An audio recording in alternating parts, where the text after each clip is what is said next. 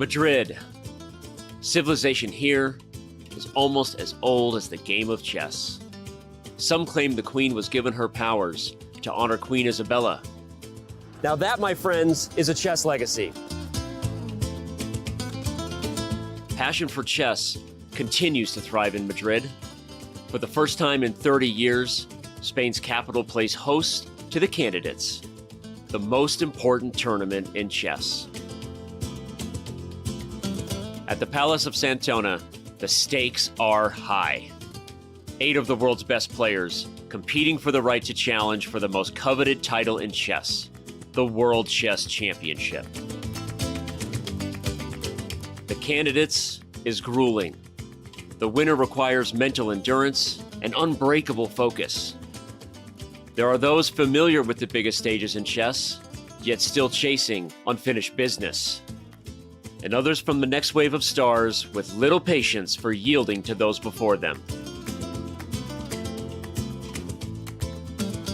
Mis amigos, the next challenger to the world champion of chess must come through Madrid. Like Queen Isabella before them, the Candidates is all about leaving a legacy.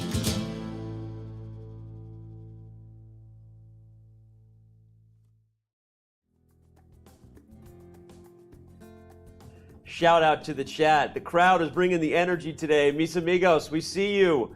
We see the Palacio de Santoña. We have round 9 ahead, maybe the biggest round, the most pivotal moment we've had so far in the 2022 FIDE Candidates is in store for us today. We know the matchup. We know what we're talking about. Caruana Nepomniachtchi, what will happen? But before we get to that, of course, we look upon the beautiful art, the beautiful scenery, the beautiful battlefield that we know as the royal game, the game of kings. Those 64 squares will play host for your hosts to commentate on what the players will bring us today. Grandmaster Robert Hess, Grandmaster Daniel Naroditsky, International Master Danny Wrench. Boys, are you ready to bring it today? I thought you were going to hear the Mis amigos. Mis amigos, are you ready? That was so inconsistent. My friends, are you ready to bring it today? Oh, I certainly am. Round 8 was very exciting. Round 9 might be even better. Danya, you still happy you came to Madrid? I am so happy that I came to Madrid. It's my second day here. We've got some incredible matchups today. I can't wait. Well, as Robert said, before we talk about round 9, we have to remind you of what happened in round 8. Report brought it. He looked good. He got the dub, Robert. Yeah, that jacket, you couldn't stop talking about it, but nobody stopped talking about his win because that was a really nice one over Jan-Krzysztof.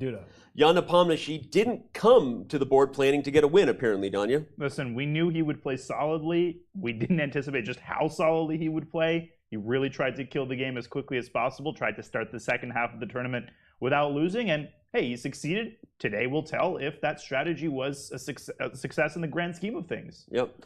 Well, of course, we're going to talk about Nakamura, Caruana. I bet you already know what's in store for you. A beautiful highlight recap video. But before we do, I'll mention quickly again, Firouzja keeps fighting. We know he has a bright future. He was unable to get his first win versus Timur Rajabov. And Timur Rajabov also almost had chances in a game that brought us a lot of fun and drama. But, okay, before we get into the drama that will be in store for us today, the drama was on the board for hours with Nakamura and Caruana. Then it was drama off the board with streamed and just a reaction by the players. We got all kinds of stuff to break down here in our pregame show. But before we unpack all of it, we're going to start things off like we do with this beautiful recap video of the game of the day from yesterday. Hikaru Nakamura is no stranger to big viewership, but his All-USA rematch against Fabiano Caruana was still his most viewed classical chess game of all time. With excellent play, Hikaru had punished Caruana's enterprising choice of the Dilworth variation, an opening adventure Hikaru had predicted and had prepared for. Yeah, I mean, I was just trying to play normal, but the funny thing is I actually thought Fabiano might play this, so I spent like 2 hours last night looking at this, all these crazy variations in this open Spanish. Victory soon seemed in his grasp, and he put his jacket back on in readiness for resignation. But the hasty bishop to e1 allowed Fabi new life. Suddenly his rook became dangerously active, and Fabi perked up as Hikaru took his jacket back off. Viewers poured in to watch the finish as more than 50,000 tuned in on twitch.tv/chess, and far more than 100,000 were watching on all broadcasts. With minutes on his clock, Fabi missed a final chance to invade with his rook, and Hikaru rearranged his minor pieces to effect a blockade. As his remaining pawns began falling, Caruana resigned.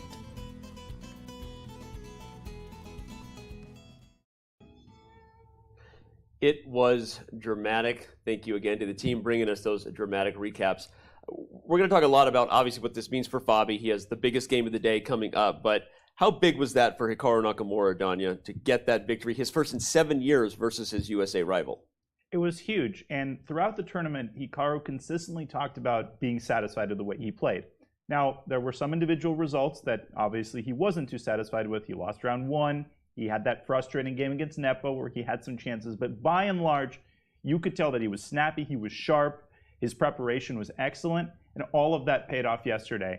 That was an unbelievable game, and that kind of game will be analyzed for many months to come. There is so much to unpack from that amazing display in all 3 stages of the game by Hikaru. Yeah, well, it did. It was amazing. And Robert, I want to let you sum up, but as we bring up the standings and just show where that puts Hikaru, he's now only a half a point behind Fabiano Caruana, still a point and a half behind Jan Nepomniachtchi. So let's be realistic. The hype is real, right? It was a great game, Robert. But what does Hikaru have to do to really cement that this is now a 3-horse race again? Yeah, he just needs to make sure this wasn't a one-off victory. Yeah. And he beat his compatriot yesterday. Now his compatriot needs to be his friend because he needs Fabiano's help to catch Jan Nepomniachtchi. Yeah. But as Danya said, Hikaru is playing some excellent chess. Speaking of how Hikaru's been playing, let's bring up who Hikaru will be playing. I'm going to go in reverse order now and start with you, Robert. Looking at Hikaru's remaining rounds, his head-to-head versus all the players, what about this stands out to you? Well, I look at the leftmost column and the rightmost column. I see 2 losses total, and it's against only 1 player. That's the tournament leader, Jan Nepomniachtchi. Yeah. And the leftmost column, we see 10 total victories. So 10 wins, 2 losses, and a bunch of draws against this opposition. That bodes well for Hikaru's chances. Any game you want to circle there, or any stat you want to circle about what you see about Hikaru's back half chances? Well, I point out 2 things. I think he's got white against players that he really does want to be white against. And I'd point out in particular his game against Alireza Firouzja and his game in the penultimate round against JKD, Jan-Krzysztof Duda. Both of those players have been struggling, and couple that with Hikaru's amazing preparation of the white pieces, I think there are a couple of games that he is really hoping to win in the second half. Yeah, okay. Well, makes sense. We've got so much to talk about, of course, with Hikaru, whether he can keep it up in the back half and keep this a 3-horse race. But let's move into previewing not just Hikaru's game. Of course, he does get the black pieces versus Timur Rajabov, but all of the round 9 battles that are coming our way. Robert, why don't we start right there, as I said. Rajabov, Nakamura, Hikaru has a good record, but Timur is white today. Yeah, Timur has the white pieces, the first move advantage. He's been fighting very hard throughout this event. So it's not a game that Hikaru can take lightly just because of their previous wins for Hikaru, and he has never lost to Rajabov. Today could be the first time, but with the form that Hikaru's in, he should try to make the most of his chances. I want to quickly go through the others. Danya weighing in on Firouzja with the white pieces, still looking for that first candidate's victory against Report. Yeah, that's going to be an incredible game. Report with the black pieces, he always brings the heat. He has this tournament. He won yesterday's game. And Richard Report isn't just somebody who's going to say, yeah, let me play really solid today, try to make that draw. He is going to try to build up that winning streak. And Alireza, as you mentioned, he is hungry for that first victory. I'm predicting a very interesting tactical game in Firouzja Report. Ding Liren still looking for his mojo. We don't know what he's going to do, but he's got Duda on tap here. What's he going to do against the #1 player from Poland? Well, we've been saying ever since his first round loss to Jan Nepomniachtchi that Ding Liren, he needs to win his games. And he's had some good chances. He's had some massive advantages. He unfortunately spoiled those chances. And now he plays the player who's maybe reeling most. We saw Jan-Krzysztof Duda's face after he lost to Richard Report. He was just absolutely devastated. And it was heartbreaking to see. But I don't think Ding Liren's going to lend him any sympathy. He's going to try to punish the guy while he's down. Okay. Well, I feel like we paid our dues to the other 3 matchups. We circled around it long enough. It's time to make a big circle around Caruana and Nepomniachtchi. All eyes on the American, of course, trailing the Russian by a full point. What can he do in this game with white? Who's feeling more pressure? I'm going to just start with that question. Nepomniachtchi is a point ahead, but is he going to be feeling pressure with black here against Caruana today? Well, both of them are going to be feeling tremendous pressure. There's no question about that. But I would argue that the real pressure is on Fabi, because let's consider the scenarios. Let's say Fabi wins the game. For Nepo, that would be a very painful loss, but he would still be tied for first. He'd still be in a great situation in the tournament. Now let's reverse that. Let's say Fabi loses with white. Nepo goes up to a 2-point lead. Fabi basically loses all of his chances for first place. Yep. So just objectively, I would argue that there is more at stake for Fabi. And the last thing I'd say, he better follow the advice yielded by Jan's last name. Nepomniachtchi means one who doesn't remember. Fabi has to put yesterday's game out of his mind, focus on the bigger picture of how well he's played this tournament. In a second, we're going to get the final thoughts that Hikaru Nakamura had on yesterday's game, but I just want to let you sound off again on Fabi's, he needs to have short-term memory. What advice would you give to your friend heading into this game versus Nepomniachtchi? Well, I think what Danya said is true. The pressure is on Fabi from a tournament perspective, but also over the board. The players, time and time again, they say having the white piece is more difficult because you have to prove that first move advantage. Yeah. And in previous games against Jan Nepomniachtchi, we've seen Fabi have the white side of the Sicilian, the white side of a Petrov, and also played d4, got a Grunfeld in the last candidates where he had an advantage but let it slip against Jan Nepomniachtchi. I like that you kind of dove into what Fabi might be thinking about the opening. Obviously, they do feel pressure as white because they feel like they have to win. And what Fabiano brings to the table in terms of the opening might be the story we're talking about, because it definitely was the story of yesterday's game. We saw Hikaru Nakamura give his thoughts before yesterday's show ended to Dina Belenkaya. Fabiano Caruana also gave his thoughts to Dina. We're going to unpack that interview later on in the day. But after the interview, Hikaru joined his own stream, as he often does, and here's what he had to say about his surprise and thoughts about what his rival from the States brought to the table. Congrats. Yeah, I mean, I think I will say, however, that I think today being a streamer helped me, because I think Fabiano, for whatever reason, I think he just assumed that I'm like just chilling on the beach all day and I'm not studying openings before this tournament. Right. Because playing the Open Spanish, I mean, it's going into this whole line, which is very, very sharp. It's just inexplicable, honestly. I mean, it's just I don't understand the decision by him at all.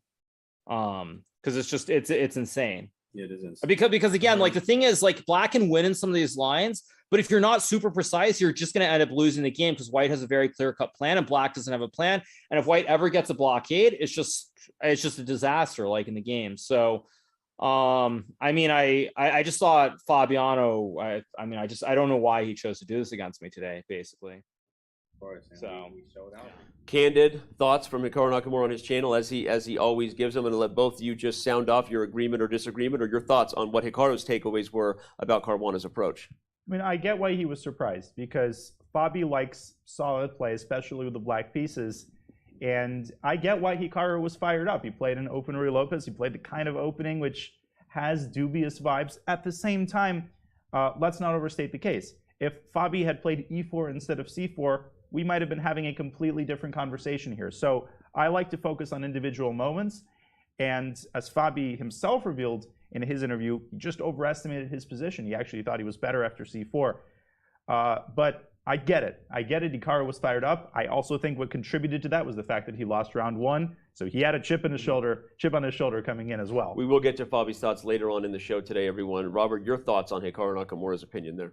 Yeah, we were asking each other that question yesterday, is who is a long string of opening theory going to favor? And the type of position that resulted was one, as Hikaru said, where he could play for a win without much risk. Yeah. And he played an exceptionally strong game. So you just have to give credit where it's due. I think that Fabiano's camp will regret the decision, but it's mainly because Hikaru played so darn well. Yeah, and shout out to Hikaru for giving us rights to use that clip from his channel. We do appreciate it. They are bringing commentary daily over there as well, and we appreciate all the channels covering this incredible event wherever they are across the world. The chess world has its eyes on you, or people have their eyes on the chess world. I don't know. It sounded like a Hamilton-esque thing to say, so I said it. But all right, right now I need to let people know what I'm going to say about who's going to win the games today. Head on over to Chess.com/events, use the command guess, and get it done before 10 moves have been played for your chance to be a part of all the prizes. I'm going to start right at the top. You know I'm going to predict it. I believe it's going to happen. I believe we are going to have nothing but fire and drama in Madrid for the rest of this week. I think Fabiano is going to show up and get the win with the white pieces today.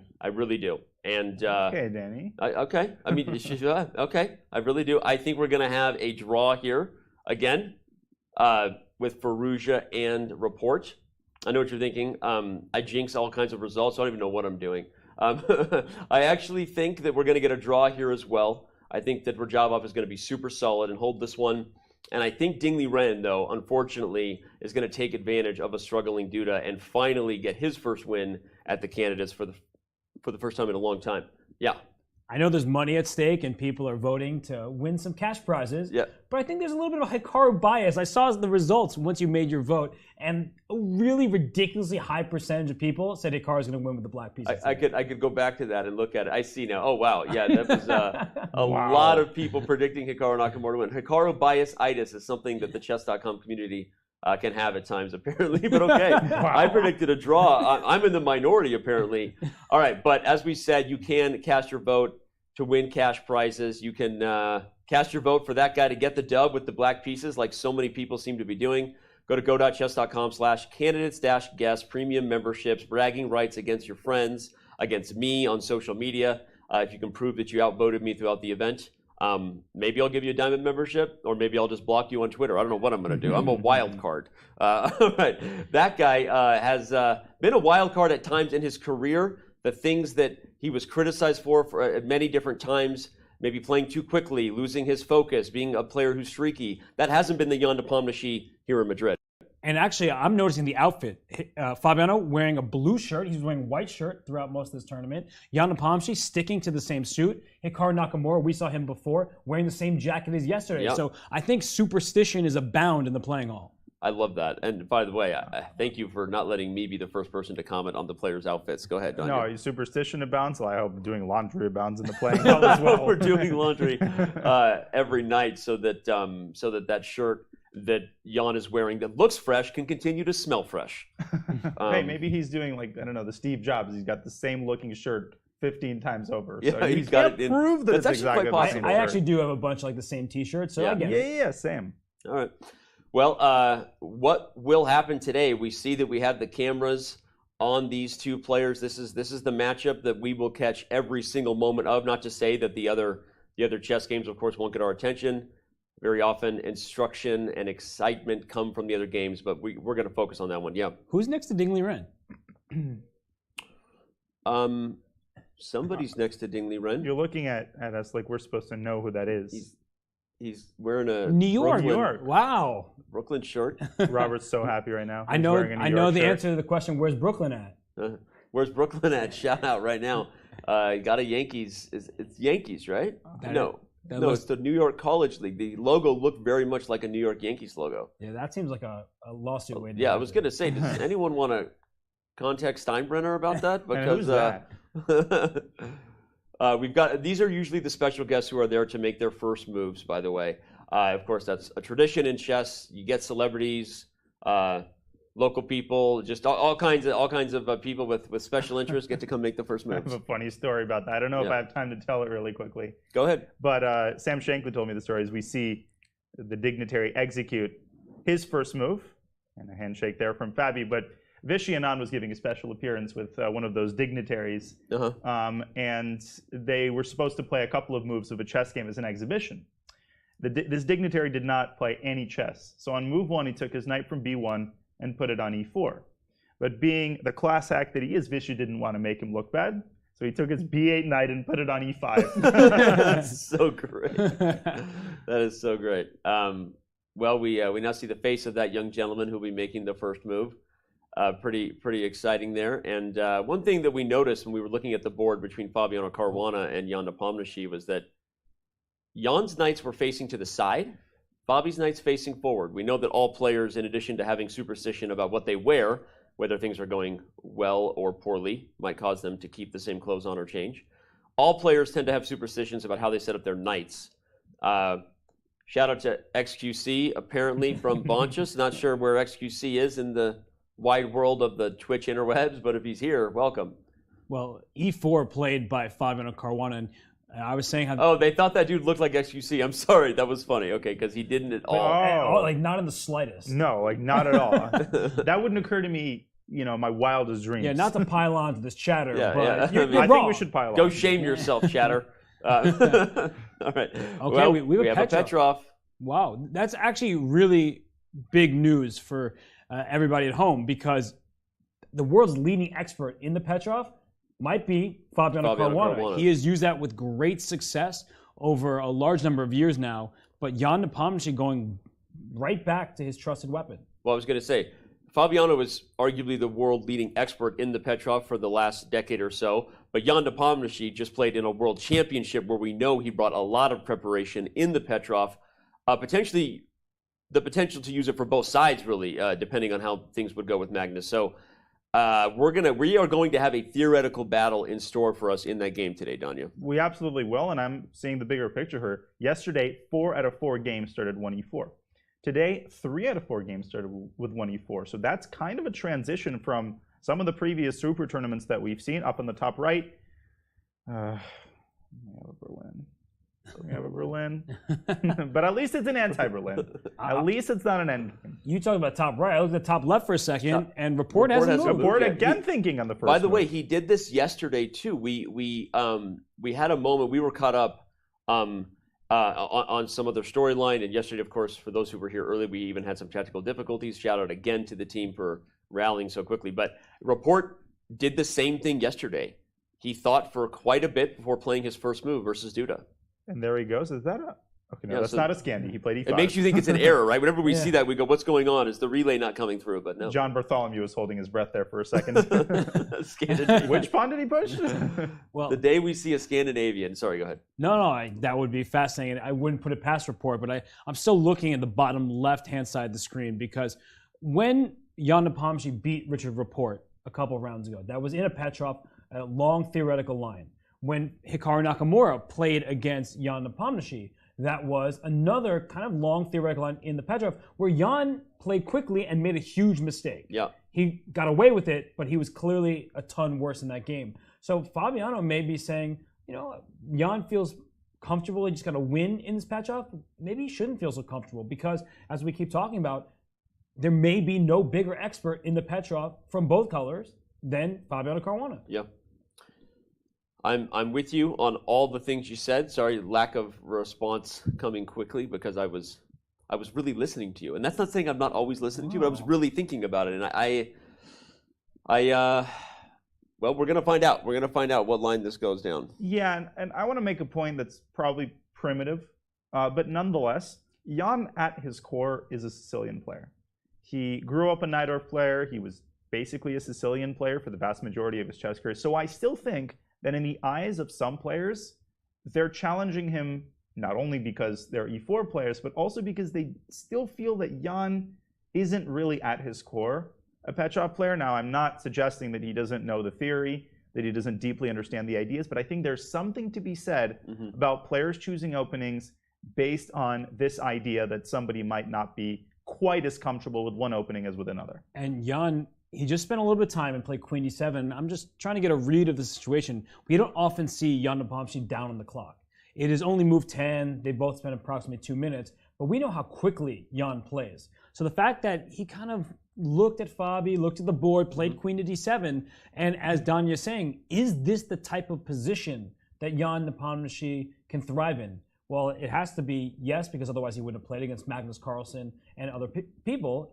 So it's possible, and he has proven that he can do well. But look at how quickly Fabiano's playing. Yep. I mean, if we look at the current game position, there's a lot for Jan to figure out. This is already, I think, a very, very fascinating situation to look at. Yeah, knight h4 is on the board, which threatens to win the bishop here. By the way, what I was about to look at, real quick, we're going to see right here. I just wanted to clarify where this game was different than the report. Because when the queen comes to b3, there's obviously those ideas of taking b7. I know it wasn't the exact line, but I guess for my own, piquing my own chess player curiosity, the analysis board right now, just going through the opening quickly of what happened in Jan Nepomniachtchi's game. The last time he was playing black, he played a Petrov here in this very line against Richard Report. And I just wanted to make sure we note where the theory is different. It was right here with the, okay, so Queen B3 played. Rook E1 was played by Caruana. Okay, so Queen B3 was played by Report in a game that obviously should have maybe been a forced draw. Report ultimately took a dubious approach and lost. Fabi plays differently than Report with Rook E1, which I think is worthy of us noting, right? So Fabiano, the Petrov expert that he is, does not go for what Richard did, which means that going back to that game, we see that Rook to E1 was played instead. Then the queen comes to B3, so we will not get that crazy Rook, crazy queen trap sacrifice line. And now on knight H4, Jan is on the clock. And I guess if we go back to our basics, bishop F5 was played into bishop G4 because you need to protect this knight on E4. White was threatening to win a pawn here, so black protects it. And so the queen now takes advantage of the fact that the bishop has developed, and that leaves the B7 pawn under attack. You see this in many different types of positions, in Slav positions and all sorts of others, where the bishop develops, but it leaves a pawn behind. So queen D7, and then knight H4 by Fabiano, and it's clear that Jan Nepomniachtchi was not expecting this. This feels like it might be a novelty. We'll get verification on that. But knight H4 just simply attacking the bishop and is taking Jan out of his book. We're getting confirmation in real time that it might as well be a novelty. Very few games in the database. So, and also with the note that Caruana, the last time he played this position, played knight to C3, and after knight takes C3, bishop F5, queen F5. This was a game from the Warsaw Grand Chess Tour event, and so this was against Anand. So Fabiano playing a novelty on the board as early as move 11 against Jan Nepomniachtchi. And he's already going into a bit of a think here, Danya. Yeah, well, I think the big question, there's two big questions. First of all, is Jan going to drop his bishop back to E6, which is sort of the standard reaction? Now, you might say, well, wait a second, doesn't that blunder a pawn?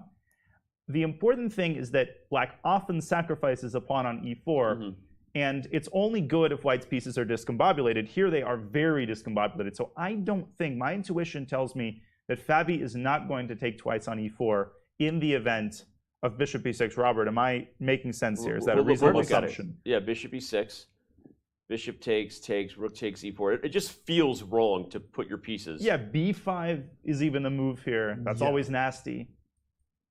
You don't play this line to go into this position. Not at all. But then the question is, what does he going to do? H4 and bishop E6. What is he going to do So here? I think, with the bishop going back to E6 and the knight on H4, you think, oh, let's bring the knight back into play, but you're not going to go knight F3 just yet. Your knight's not under attack. It's okay there for the time being. He may play knight C3 just to challenge that knight on E4 with a knight rather than a bishop. And then the big question always is, can black ever get away with move F5, or must black trade knights on C3? So there are two move candidates. One was knight C3. The other is actually queen to C2.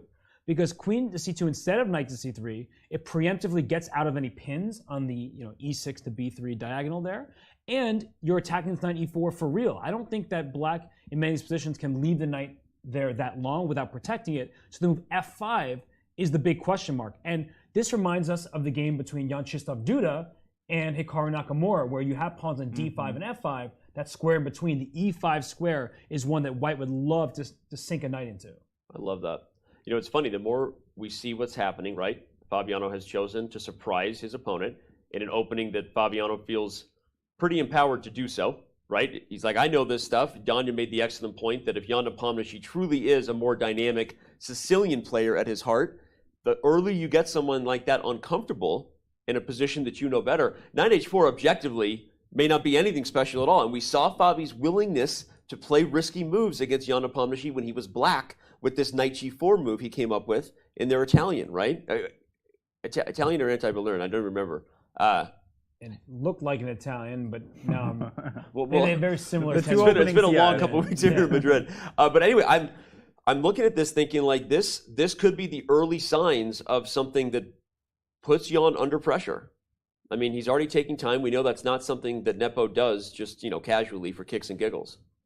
Yeah, and I would just point out that we talked a little bit about this yesterday. There's been, I think, a subtle shift in the last few years where players now, they don't always choose new opening moves because they think it gives them a big objective advantage. They really are often playing moves like knight H4 because they feel that they know the ensuing positions better. It's not that there isn't an equalizing approach. It's just that equalizing approach might be really, really hard to find. Makes sense. By the way, and Nepo has definitely never faced knight h4. The last time he faced this position, by the way, it was against Magnus Carlsen himself. Not during the World Championship, but last year, Magnus had this position and chose to play the move that, as we said, Fabiano did against Vichy Anand, knight to c3. So this is quite likely very original territory, and given the way Jan's reacting, he might be seeing this position for the first time. I was about to say, I'm taking this a step further. You said he's never played against it before. I don't know if he's ever seen it, just because he looks super uncomfortable. And I was just mentioning earlier that Jan Nepomniachtchi always has more time than his opponent. It's a given. Right now he doesn't. He is caught by surprise, and not just because, he didn't expect Fabiano to play in this game, like Hikaru Nakamura was talking about. It's like, I didn't think Fabiano played the Open Spanish, but not that he doesn't know it, right? Right. This is catching somebody by surprise and in a position that it seems that he's like completely unsure what to do. So that's a big problem because this bishop on f5 is under attack. I think his instinct, and pretty much every strong chess player's instinct, is to move the bishop rather than let it be captured. Yep. And bishop e6 is the logical square to move that piece. Taking on c4, like you can always think about including d takes c4, but it's not really what black wants here, because if you take that pawn on c4, you lose your control of the e4 knight. And now with the bishop on f5 under threat, it just feels like you're about to be pushed back, and that might even be a potentially losing move. So I think that bishop e6 just to keep the stability of the knight for now, but the questions come afterwards, right? We're just talking about queen c2, and honestly, as I think about it, if black is going to play f5, that carries a ton of positional risk. Well, I was just going to say, let's expand upon that point, and then we will back up and check on the other games, everybody. But I want to expand on that point because Danya, Robert literally took the words out of my mouth. I was going to say, when you face a surprise, it's one thing, right? Sometimes you face a surprise, but the position doesn't have any huge, strategic questions. But when you face a surprise and you're immediately faced with a structural decision like f5 and the consequences of making such a move where the pawn will never go backward, we immediately are in a very committal structure. What does that do to your emotional and mental state when your opponent is forcing you to make a decision in a position that you don't have as much experience as they do? Yeah, and you weren't necessarily expecting to make a decision of this level of positional commitment. And what would exacerbate it even further is if there are lines within this general variation where you're not supposed to play f5. Right. That is very likely that such a line exists. And so what Nepo might be thinking is, well, wait a second. In this other line that I'm remembering, I'm not supposed to, and he doesn't really remember anything because he's one who doesn't remember. But assuming you remember something, you might say, well, wait a minute, in this other line, I'm not supposed to play f5. Is this an exception to the rule? And that might be adding to his level of discomfort, because I know some people might be wondering, why hasn't he played the supernatural bishop e6 yet? Well, you're facing a move you've never seen before that might require you to play an idea which is bad in other positions. It's not something that you do fast, but on that note, he plays bishop e6. Yep. And he took a good 10 minutes on that move. I'm curious to see how quickly Fabiano responds. Yeah, this is going to be super revealing because obviously Fabi wants to show that he came to the board. Fabi feeling fresh, looking fresh in that new blue shirt. We actually want to bring our attention to something because given the level of energy Jan just put there and making us wonder, will this be the first time we see Jan at the board for more than just a couple hours? Let's bring everyone's attention to a stat that the team worked hard to bring to the show today, which is that if you look at the total number of moves played by all of the players in this tournament, Jan Nepomniachtchi is significantly leading the way, meaning not only is he leading the tournament with a score of 6 points, he's played the least amount of moves to get there, and why that seems like, okay, that's an odd stat to bring to the table. Robert, talk about how actually significant you think that is as far as the potential energy level that Jan still has maybe over the rest of the field. First of all, that should be shocking to most, because when you win games, we saw how Hikaru Nakamura beat Fabiano Caruana. That was a 6-hour battle. We saw how Fabiano Caruana beat Timur Rajao. That was a 6-hour battle. So over the last 2 rounds, Jan Nepomniachtchi has only played 4 total hours of chess, while Fabiano Caruana has tripled that, 12 hours. And they haven't had a rest day since after round 6. So in round 7 and 8, the last 2 games, over the last 2 days, Fabiano has been at the board. That doesn't include preparation. It doesn't include the stress of thinking about chess. He spent 12 hours at the board to 4 hours for Jan. It's significant. And the moves itself, Danya, is one thing. By the way, look at Rajabov at 456, leading the way with total moves. But how much will that weigh on Fabiano, you think, especially if he doesn't get the W here, that he's just, at some point, the exhaustion catching up with you?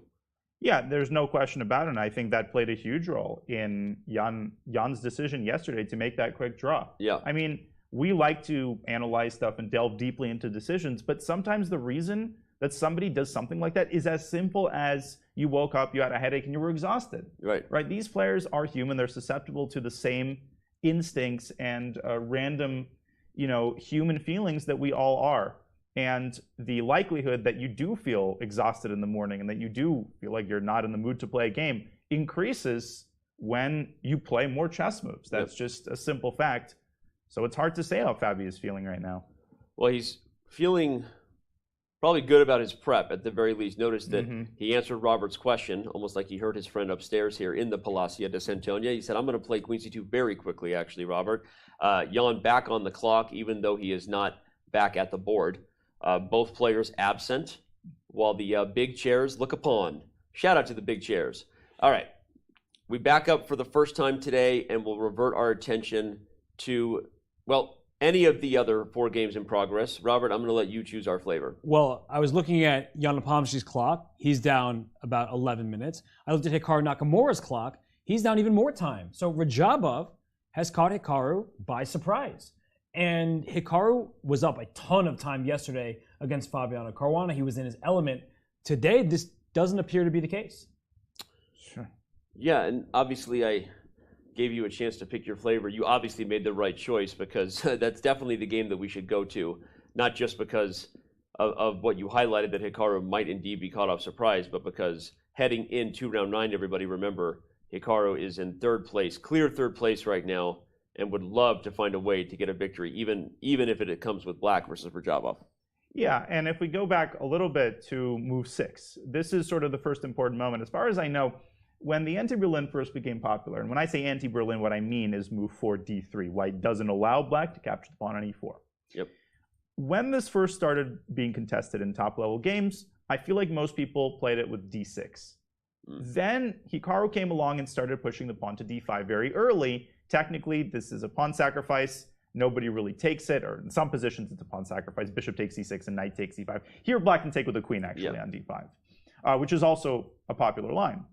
But what Hikaru really pioneered was move 8, a5. I mean, that's a move. Imagine showing this to someone like Capablanca or Steinitz. I mean, not only do you not go a6 and chase the bishop, you move that pawn to a5, weakening the b5 square. And Robert, you can help me out with this a little bit. There are many ideas intrinsic to this move. You're preventing b4. You're expanding on the queen side, and that can be really, really helpful in some situations. After bishop takes c6, b takes c6, the fact that the a6 square is now defended by the rook essentially renders bishop a6 unstoppable. So it's one of those typical modern chess moves. Hikaru has played it religiously in both blitz games and classical games. So he knew for a fact that Rajabov would prepare for this, but he really, really believes in his knowledge of this line. And yet, it seems like Timur might have found something new. Yeah. I wonder what the move was. What do you think it was, Robert? This move a4, obviously. That's where he started thinking. And that's where Hikaru spent quite a lot of time on a4. So if we go back before the move a4. Before a4. Exactly, before a4. Well, b4 not possible thanks to that a5 move by Hikaru. And then we try to think what else was there available to white, right? So a4 is obviously not a forced move, but what else in this position has been played before? And then you see that a4, this position in general is quite rare. So I think the queen on c2, maybe that was the move that probably first caught him off guard, because often in these positions the queen can go to e2 as well. But yeah, now we're just in rarish territory, like you said, where Hikaru, he has some experience, but there aren't too many total games.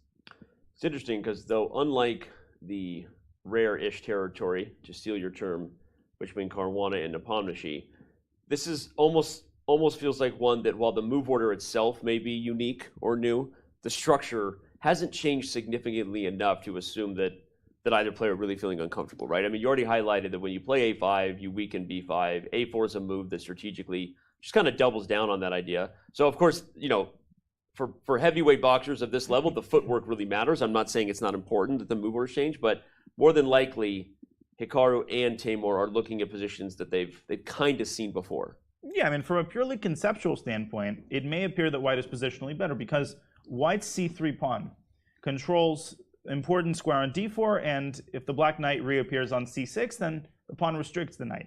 Yeah. Black, on the other hand, doesn't have the same amount of control over the d5 square. The logistical issue for white is that it's actually just hard to get a knight to d5, and black can defend that square in other ways. Black can go rook f8 to d8. Black can develop his light squared bishop to e6. So black's got the resources to defend the key central squares, and I'm a little bit worried about a repetition of moves here because the only move played here is knight a7 back to c6, and then Timur might not have anything better than going back to b5. But let's not mention that.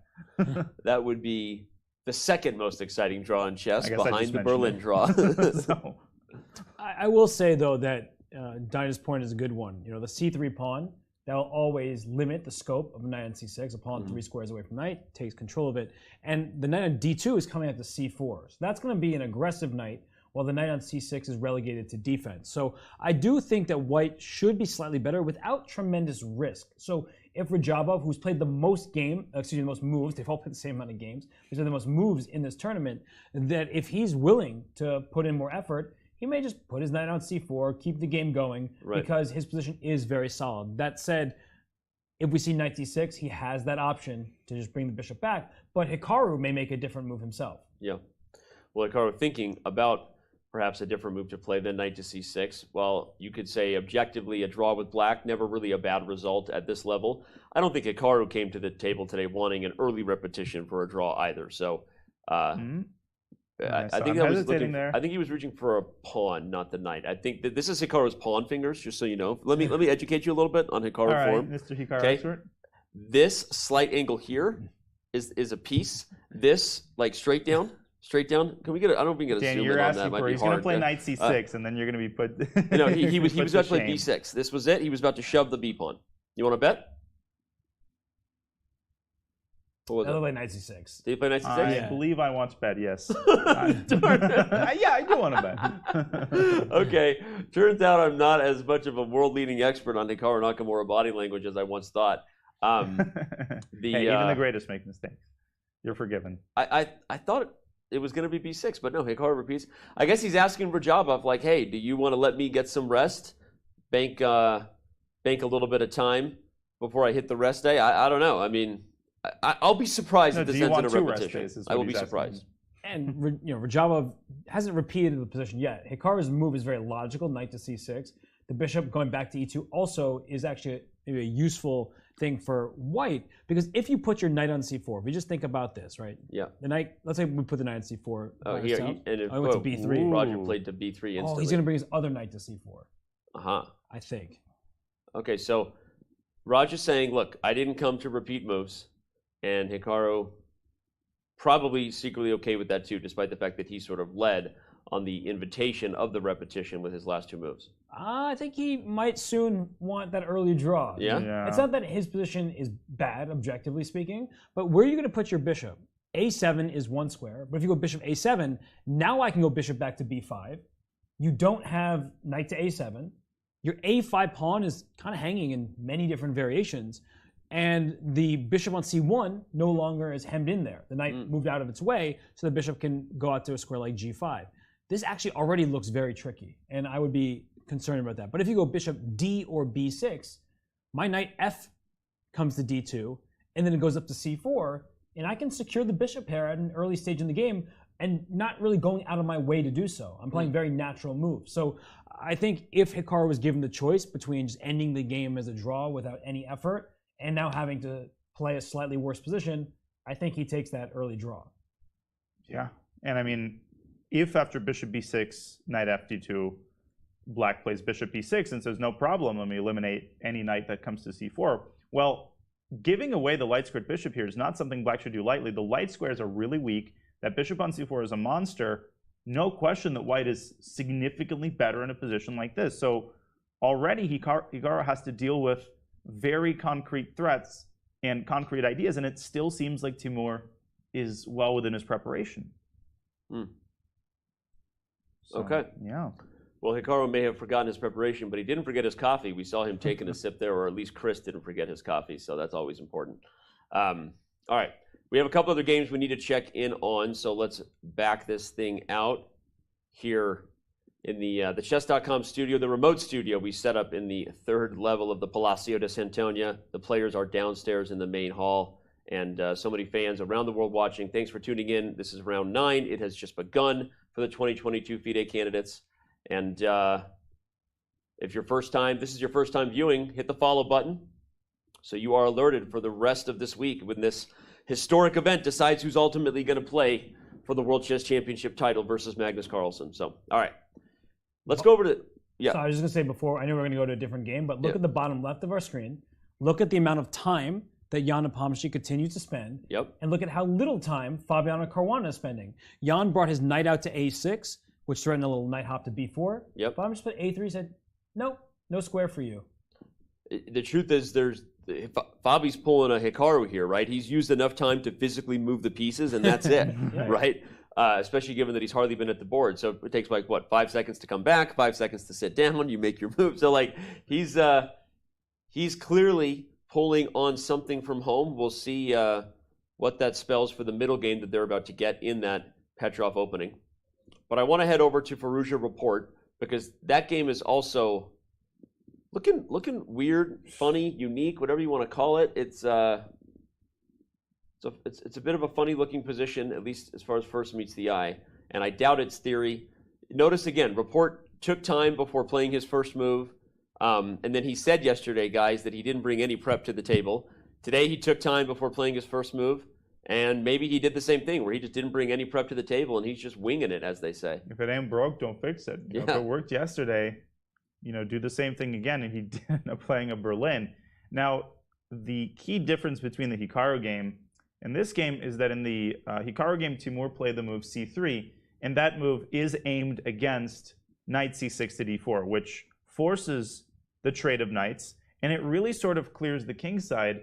And if white is not careful, the king could get caught in the crossfire. So I'm not exactly sure what the main conceptual differences are between the line with knight d4 and the line without knight d4. Robert, maybe you could help me out a little bit. What I do know is that as of late, c3 has overtaken castles in popularity. But this line is still, of course, totally viable. Yeah, because as this move c3, we just stop right here. White is already, after bishop b6 even, white is already castled, has a very solid center, has ideas maybe in the future to play for f2 to f4 if you can get away with it. But of course, the bishop's sitting there on b6, it's pinning the pawn. But black also isn't particularly unhappy.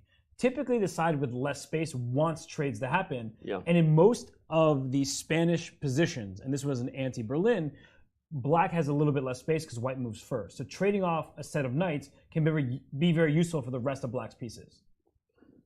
We had a similar type of game when Hikaru Nakamura was white versus the opponent he's playing today, Timur Rajabov. It wasn't the exact line, but we're going to pull it up in a second here. But c6, now we're definitely in different territory. That game had an early d4 on the board, but this knight d4 maneuver, right, in different versions of a Spanish where black puts the knight on d4 is something we see.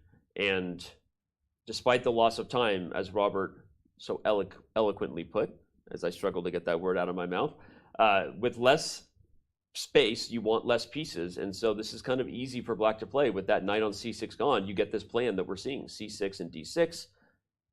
So solid for the center, you open up the bishop, and it is Firouzja who's on the clock now about how he wants to approach this middle game. I'm gonna pull up that Hikaru game versus Rajabov from round 2, just because I want to, on the analysis board, we're now seeing the position where Hikaru Nakamura was white against Timur Rajabov, and indeed this was the difference. So it was knight bd2 rather than castles as the improvement, and or not improvement, just a different line. But we saw the same type of idea, and that was what I wanted to note. However, this move order allowed an early d4 with this knight supporting the e4 pawn, right? So that's one difference between what Hikaru did versus the type of position we now see Firouzja playing as white versus Richard Report. So apologies if people don't like recalling back to the games. I'm in a studious mood today, guys. I don't know what it is. I keep seeing these games, and the chess player in me wants to go, I saw this position earlier this week, and what is the difference? And backing up, we see a move order difference. Johnny, let me ask, obviously this is a much sharper approach, and it led to an advantage for Nakamura versus Rajabov.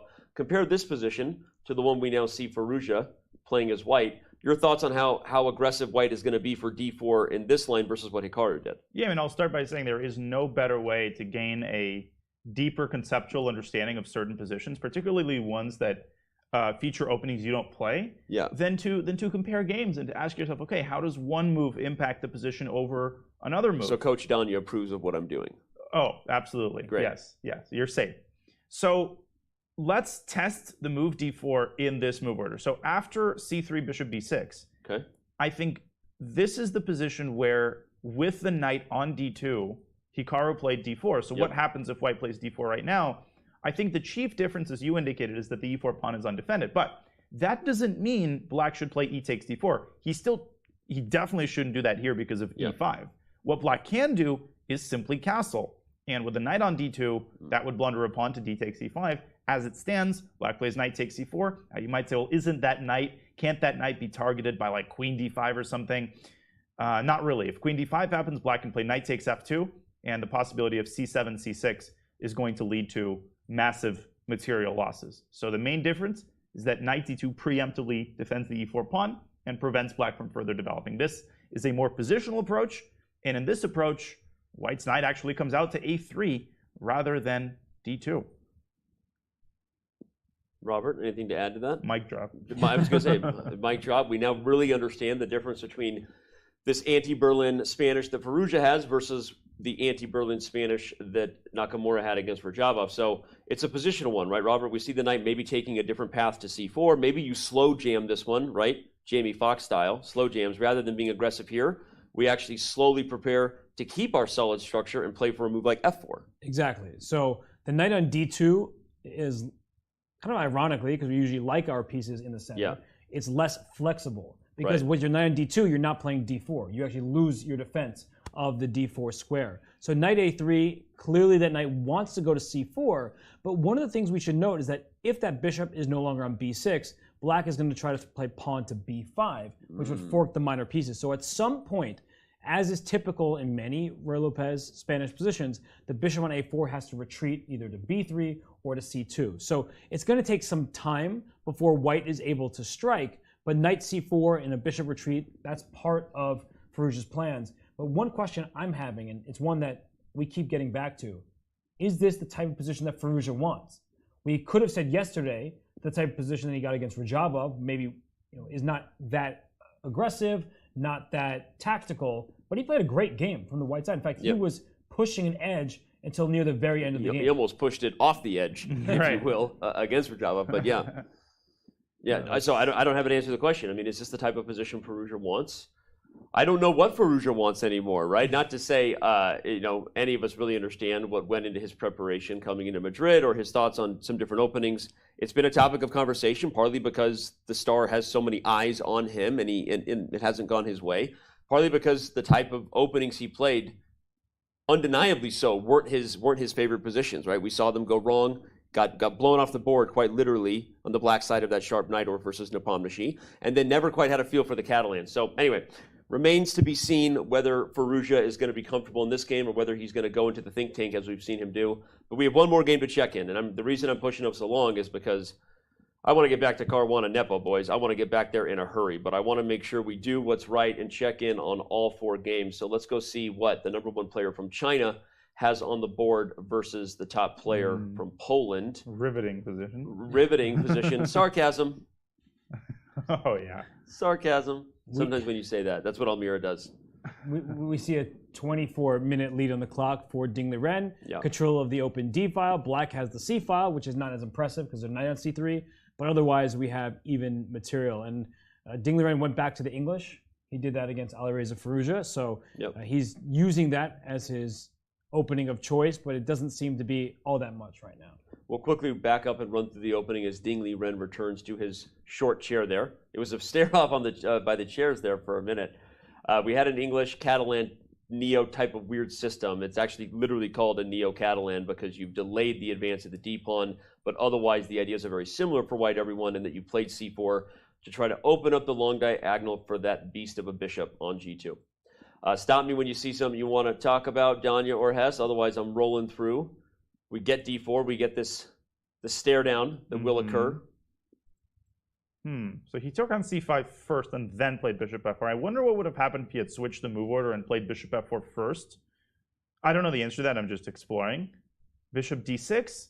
And maybe if you delay dc, if you play bishop takes d6, queen takes d6, and then rook f d1, and then try to force black to be the one to resolve the central tension. So if black plays c takes d4 here, then that gives white an extra tempo, I think, compared to the game. In fact, I think you almost get the exact same position with an extra tempo here. And if black castles, white could use this extra tempo to start a sudden attack against the king. The idea of rook takes d7 makes possible, as you're indicating, knight g5. Bishop takes g2 doesn't work due to rook takes d7, and that looks pretty bad for black. Wow. So maybe that was a tiny bit more promising. This is not an extensive analysis by any means, but instead he took on c5, and it looks like his fledgling initiative kind of evaporated before it began. Yeah, it just seems like one of those positions where move order can be very consequential if black allows white to seize the initiative. Yep. And we have a position where now the black king is safe. Look at Liren, putting all of his pieces on the d file. So he wants control of that file. As I said before, the knight on c3 blocks the queen and rook for black on the c file. So it just seems like black is going to have a little bit of a hard time proving that the queen and rook placement are quite as good as white's triple stack on the d file. Camera went all black there because that angle wasn't quite as good as this one, so we switched away. As every once in a while, a player, an arbiter, even a cameraman. Usually the camera men and women are more conscious of this because that's their job. But every once in a while, you see someone's backside where you just didn't want to. Welcome to chess cinematography. It was Firouzja who blocked it. There you go. All right. Well, I want to just point out that you could have gone for your idea here, Danya, but the rook c8 is the only change. I just want to show that the weird-looking kind of discovered mating net happening here was possible. Oh, you know what's interesting, Danny? So the reason knight g5 isn't as effective here is because of knight c5. And if you compare the position with and without rook a to c8, if the rook is on a8 in this very position, I think that white can play, so knight c5, bishop takes b7, or maybe the engine was indicating knight c to e4. And that even more clearly illustrates the absence of rook a8, as you're saying, means the queen's undefended, so black can't take that knight with the c5 knight. That's actually super important, because then if you take with this knight, you can actually double down on that idea by taking with this knight, because there's another threat here, which is rook d7 in some weird positions, right? Because the knight is pinned, and there's, I mean, you can take and then play it, but this is I love it when Danya brings super high level insights here, because it seems, and you were being very polite, as you always are, when potentially suggesting improvements over super GMs from China. That's one of the things that people know about you. But I think you might be right. I think that move order feels like it was a little more challenging, and I definitely think there were other options here for Duda. He didn't have to take, right? Right. Yeah, it's a very accommodating move. You see that the rook is staring at the queen, and you just let it up, and then let a second one come. Black can try to castle first, and allow white to take on c5, in which case the queen takes back. But at the very least, you don't have two rooks staring down the d file. Okay.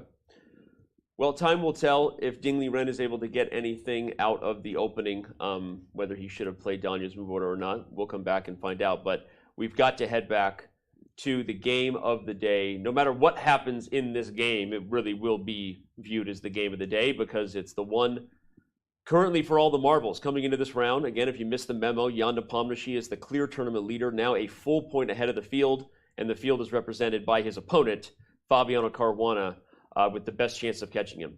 Should Fabi win this game, we have a tied situation atop the standings.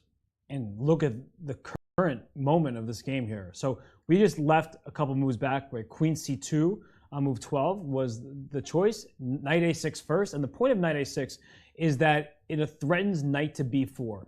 And while we've been talking about bishop takes e4 as an idea, if white were to take on e4 right away and black takes back, you see the evaluation is huge in black's favor.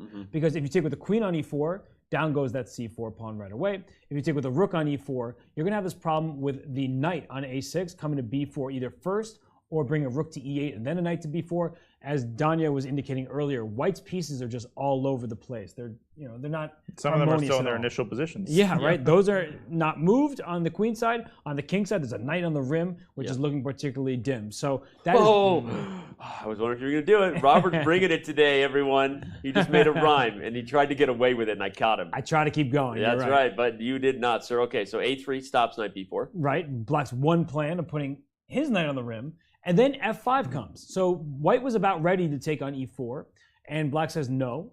But look at how this game continued. A trade on d5. Then after the pawn takes back, which makes perfect sense, the knight comes to c3, and black doesn't really want to take on c3. It may look like you do, because then white takes back with his b pawn, and that pawn on c3 now can become a target, but that f5 pawn is actually a problem, right? So if you play a move like rook a to c8, and you're just like, okay, I'll go for this pawn, white just quickly continues development. Bishop to d2, the rook can go to e2, and the next one to e1. You can put a rook on the b file as well, if you want to aim towards b7, and the knight on a6, the bishop on e6, both kind of loose pieces, awkward squares. So this would actually be a terrible position for black. Yeah, and the knight could go to e5 as well, which is, of course, a classic idea with that square being as weak as it is.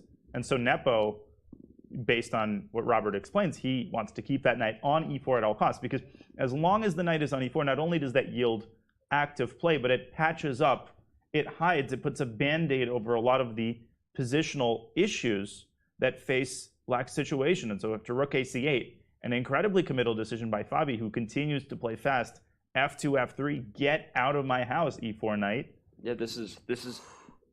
I'm just going to be bold and say this has to still be prepped, right? He's still playing so fast, so there's no way you are not looking at a prepared Fabiano Caruana versus a caught off guard, at the very least, Jan Nepomniachtchi. We haven't seen this type of position of focus. Jan's someone who wears his emotions on his sleeve, everyone, right? If you've been watching the candidates from Madrid, you haven't even seen that much of Jan at the board, because when he's winning, he likes to walk around. He's just a very emotive player. He likes to go make facial expressions behind players' backs that he's observing, right? I mean, jokes aside, that's actually, Jan is, you kind of know how he feels by what he's doing. And I'm not saying Jan is worried necessarily yet, but he clearly knows he has an uphill battle here against his super booked up opponent. And there's something important to point out about this move f3. The knight on h4 is a bit stranded over there. So the knight doesn't have any safe squares to go to. If it gets attacked, it will have to be defended. So knight takes c3 for black, because the knight's under attack. Pawn takes c3. And now you may be looking at the knight on h4. Let me play bishop to e7.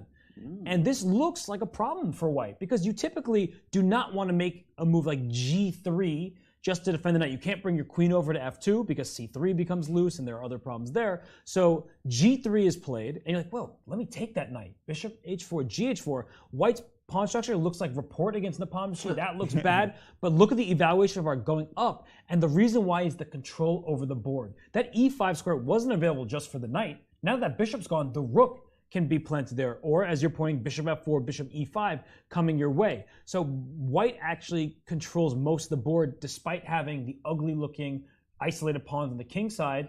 There's no attack. So we don't like having double pawns because it opens files against the king here, but there's nothing to attack with. And on the other side, white has really well-positioned pieces. This would be a fascinating structure to get on the board. I can't wait to hear how Danya Naroditsky breaks down this one if we get it. You could put the bishop on e5, use the g file. This is actually one of those really funny looking, Danya, very modern prep type of positions, right? How many principles are being broken here for white? Yeah, and well, I would say on a more general note that this is the reason why I always like to say that pawn structure is overrated, because pawn structure is, I think, the most visually arresting element of the position. When you look at a position, the first thing that jumps out at you is generally the pawn structure, especially when it's really, really bad or when it looks bad. But just because it's the first thing you see doesn't mean it's the most important thing, or even an important thing. Because in this case, it pales in comparison, as Robert explained, to black's terrible minor pieces. Look at that knight on a6, 0 prospect. Bishop on e6, 0 prospect.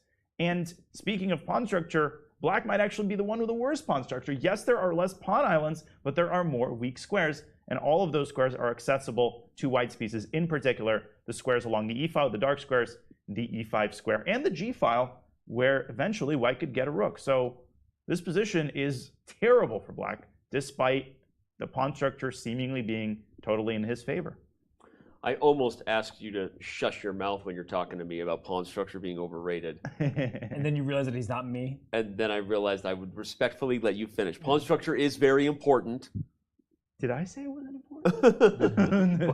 but okay, I think obviously in terms of the dynamic factors of a position, you're absolutely right? You've got the bishop pair, you've got dark squares, and you've got ways that, frankly, these double pawns become double trouble for black. If this pawn advances up the board, h5 and h6, combining the ideas you already talked about with pressure on the g-file, those pawns are not a weakness, but rather an asset. So, okay, we don't know whether that structure will happen, but I think it is a super important point that those types of ideas have to be being considered by Jan, because bishop e7, now that the pawn has gone to f3, that has to be on his mind, right? I mean, there's a trapped knight over there, and oh man, I think at the very least we know we're going to get what we paid for here, right? This is Fabiano's situation that he has to play for a win. We said it coming in. He's bringing prep. Jan's got to hold with black at the very least, maybe even get lucky if his opponent overpresses, but we're going to be entertained regardless. Yeah, I'm just working through variations here because you can start with bishop e7 as well if you want to switch the move order, but then white still can go g3, but also as an additional option in some of these positions. Yeah, because the knight's hanging, so you could even take f5. Right, and like do something like that. I don't know if I would want to take on f5. It feels like it allows a lot of liquidation, but it definitely is available to Fabiano, and that's what Jan is trying to work out. Because when you're in your opponent's preparation, you're worried, am I going to make a move that gives like that extra opportunity that I'm going to regret? Or should I just trade knights and then figure it out from there? But no matter what his decision is, you can tell that he is immensely uncomfortable. He is spending a lot of time. And got to tell the arbiter. Tell the arbiter time to go to the bathroom. He was just having a lot of tea there, so I get it. It's true. He's got to go, but he also has to start going on the board. Not in that way, but in the way that he needs to start making moves. That's how you not only get kicked out of the tournament, you get arrested. That is all right. Right on that cue, we're going to say that while Fabiano clearly brought great preparation to the board today, and he has his opponent feeling under pressure, yesterday, perhaps in hindsight, the preparation that Fabiano brought actually was right in Nakamura's wheelhouse. It's a big discussion that we've been talking about, and one of the only other interviews we haven't gotten to see yet was Fabiano's with Dina Belankaya after the game. What did you think about this 21 bishop g5? Bishop g5 c4 is still possible, and yeah, knight g3 I didn't think would be very good. Yeah, Hikaru said e4 instead of c4. I thought knight g5, and I saw like a forced draw there, and I kind of got ambitious, and I played c4. I thought that I would be better, but yeah, it was very difficult to play after that, and missed h4, and after that it was very unpleasant. It quickly went to, I think he could have finished this game like two or 3 hours ago, but he gave me some hope, which was torture in the end, because I don't know if I ever had a draw, but I guess he missed h3, and after that it's like, I mean, if he doesn't allow h3, it's just winning, I think, very easily. And after h3, it's like very, very close to being okay for black. I don't know, maybe it even was okay. Was h5 your candidate after h4? Yeah, I just didn't like queen g5, take g6, knight c6, like Hikaru mentioned, and I didn't see how to play this position. I thought the knight was getting to f6 or capturing all my pawns, b4 and d5 is falling. So I was considering that, but I didn't see how to play it. And I started to get low on time, so I kind of took a slightly panicky decision, which I was hoping that at some point some resources would appear, but it just kept getting worse and worse.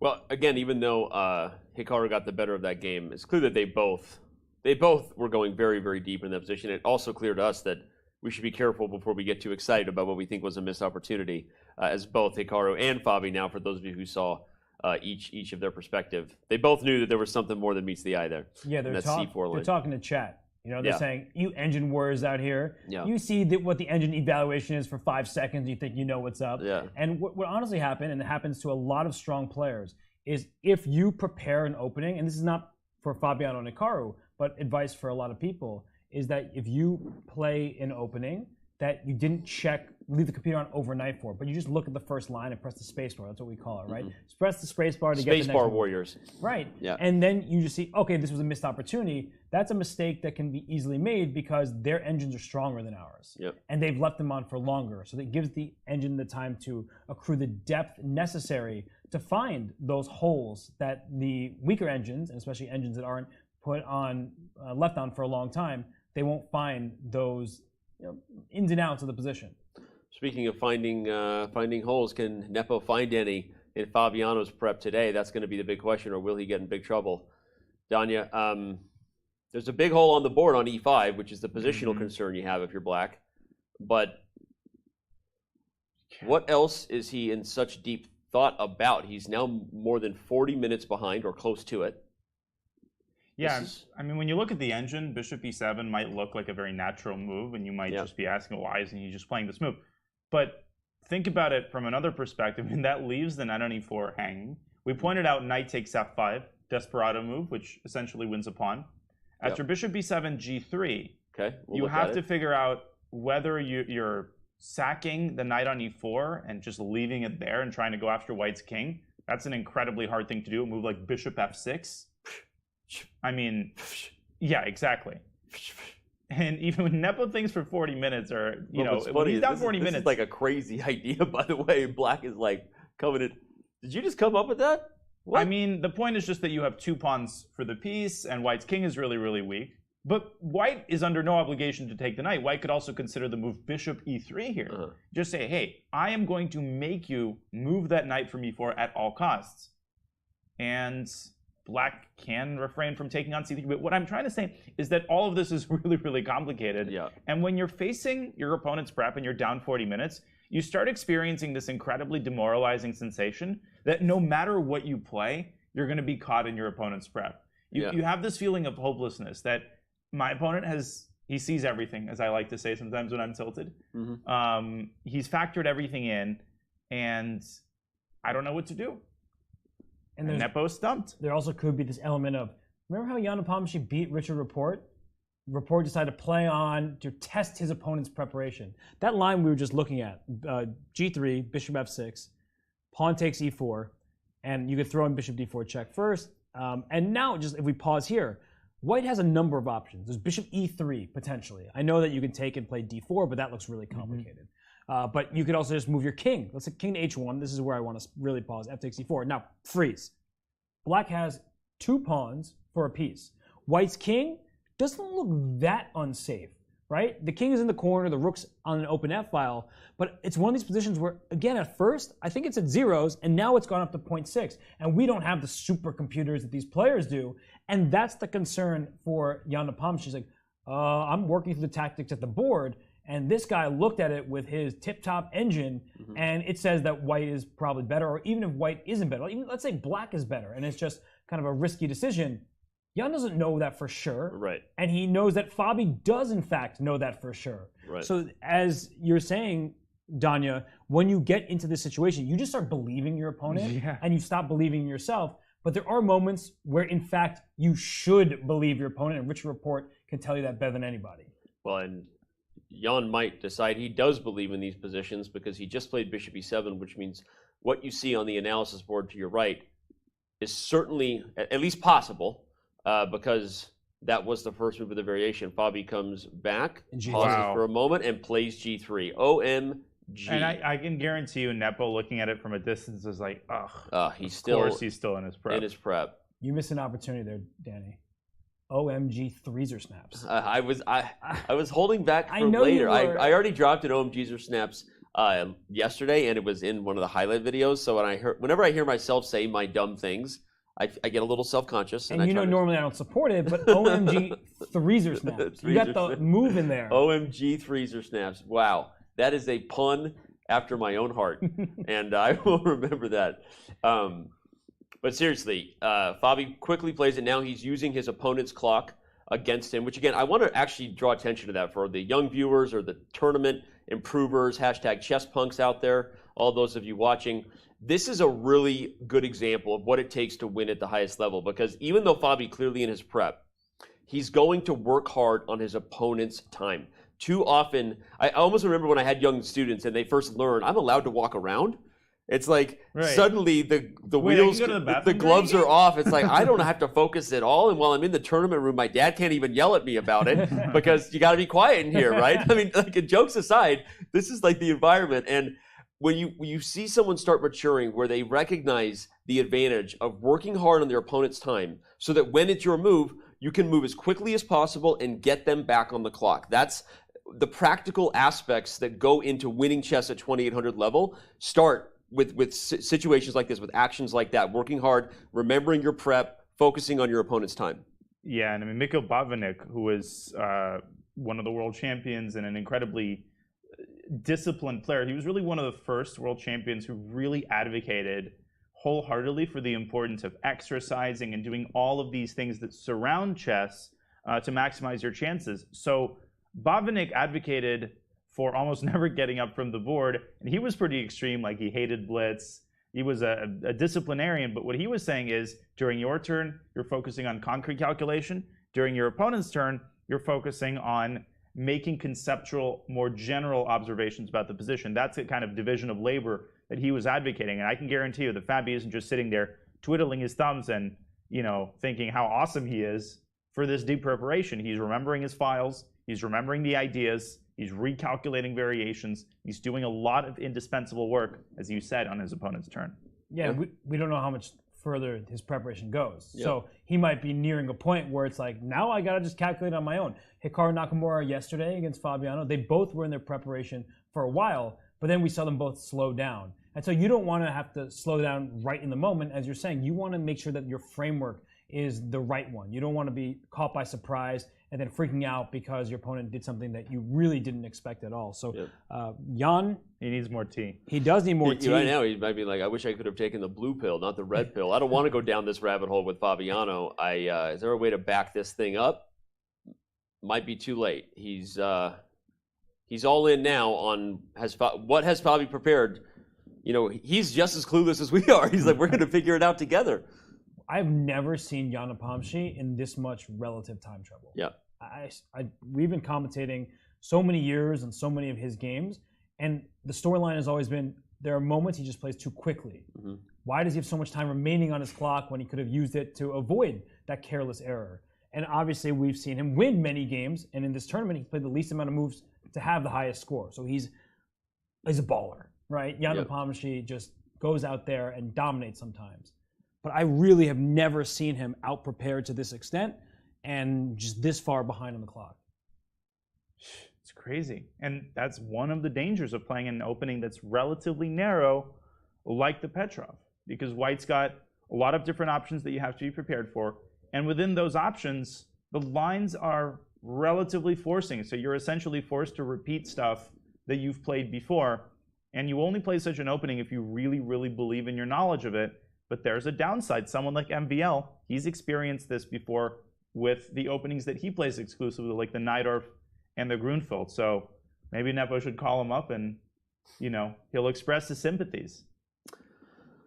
Maybe Nepo will have a chance to do that after the game. We're going to have a chance to continue to look at all 4 games in progress after our first very quick break. But before we take it to that first break, I want to remind everybody that Chesskid.com, our scholastic extension site, continues to provide relief efforts for Ukraine. They have a special event coming up with Anna Musicek, the Ukrainian voice of ChessKid is who she really is. Go.chess.com/ChessKidUkraine if you want to be involved in the event. You can also check out ChessKid's YouTube channel. They also have their own streams. Make sure you check out and throw your support into this event. We are going to throw ourselves into a quick break, so that when we come back, we can bring the energy just like that guy is going to need to do. For the first time in several games, he's really got to bring the energy today. We'll see if he's up to the task. Jan Nepomniachtchi trying to think about what to do against Fabiano Caruana's prep. We are going to take this one out. One of the live shots there from a chess club here in Madrid. Chess continues to thrive in Madrid, mis amigos. Don't go anywhere. Our coverage of round 9 for the 2022 FIDE Candidates returns in a few.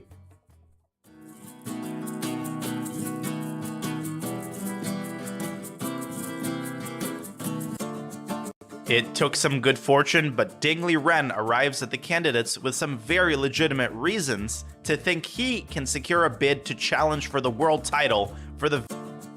It took some time. A visa issue originally kept Ding out of the last opportunity to qualify. But when a spot opened, Ding was next man up based upon his hot streak of late. The timing couldn't be better for Ding. An entertaining and unpredictable player, Ding enters the candidates rated higher than any player in the field. The chat went nuts. They love their man Ding Liren. We said this is a ninja move. Humans don't find it, and he found King F1. I'm absolutely stunned once again. This is such a difficult move. The strongest player in China's history, Ding is the only player from that country to earn a 2800 rating. Launched by an undefeated streak across 100 straight classical games, Ding has sat amongst the world's top 5 for the past 5 years. Once out of the tournament completely, Ding now aims to bring China into a World Chess Championship match for the first time in his native land's history.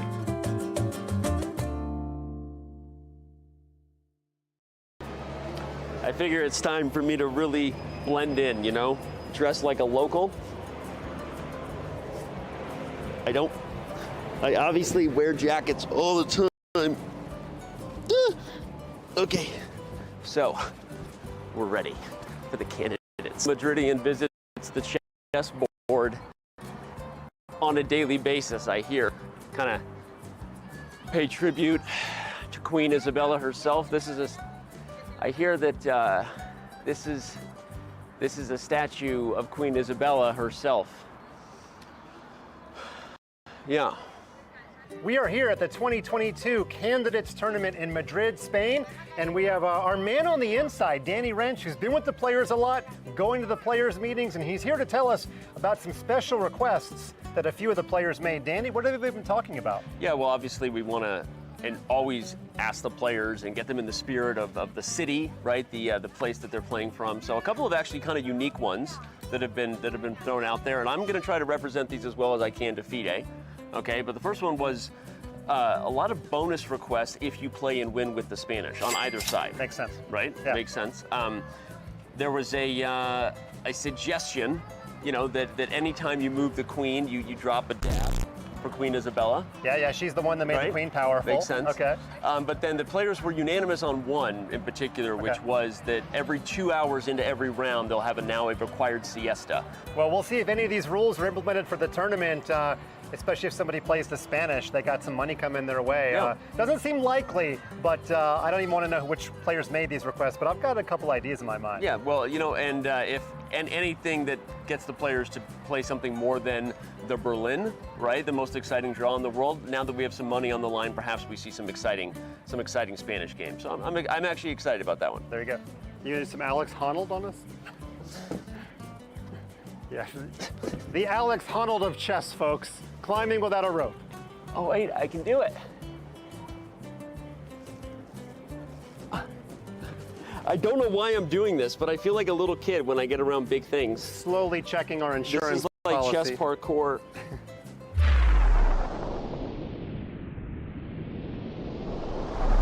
Oh, did you catch that on camera? Can you tell he's the dad of a teenager?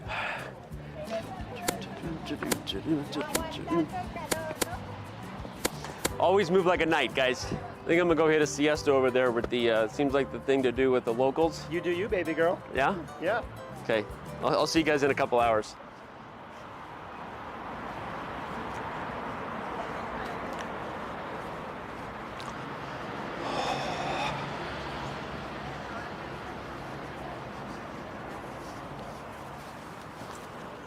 Yeah, it's been a long day, Dan. You deserve it, buddy. You deserve it. Go ahead and throw that down and just buckle up, buddy. Yeah.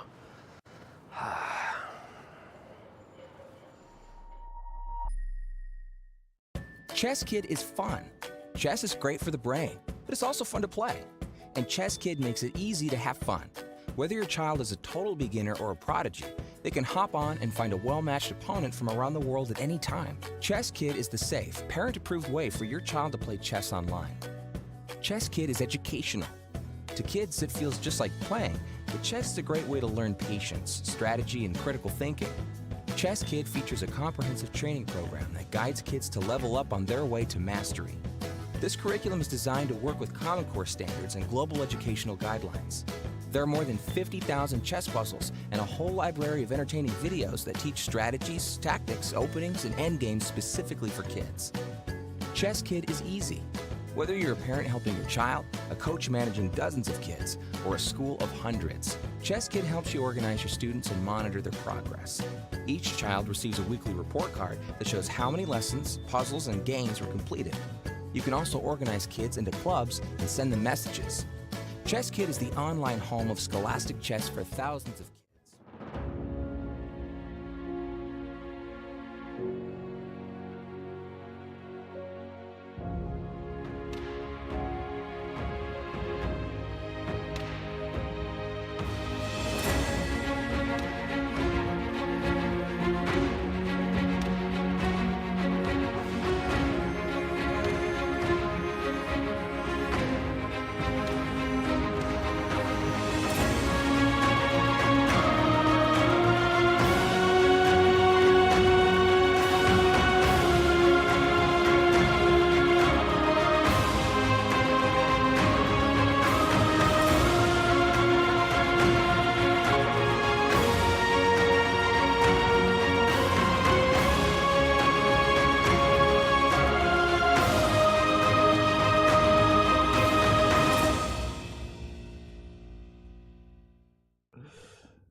It's just so funny. Why did we put Kasparov at the end of that video? It adds, to the quality of the video. So, shout out to our team. If you are somehow still not following our social accounts, whether it's Twitter, Instagram, TikTok, you are missing out because we have a talented group of people who are just doing crazy, hilarious stuff on a day. I mean, honestly, that's not even the funniest thing we've done or most creative thing we've done for this event. And we might be putting together like a quick reel of all the highlights, Robert, but you have a favorite? Is it the chairs one or any other favorites? I don't know. I just feel like they're all the gift that keeps on giving. So I don't need to choose favorites to have a good time, Danny. Dude, my favorite video, not that you asked. You sometimes go odd couple on me and attack me in a way, and I go, what did I do? But you know it's not sincere. Oh, of course I know that. I think Hikaru poking the looking for the pineapple poking out. Oh, that's the best one. That might be the best one that they've done, but go ahead. Well, I wasn't even going to say one from this tournament. There was a video of Spenny doing his impressions. Yeah. That was the funniest thing I've ever watched. Like I may have watched that like 100 times. Who would have thought that I would have found an impression? I know. Funny? Well, yours are pretty good. A good Kasparov there, but we've got some good games to get back into, ladies and gentlemen. Thank you for being with us. This is round 9 of the FIDE Candidates from Madrid, the Palacio de Santoña. This is where we are. The players are throwing down, and for the first time, Fabi is putting his head down. So we're going to go back to that game because it really is the game of the round. It might be the game that ultimately decides who's going to win this event. For those of you who don't know, Jan Nepomniachtchi leads by a point, but he is black and right now seems to be facing some prep. But Fabi, thinking about this one, Robert.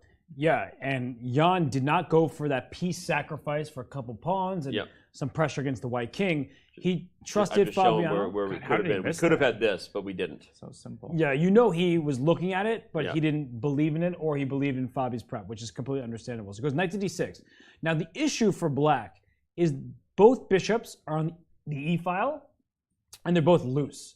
So like a move like queen to e2 right now seems to cause black some serious problems. The bishop on e6, and then behind it, the bishop on e7. So if you bring a piece to defend it, the king to f7, that just looks wrong, even if it's right.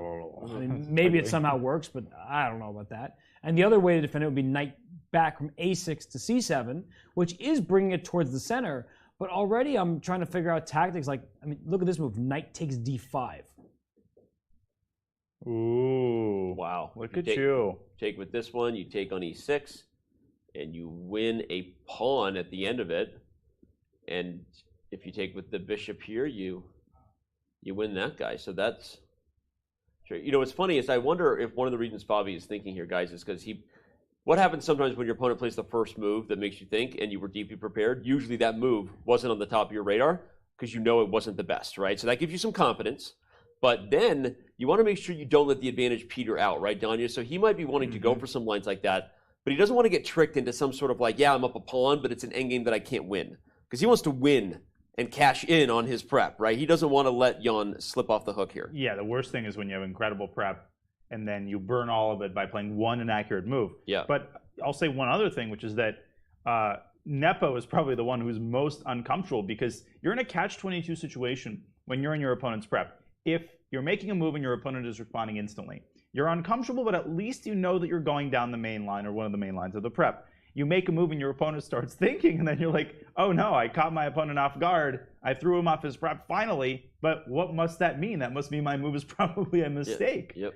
And in this case, I think it is quite inaccurate compared to bishop f6. I think queen e2 looks like the principal move, and Fabi could be, as we speak, evaluating the endgame that Robert so expertly indicated with queen e2, knight c7, knight takes d5, essentially leading by force to a trade of queens, where white cashes in, white wins a pawn, but black does activate his knights, and the d4 pawn is in the resulting endgame quite weak. So that must be accurately evaluated, but I think it's worth going for. Okay. Let's go back and analyze it, because I'm with you. I think that it's hard to find a move that is more concrete. I mean, if we just break it down on the most fundamental levels. The e-file was blocked. We talked about if that knight moves, guys, what happens? Access to weaknesses. The e-file is open. The most principal thing to do is to slide the queen over, target these weak bishops. Taking h4 is still really off the agenda. Well, actually here, you can take here because at the end you win a piece due to the fact that both the knight and the bishop are hanging. So now it's really off the agenda. So you have to defend. You can't get these pieces out of the way. Knight to c7 seems like the most logical way to do it.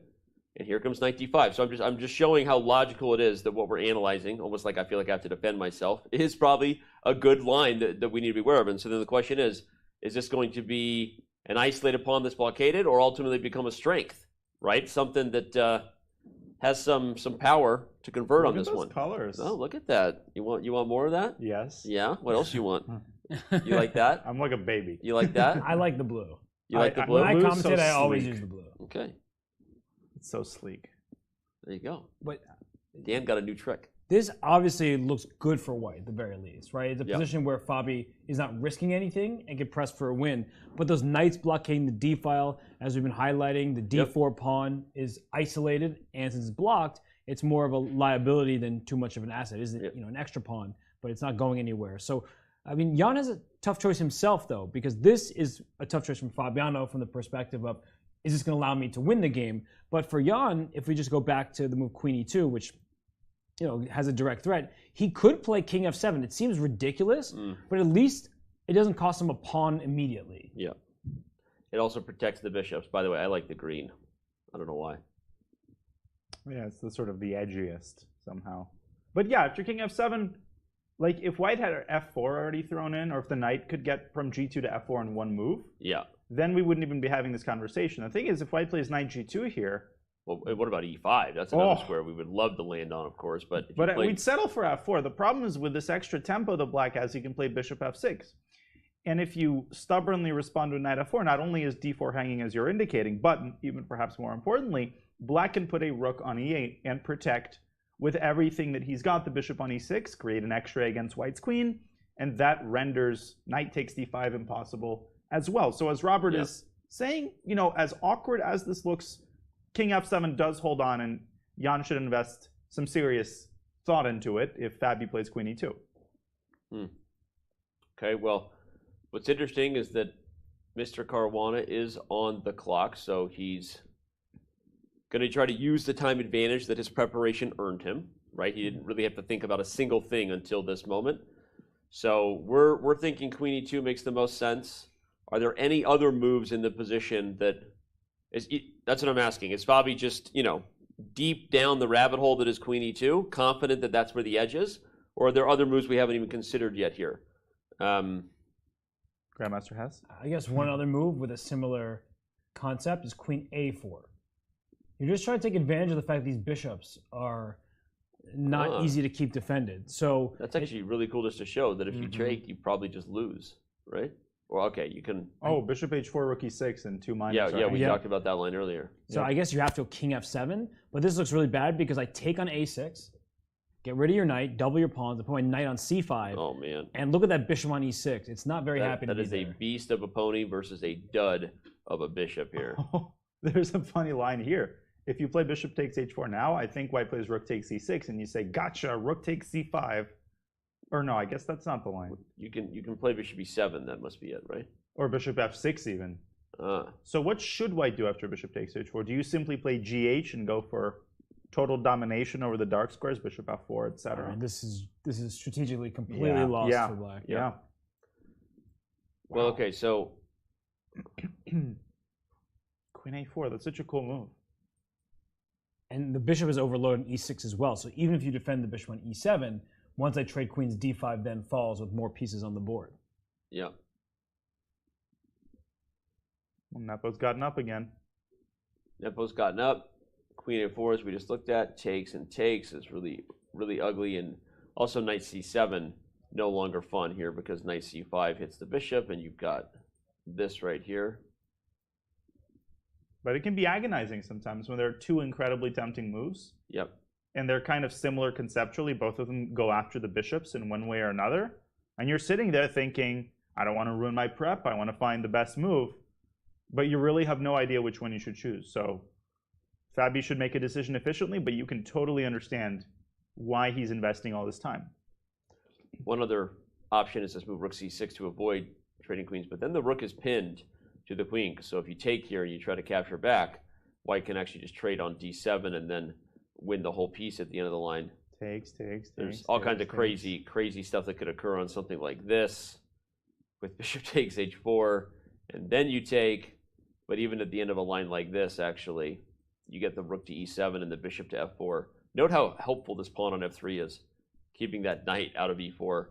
This kind of position actually is one of those obstacle bishop positions that Fabi might like, kind of like the one he took on against Timur Rajabov. So all right, well, there's apparently, as we said, apparently there are a couple of different options here for Fabiano. Which is why he's thinking it's not just queen e2, not a foregone conclusion that that's the only way to try to press for an edge. You know, I'm here racking my brain. Which of those two positions would I rather play? And I'm not sure. Yeah. And Fabiano, he's calculating not just to the point that we stopped at. He's going much further. And that's what these top players do. Because at this point, he's already spent 16 plus minutes.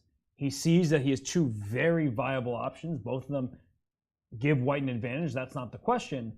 And sometimes the position with the bigger advantage according to the computer evaluation actually doesn't give you the best winning chances, because you look at the position, you're like, you know what? I actually wouldn't mind defending that from the black side. It looks better for white, but not that bad.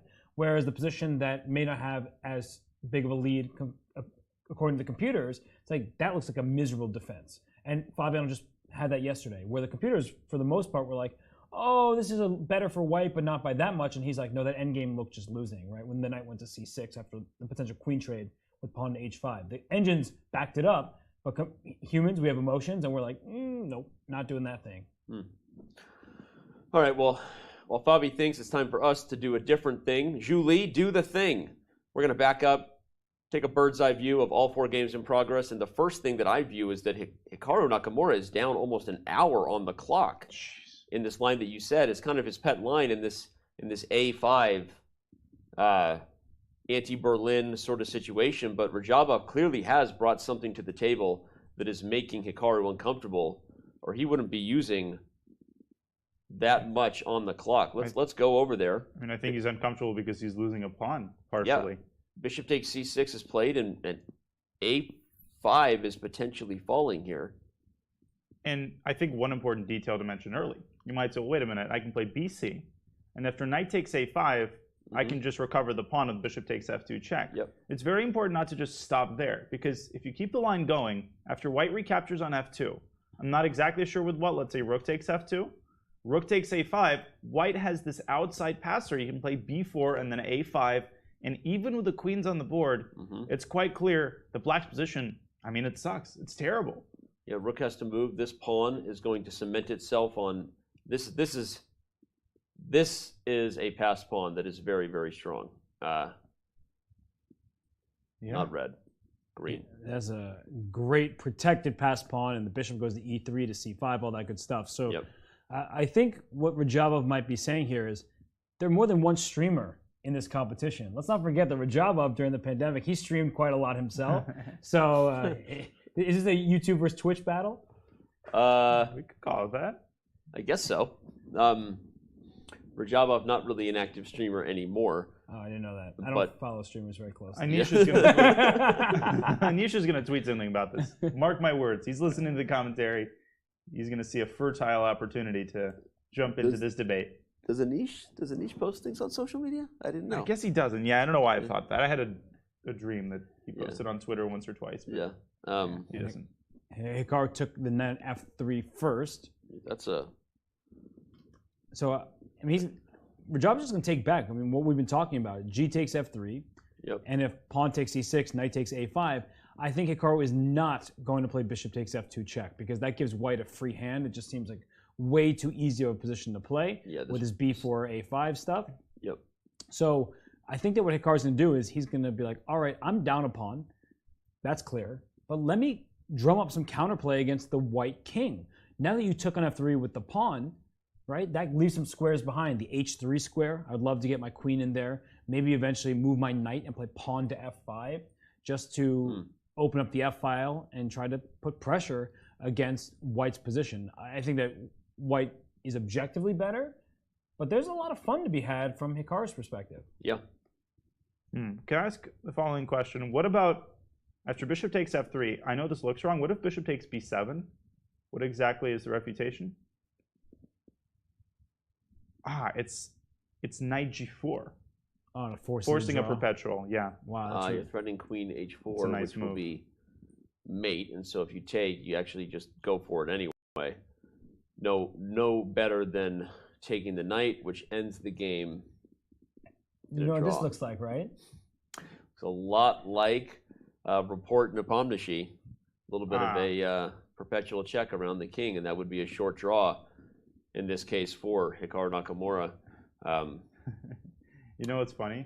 You could take all of black's pieces away after queen g4 and it would still be a draw. Yeah. Except the queen. Yep. It's an important mechanism to know, right? Because that happens in many positions where someone is attacking and may give up some material to expose the enemy king. And there, that queen g4, queen f3 situation is one that's really important for people to remember. Is there any other move for white? I mean, if you take the rook, I actually wanted to show this. Queen h4, and after h3, the queen g3.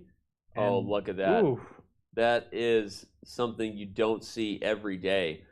But if you do, you might be seeing it in Puzzle Rush or something, because that's a pretty fun one. Bishop takes a queen h4, and the game is over because the bishop is pinning the f2 pawn, h3. The only way to deal with mate is to play h3 and then queen to g3. So that's why you need the knight. You need the knight to force h3, then you don't need the knight anymore. The bishops do the trick. Double pin. You can't take this guy, can't take this guy.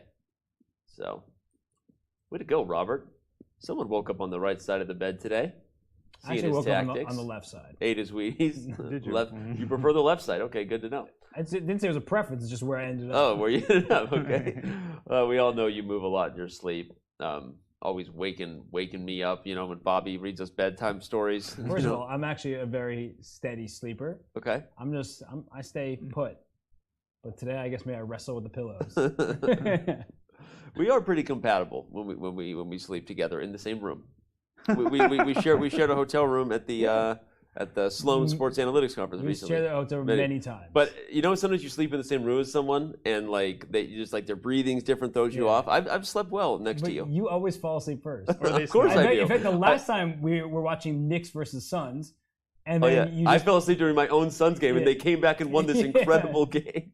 Danny, I've forgotten how the Suns did this year. Why are you doing this? Wait, who won the NBA championship? Oh, I also forgot. Okay, now I remember. All right. It's okay, Danny. All right. You sound like Chucky over here. Bishop takes f3 has been played. I think Hikaru would, at this point, given how well prepared Rajabov is in this game clearly, and also up almost an hour on the clock, Hikaru would welcome bishop takes b7 big time and probably be okay with the draw as black. So Rajabov likely going for the line that Robert was giving with, or Johnny was giving with gf3. You both were, it doesn't matter. Takes, shake and bake over here, and So what's Hikaru's move in this type of spot then? Queen e6 to make sure he doesn't drop another pawn and to aim towards the king side at the same time. And he's going to follow up with a natural set of moves. Knight h5, maybe f5 at some point. What he really doesn't want to do is just to restore the material equality for the sake of doing so, right? Bishop takes f2, we were just talking about a bunch of times. He's not looking for that because people often think, I need to have the same material, then I'm even. But by position, Hikaru is actually just getting crushed. So he has more chances to mix it up here and to give himself a good opportunity to play not just for equality, but for more by leaving himself in the hole without the material. I just saw Roger close his eyes, and I can't tell if it's because he's tired, which he very well could be after that incredible battle he had with Firouzja yesterday. But I saw a facial expression that made me think he's considering the draw. I heard that he definitely is. Yeah, he for sure is. But I've heard that when you close your eyes, it almost seems that like nothing's changed at all. All my trouble seems. No, that's not that song. Pompeii. Yeah, thank you, Danny. I was giving your eyes. I was giving you a chance. Danya, just don't. It's too late, Danya. All right. No, I knew that song. I actually got a Danny Wrench or a Robert Hess reference. All right, let's back up and look at the other game still going here. Ding Liren and Duda have definitely progressed a little bit. Not sure they've progressed enough to pull us back to that board. Fabiano still on the clock after knight d6, so just really trying to make sure that he gives himself the best possible winning chances. And I'm sure that should Fabi go on to win, and if we did happen to have an interview, I'm sure he would say that was exactly what this was, because I think that he knows both queen e2 and queen a4 leave him with an advantage, but he doesn't want an advantage that's, symbolic, as they say, right, but not concrete. What do you think he's choosing? Both of you. We have to choose? What do you think? What move do you think he's going to play?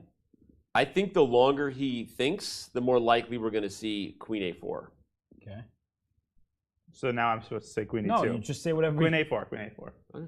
I know Agree and Danny Wrench don't usually, go together. But I agree with Danny Wrench. His eyes have been focused towards the center, but that just could be down the line, right? It's not like oftentimes when he's looking down the e5, he's like, wait a second, in the event of queen a4, can I make it work?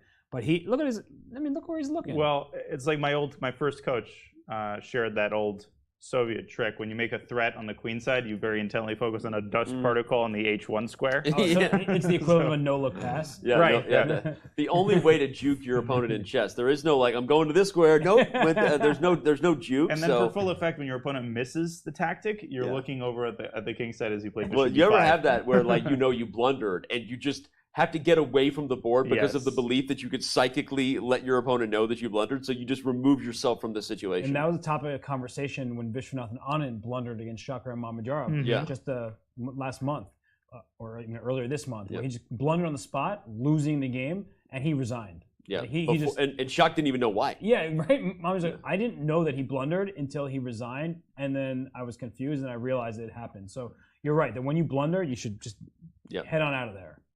Get away from the board, and don't let your opponent have any clues that you're upset or even what you're looking at. All right, where do we want to go? What do we want to look at now? I think Firouzja report, I guess. A little bit of let's do it. A little bit of fire, a little bit of fight over there. Again, a slow structure compared to the early d4 type of advance you see in some of these lines, but Firouzja going all in for Robert's plan, which was to get the king out of the way so we can advance the f4 idea. The more I look at this, the more I'm like, why did the bishop come to g4? It feels like that bishop is going to regret its position here soon, right? Yeah, it definitely feels like a misplaced piece for multiple reasons. Right? Even if a knight lands on e3, you don't really want the bishop on g4, so I'm not sure. Yeah, that bishop's like me at my middle school dance. Like, he's kind of tossed around. Sort of awkward. I don't know. Wow. I don't know why. Thanks, Danya. You're welcome. I put a thought into people's minds that I had no business putting. But yeah, f4 is going to be really dangerous. And I guess the big question is whether white should start with a4. Just to slow down the attack. Yeah, actually, that's probably the strongest move to play here. a4 would slow down b5 just to show the line. Obviously, if b5 comes anyway, you take, and I think you can take a5, right? So even with the rook being unprotected. Looks like you can. So if a4 officially slows down your opponent's counterplay, now you can get back to whether it's f4, bishop g5. As Robert pointed out, knight e3 also not so easy to deal with. You don't want to give up the bishop pair, but if you move it away, does the pony pop into f5? Yeah, you know what they say about pony popping? I would say two things here. One, White has gained an advantage in a few moves. That's very surprising to see. Yep. But two, the players don't know that the eval bar is right next to the a5 pawn. Right? They don't know exactly how much better for White if this only position they'd looked more carefully. You know, they're super strong players, so they recognize that White has gained a little something. But for Alireza, it's not like he's looking at this and saying, "Oh, this is +1 better." And I think we should always remind people of that. That the players, they have a great sense of the dynamics of the position, but they may think, as we were just talking about in the Fabiano game against Jan-Nepomniachtchi, it's better for me, but does this give me the best chance to win the game? Right. And so for Alireza, this move a4 for White, which stops Black's pawn in its tracks. That pawn clearly would like to go either to b5 and the next one to a4. Is that necessary? Is it giving Black time to castle and make sure that the rest of the board is taken care of? So this is a really important question about how much time does Alireza have, or is allowing Black to castle quickly and then deal with f4, is that just enough for Rapport to maintain the status quo and not be that much worse? One thing I do want to point out is that even though it is Alireza on the clock now, this is one of the first games we've seen where he's been up on the clock as they head to the hour mark in quite a while, right? Alireza has been slower than he usually is, I guess, just the direct way to put it, in this tournament. He's gone into several long things, and it's left people wondering what was going on in his head. But here, not the case. He has an edge on time, and we'll see how he uses it. If castles comes, you can still play f4, which is fun thing to point out. If this pawn comes to f4 and that bishop doesn't do anything, there's a threat of f5, and that bishop's going to run out of squares on h3 and g4. So that's another reason when I first came to the board and looked at bishop g4, I was like, what's going on? What's the goal here? Because if f4 comes, you got to run back to safety. Unless you're going to take. I mean, let's look at that line, right? If a5, a4, Rekharovka, f4, ef. I like that. Bishop f4. This looks terrible. Bishop g5, queen. I mean, this Black game made in like 2 seconds. This looks horrible for Rapport. It really does. I mean, you can't really allow f4 in this version. Yeah. But one question is, if White doesn't play a4, what is the big down? Like, I guess it also makes sense to play a4 from the perspective of waiting for Black to commit, because f4 seems to be even stronger after Black's castled kingside. So a4 has no downside. I mean, it's prophylactic. You're preventing queenside play, and Black has no good way to continue improving. Maybe moving the bishop away from g4. I don't know. Yeah, like Robert said, go ahead, Robert. Alireza doesn't know that. Maybe he gets too excited. I was going to say, as Donnie said, maybe move the bishop from g4 to a4, maybe bishop e6. You just scurry back and acknowledge that bishop g4 was a bad idea to begin with. White can still play f4, but now the bishop's not in any danger of getting trapped. So the bishop is on the right side of a potential pawn f5 chain. Right. So there is that knight d7, for example, is possible here. Because f5 no longer traps the bishop. You trade in. Yes, White is better. We know that it's going to be the case, but this position is also very locked up. All 8 pawns for each side on the board. It's not that clear how to win the game from here, and that can make people nervous. Okay. All right.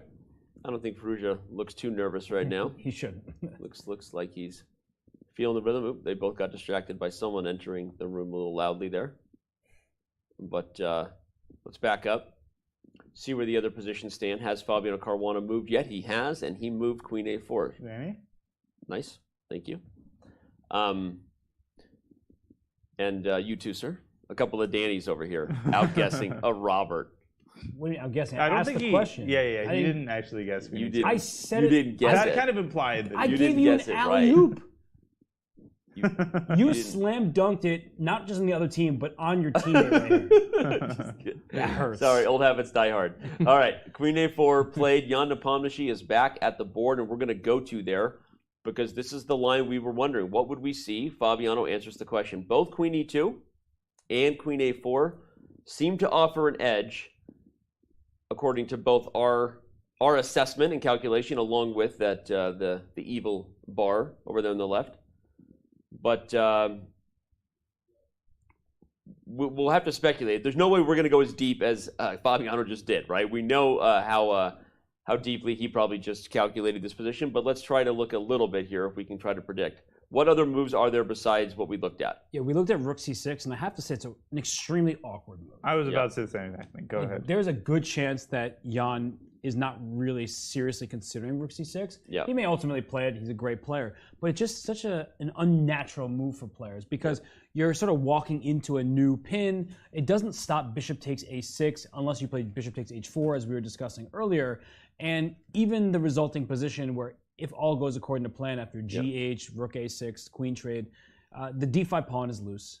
The rook on e1 is well positioned. The rook on a6 is super awkwardly situated over there. It's actually not that helpful until the knight moves out the way and the rook maybe swings to the king side. And this move just seems so good because when you put the bishop here, yes, you're not threatening to take, but there's so many awkward things about black's position that this really feels like one that could get away. I mean, just look at, you put the king here, you put a bishop on e5, eventually the g file becomes an issue, g7's a problem. This is an endgame that white, despite the opposite code bishops and the general rumors, if you've heard them, that all opposite code bishops are drawn, this is an endgame Fabi would push. There's one bishop and one pretend bishop. Right? Yeah. The bishop on f4 is really good. Big pawn. The bishop on d7 is staring into its own pawns.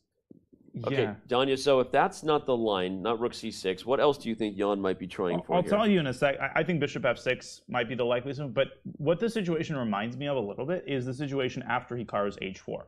Completely different position, not position-wise, but in the sense that there was an option which led to a certain position that's extremely hard for a human to evaluate accurately. Yeah. I'm talking in yesterday's context, the position after knight c6. Both Hikaru and Fabi thought that it was overwhelming for white. The engine looks past stuff that humans would consider to be a deal breaker. So I feel like Jan might consider that endgame a deal breaker, and he has to see bishop takes h4. To me, the move bishop f6 looks natural because after the queen trade, queen d7, you can start with bishop takes d4, actually. I don't think anything changes. And after king g2, you play bishop takes d7, and the position after knight takes d5 is quite hard to evaluate, but apparently is very, very bad for black. There's a fork threat on e7, and the bishop from c1 is coming out to f4 with tempo. So despite appearances, black's position is actually really, really dangerous. That's here. funny. I love how you said despite appearances, because structurally all things are equal. Nobody's lost material yet, but yeah, go ahead, Robert. This is really, really awkward for Look black. at that d file. Yeah. I need to put a rook on d1. Or a bishop on d2 and a rook on d8. To completely fill it up. But it just looks like a position where black could blunder a piece at any moment. That f5 pawn is one that's gone a little bit too far for your liking. But I agree with you, Danya, that bishop f6... Danny, can you make the bishop on d7 green, please? Go ahead, Robert. It's Christmas. It's Christmas time. Sorry, Robert. That's not what I was looking for. It wasn't song time. But in all seriousness, I mean, bishop f6 is a move that Jan has to consider because you're down 0 material here. In a lot of the positions we've talked about, there's a possibility that black goes down a pawn with activity. Here, black seems to have activity and is equal in terms of material, but the pieces are really awkwardly placed, and white is already threatening knight e7, as we've been highlighting, and bishop f4 and all sorts of things. So Jan has a really difficult choice. When you have the engine to back you up and it just says, it's not that bad for you, you still might not even feel confident in your choices because pretty much every move leaves black at least slightly worse. So just having the number there doesn't tell the full story. And even if you have the number, it doesn't tell you which direction to go to. Mm-hmm. Will that be the last time we see Jan in that shirt? That whether he has 10 of them at home or whether he's just been doing laundry every day, we've seen him in that shirt. Because he's a superstitious guy, doesn't want to change anything when things are going his way. We get it, and things have been going his way. Let's bring up the standings and remind everybody of what exactly has been happening here in Madrid. If you missed it, Jan Nepomniachtchi is currently a full point ahead of the field on +4. That's pretty bananas at this point, given how many rounds are still left. 4 wins and 4 draws have gotten him a full point lead, but the only guy who could catch him in a single round faces off with the white pieces right now. So clear your schedule. As we said, it's a Monday. Some of you are working around the world. Some of you, are never really working, right? Working hard or hardly working. Hey, Mac? And got that monitor or phone on the background, right? Listening in. Right now I'm in your ear, but you can't actually see our faces. Let's be honest. There's a few of you out there that qualify in that. You're listening, but you're not watching, so stick with us. If this game gets wild and Fabiano Caruana wins to bring this thing to a dead tie, what a story we are going to have here in the last few rounds from Madrid. So, all right. There we got chat, Kent Penn. These three doing commentary together are awesome. I love the show and camaraderie. Well, I love you giving me positive affection, bringing up my intimacy issues. Now go away. Go away with the positive love.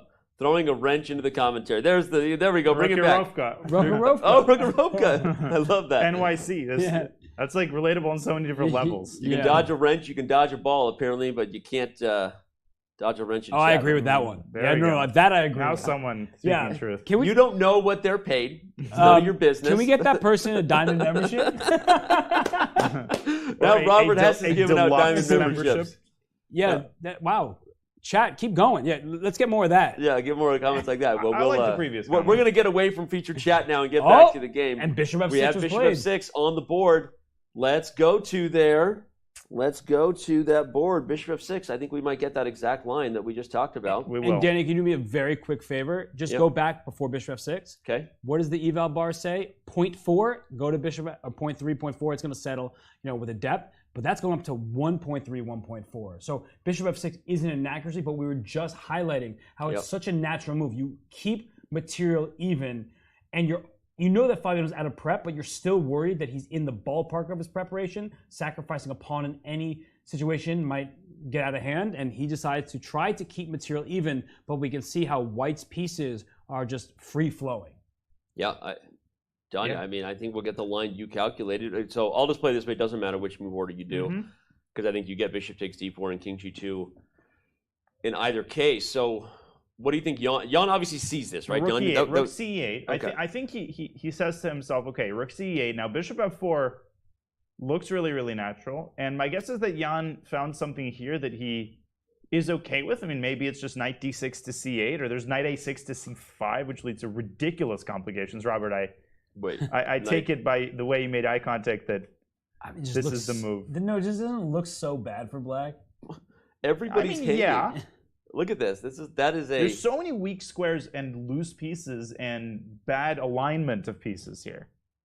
But it's funny, if you take it, black can take on d3, and actually black is right back in it. Is this what Jan has calculated? And we keep the d file full, most importantly. Hey, can we get a couple more pieces on the d file here? Clean up on aisle 9. Clean up on aisle 9. Jeez.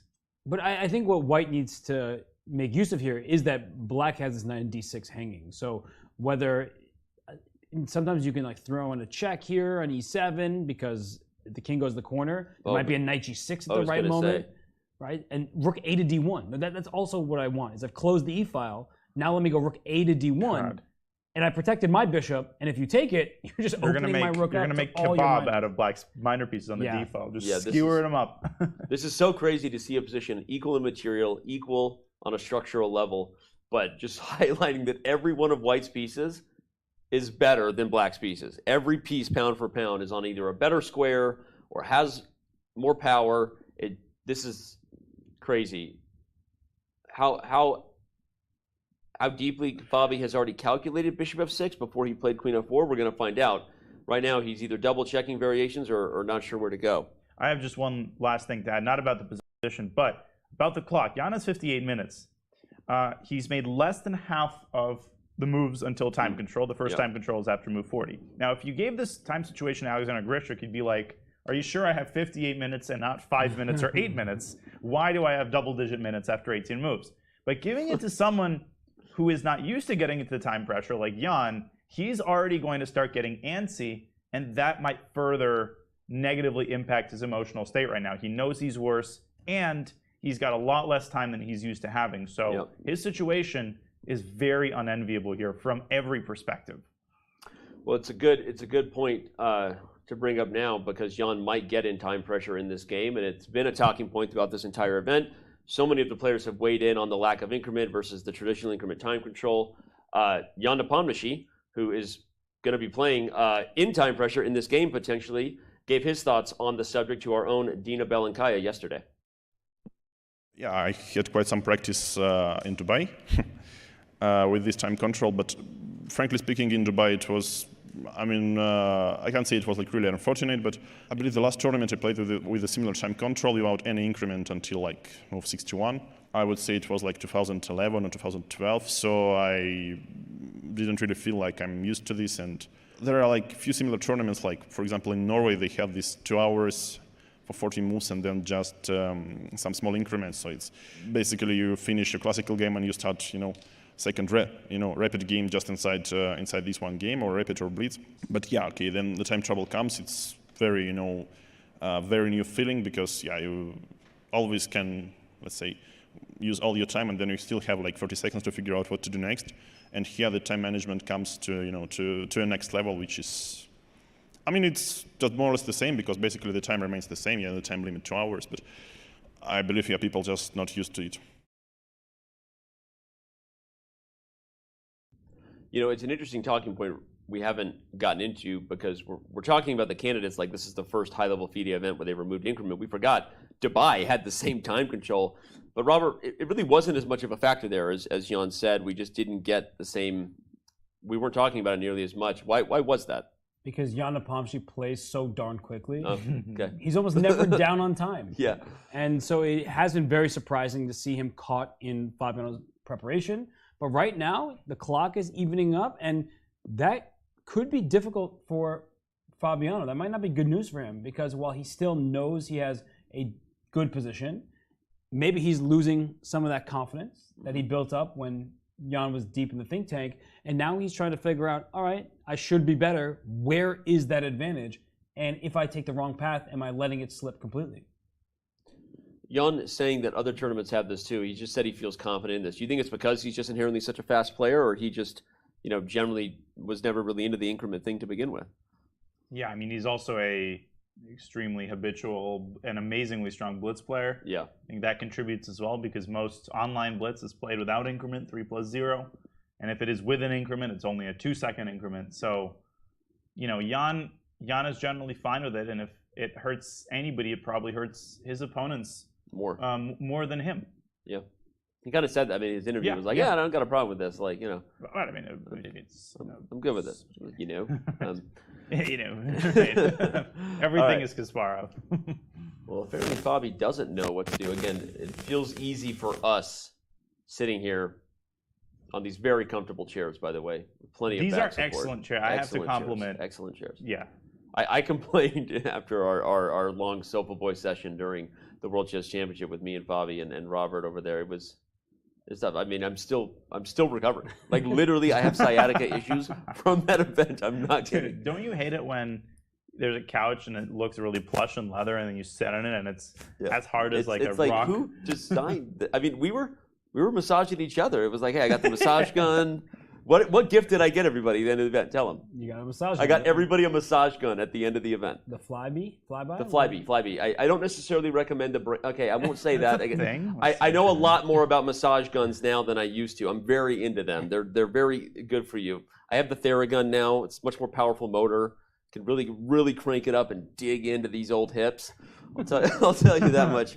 Massage guns, for the record, if you're into sponsoring anything with my company, reach out. Chess.com. Chess.com. All right, here we go. Let's back up and look at all 4 boards here. Smooth. The beautiful Chess.com events portal, bringing them to you live. What do we got here? Well, in the top left, it looks like Alireza did not play A4 himself, and allowed Report to do it. Okay. And then in the top right, we see that Hikaru, he brought his queen up to E6, and Rajava declined that possibility to make a quick draw. He says, let's fight. And now the onus is back on Hikaru Nakamura, who is fresh off that victory yesterday. Yeah, queen to E6 played. I kind of want to go back. I know we've been spending a lot of time in these 2 games, but to be fair, Fabiano Caruana and Jan Nepomniachtchi are the 2 players leading the way, and only that guy right now maybe has a chance to catch him, Hikaru Nakamura. Of course, there's still other rounds left. Someone could always catch fire, but that's why we're focused here. And Roger wants more fight here, Danya. But what's he going to do about the queen coming to H3? Well, I think the queen is likely going to come to H3 at some point. Now, Hikaru could start with a move knight F6 to H5. And that's a multi-purpose move. The knight is potentially heading for F4. There's a bishop on C1 that guards that square. F7, F5 is another idea to consider. But if you play it too quickly, there's queen C4, and that would force a queen trade. Now, in response to this, I think Timur would play king h1. And one great illustration of how concrete these top players are, I think a lot of players would get really scared. They'd see queen h3, they'd see the storm clouds gathered around white's king, and they'd say, let me take that draw. What Timur is saying is, hey, you don't have a single infiltration square. Those pawns on the king side might look ugly, and this has been a theme today, but the f2 and h2 pawns are combining to defend g3. The bishop defends f4. A lot of the king side squares are off limits, and Rajabov has decided that that pass pawn on a4 is going to make its presence felt, while black's initiative on the king side is most likely temporary, and I think he's right. Okay. And I want to show a tactic that doesn't quite work out, though it's kind of nice. Queen h3 here, and after knight takes c6, bishop takes f2. Like one of these fun moves, you're removing the guard of the g3 square, so if you take with the rook, you immediately lose the game because check and I win your queen. Thank you very much. But if you take with the queen, I still have knight g3 check, and it's important not to take the knight on g3. You may think I get 2 pieces for the rook, but this is another drawing mechanism that everybody should learn, is that when you can keep checking like this in the diagonal and then on the rank, white has no choice but to... No. You haven't. I think you should repeat a couple more times. I was really trying to show everyone. Well, it's my job to move the pieces while you guys drop the knowledge. Lay off of me. I appreciate that. Okay. And after knight g3 check, it's important not just to take the knight because you can. King g1 actually leaves white well ahead, because once you get the rook, now I really get 2 minor pieces for white, for the rook for black, and a couple pawns, so this would just be completely losing for black. Well said. And well moved, if I don't say so myself. All right, you did a great job there. Okay, so no, that is a good line, queen h3. But Danya already highlighted that if not queen h3 and you try to bring more pieces into the attack with f5 too soon, well, now we get the queens off in a different way. And white is super happy to not have won another pawn, because with the queens off, you can kiss any mating chances goodbye, and white is just up a pawn. White's winning here. Yeah, so... You dropped the mic basically after your line. You really, I think, described the tension well done, that black wants to get all this stuff, but Raja is quote-unquote gambling, saying, you know what, I'm not afraid of that stuff, and I believe in the end, this extra pawn will be the story of the game, and you said you think he's right. Yeah, look at Hikaru. I mean, he's been grabbing his head, and part of the reason why is he can play bishop takes f2 check, or bishop takes f2 at many different moments, but we keep highlighting how he doesn't want this position. Material equality does not mean the position is even. White's pawn structure is better over there on the queen side. Black has these double isolated pawns. White has a passer, and I think it's a very natural play for white, right? That a5 pawn is just there to stay unless it goes up to a6 and maybe a7. Or a8. Right. Two queens are better than one.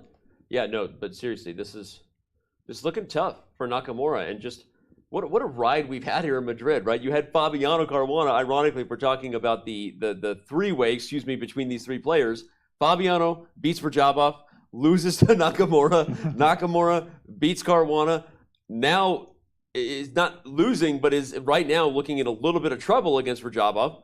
This is a trifecta of players just beating the tar out of each other. Well, I mean, I said this yesterday. I feel like some people really underestimate to what extent the statement that everybody can beat everybody else at this tournament it really is true. They really can. Yeah. I mean, nobody qualifies for the candidates unless they are top of the line and unless they're capable of beating any individual player on any given basis. Now, Hikaru has never lost to Timur in all of their long and illustrious chess careers playing each other, and he smells blood right now. Timur isn't someone who goes for dubious positions. He's declined 2 very clear opportunities to draw the game. I think he senses that he's quite close to achieving a decisive advantage here. I don't think it's too extreme to talk about that. Which would be achieving his first win in classical chess, in all classical chess, not just against Hikaru, in 3 years. Timur Rajabov has not won a classical chess game since 2019, early 2019. And Hikaru, in part, may have a little bit of a target on his back because they know how popular he is. So if they beat him, hey, that looks pretty... I mean, everyone's mad at the person who beats Hikaru, but it's like they earn respect. So I think the players, right, they don't just live in a bubble. They're like, beating Hikaru, that might be something that we really want. It kind of gives extra motivation. Roger's like, now I launched my streaming career. Right? He has a channel on YouTube. There aren't really any other chess streamers on YouTube, though. I mean, there's not really any chess. Anish Giri? Giri? Never heard of him. All right, big kidding. We're trying to find ways to troll Anish Giri. He actually complimented our show the other day, so he's... So you respond to compliments with bully behavior? Let's bring up our bird's eye view and check out the other 3 games still going here. We're back to the candy store.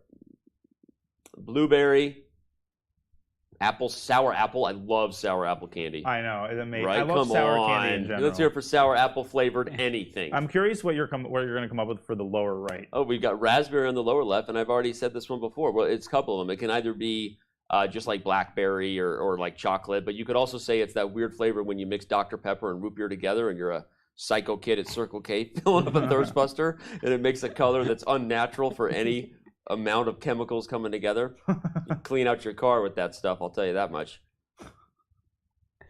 Sounds like a man who's done it before. Yeah. You okay, Danny? I'm doing great. Having a great time. Honestly, I hope everyone else is too, because this is what it's all about. The players are delivering on the board. We're having a blast.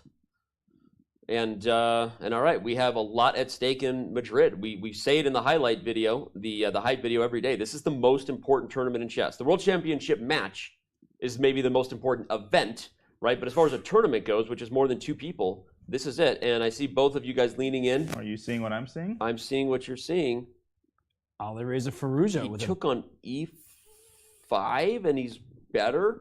What? By the way, Fabi also took on D7, but hasn't taken on D5 yet. Let's go to Alireza's game, because it's going quickly. And could we see Firouzja get his first victory in Madrid? It's a little early to say that, but this position has just been odd for report from the very beginning. Yeah, it's a problem when you don't have a strong opening repertoire. You can find yourself in trouble in every single game, especially against these types of players. Yep. And what Firouzja is currently taking advantage of is that black king sits on E8. So if we just go back to before the knight took on E5, okay, Firouzja could have backed his knight up. We talked earlier about knight E3. That still looks very nice for white. Yeah. You should have an advantage in this position with the semi-open F-file. But Firouzja wants more. He doesn't want to give black time to fix the pieces, finish the development of castle. He says, let me keep going forward, D4. If you take twice on D4, black is up a pawn in this position. And I thought it was E5, but really no. No, E5 is one of the move candidates for sure. But maybe there's something else there. You could start with H3. You could also keep going for the attack with bishop D2 to C3. Great move. What? Oh, you're just going to stop me from castling? You're also threatening bishop C3? Okay. Uh-oh, that actually looks highly problematic for report. Bishop D2 is super strong. You're threatening bishop C3. The king will then never have anywhere to go to safety. Whether you stay in the center or try to get castled, it won't matter anymore. And you're also threatening bishop B4, don't you? And you're sacking 3 pawns because queen takes B2 is the second pawn. Now you're going to play rook C1. And you're sacking a third pawn. Where's your queen side? Well, that's not the right question to ask. The question to ask is, where's black's king going to go? Is you can play, for instance, H3, chase that bishop off of G4, and then you can probably trap the queen. You can prevent black from castling. Oh, nope. Yeah, but even after this, I mean, imagine evaluating this as a human. This position as black. This looks atrocious. This looks like it's going to be checkmate at 5 moves, let alone the fact that black's queen is in trouble and you can go after it with bishop B1. So this just seems so wild. Like, black is up 3 pawns. But look at the king position. I don't really see Richard going for this. No, I mean... And if he doesn't go for this, what does he go for? That's the question. Then you go, wait, is the queen... She's running out of squares. Goes to A3, only thing left. Oh my god. Now Bishop what? B4. Bishop B4. Oh, you're going to find rook F2 or something? Or rook F3 to prepare bishop C3? Oh, that's nasty. Or bishop A3? Yeah, rook F3 is nasty because you just want bishop C3, and the only place the queen go is back to the 3rd rank, and then the bishop removes itself, and that queen's in trouble. Yeah. That's... that's... Yo, this is... So what report needs to do is either take everything and hope that he has enough material to offset the fact that his king is being hunted, or after he just maybe needs to move his queen away somewhere, like queen H5, I guess, just to make H3 less possible. And after D takes C5, just get the king out of there and castle. I think he's going to do this. But this looks bad as well. It's just down a pawn. Yeah, bishop f4, bishop d6. I was going to say even bishop e3, bishop That d4 looks spicy, you know? Man, this went wrong for the report. I mean, this was an anti-Berlin. This is supposed to be one of the most solid openings in chess. But we knew it was going to be one of the awkward move orders. It started with this knight d4 line. I mean, again, this was at this point. Actually, no. At this point, they had repeated the game between Nakamura and Rajaba from earlier in the tournament. Hikaru played knight bd2 in that line. Firouzja castled, but we get a similar idea where you kick the bishop back, and rather than Hikaru's more aggressive approach to go for d4 early, Firouzja slow plays the maneuvering, as Robert highlighted at the time. The structural plan of keeping these two together is to play for f4. And by the way, we do see the bishop capture on d4. I did want to go back to that 3-pawn sack line anyway, even if he didn't, because part of me was like smelling a rat there. I was like, is that really the case? But okay, the computer said white had compensation. Anyway, Firouzja goes super aggressive with f4, and that's what got us to this position where everybody on e5 makes way for a d4 fork. And, well, black is facing a big forking problem here. Bishop g4 King in the center. was a really big inaccuracy. Bishop g4? By report. Yeah. I didn't like it when it was, I'm like, why? Why would you want your bishop on g4? You gained this single tempo on the queen, but everything about the bishop spot there is not ideal. And you've improved the queen. Because when you play f4, you often want the queen coming to g3 or h4. Yep. So that was a big mistake. And look at this. I mean, I'm very curious how long Alireza is going to take after queen takes d4, because black does not have another move. If you move your queen away, right, you're just admitting that your position is terrible, your king's never going to find safety, you're pretty much lost. So he has to take the material, and he took on d4, and now will Alireza find this bishop d2 to c3 maneuver? I think he will. I mean, I think the key is to avoid the temptation of e5. What was so wrong with e5? I played it, so I'm defending it, but the knight gets. I guess the knight comes in, and you just have no. And black can actually castle in some of these positions queenside, as crazy as that sounds. I think that's actually kind of key, because I was just visualizing this, right? You know how I like to draw on some long diagonals on a chessboard. I just assumed that was what the compensation was, but you're saying that castles long is actually quite the possibility here, and that is. This is an amazing position. Yeah, well, this is a report position and a Firouzja position. We kind of knew, right? We had this one circled last night when we all went home, everybody. We're obviously talking about the big games, Caruana and Nepomniachtchi, but we talked about this one as like, don't be surprised if that's a decisive result for one of the players. It's, you know what those bishops remind me of on c2 and c1 when you've castled queenside? It's like, I was reading about Y2K when the year 2000 happened, and there were widespread predictions that it would just mess up all the technology. And there were companies that were founded on the basis of all of the code getting messed up and the new date messing everything up, and of course nothing happened. It's like those two bishops. I've got all the machinery ready. You're going to castle short. I'm going to tear you apart. Whoop! Then I'm castling queenside. You guys are too young to remember the panic of Y2K. I remember that. I was like a 15-year-old kid, but everyone had you super nervous. Yeah. It was scary. I mean, you weren't even born? I was 5. You were 5. I wasn't even born. I don't know how old you are. What do you think? You could be 15. You could be 25. I have no idea. Yeah, I mean, he tied your shoes this morning. So I mean, I tied your shoes and I tucked in your shirt and got you all ready. Comfortable chair. All right. Well, Firouzja is thinking. Robert, you asked that question. You said, I'm going to be curious to see how long Firouzja will take before responding. This shows it might be two things. One, that he just went for it intuitively believing that there was compensation, and we're not saying he's wrong, but he hasn't actually worked it out yet. It is his type of position, though, right? So yeah. he's been able to get a position that is better for him, but also is full of life, full of tactics, not just a position where you're just maneuvering pieces and you're trying to find squares. But you have to resist the temptation to make a move like e5 or move like bishop g5 to create an immediate threat, because this position isn't about just a one-move idea. It's about trying to get after that black king. And by putting your bishop on c3, that's going to cause black a million different problems, and the king is never going to find true shelter. All right. Well, we still have a lot of things ahead here. We don't know what's in store. We do know that Caruana and Nepomniachtchi is delivering with Fabiano. Whether he gets the victory that brings this thing to a tie or not, he's certainly getting the pressure and all that he could hope for with the prep that he brought to the table. That is a position that is looking scary for the tournament leader. We're going to take a very quick break, but before we do, we're whoa, wait a second. What happens to this second white armchair after the candidates?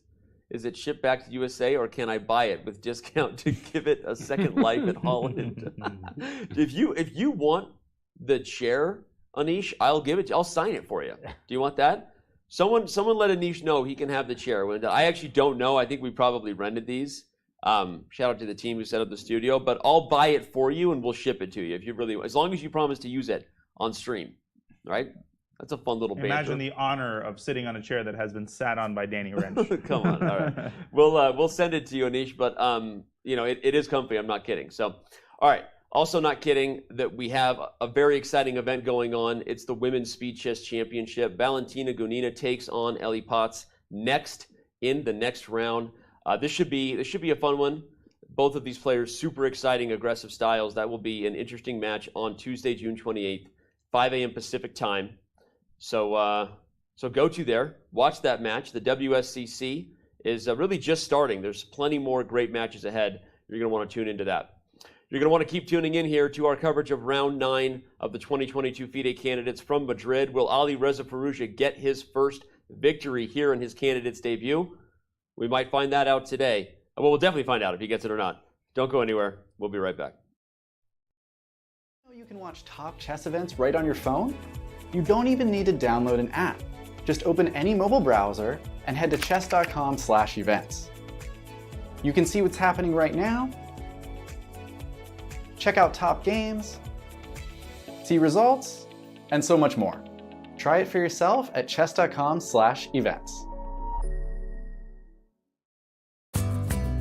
Mi favorito es Rapport, porque es original, porque es diferente. ¿Cuál es tu opinión de lo que llevamos? Pues bueno, un poco de sorpresa porque otra vez Nepo ahí imponiéndose y esperando que Alireza resucite. Yo creo que Nepo tiene muchas oportunidades, pero Nakamura confío en él. Yo confío en Naka. What's the best thing for you in Madrid you have found here? Well, everything, first of all, people. It was since my childhood that I've discovered that people are great here, and in general, I love Spain. Okay, thank you very much and good luck. Le quería preguntar quién es su favorito del torneo. Pues Caruana, seguramente. Si tienes que elegir a uno de ellos para que interprete el próximo James Bond, ¿a quién eliges? Mi nombre es Rapport, Richard Rapport. Imagínate que tu vida da un giro y quieres atracar un banco. ¿Quién quieres que sea tu compañero? Es muy fácil, Liren, porque con su cara no van a pensar que estamos atracando un banco. No.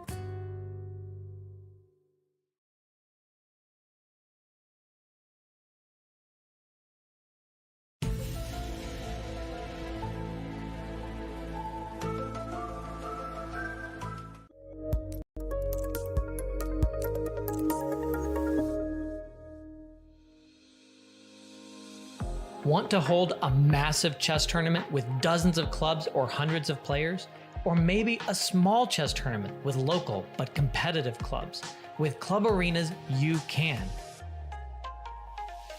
Club Arenas allow for tournaments of any size with any number of clubs and players. Customize the arena with any time control, with standard chess or mini chess variants, and with any starting position you want. Club Arenas are the most flexible tournament format on Chess.com. Try one out today.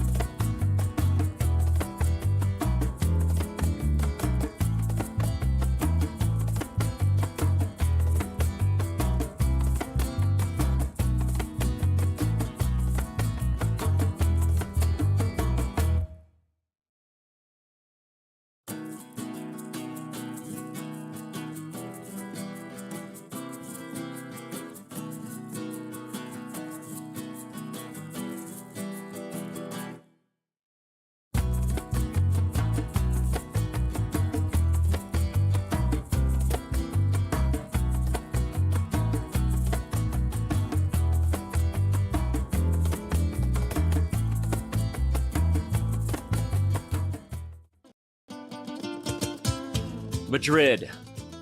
Civilization here is almost as old as the game of chess. Some claim the queen was given her powers to honor Queen Isabella. Now that, my friends, is a chess legacy. Passion for chess continues to thrive in Madrid. For the first time in 30 years, Spain's capital plays host to the Candidates, the most important tournament in chess. At the Palace of Santona, the stakes are high. 8 of the world's best players competing for the right to challenge for the most coveted title in chess, the World Chess Championship. The Candidates is grueling. The winner requires mental endurance and unbreakable focus. There are those familiar with the biggest stages in chess, yet still chasing unfinished business. And others from the next wave of stars with little patience for yielding to those before them. Mis amigos, the next challenger to the world champion of chess must come through Madrid. Like Queen Isabella before them, the Candidates is all about leaving a legacy.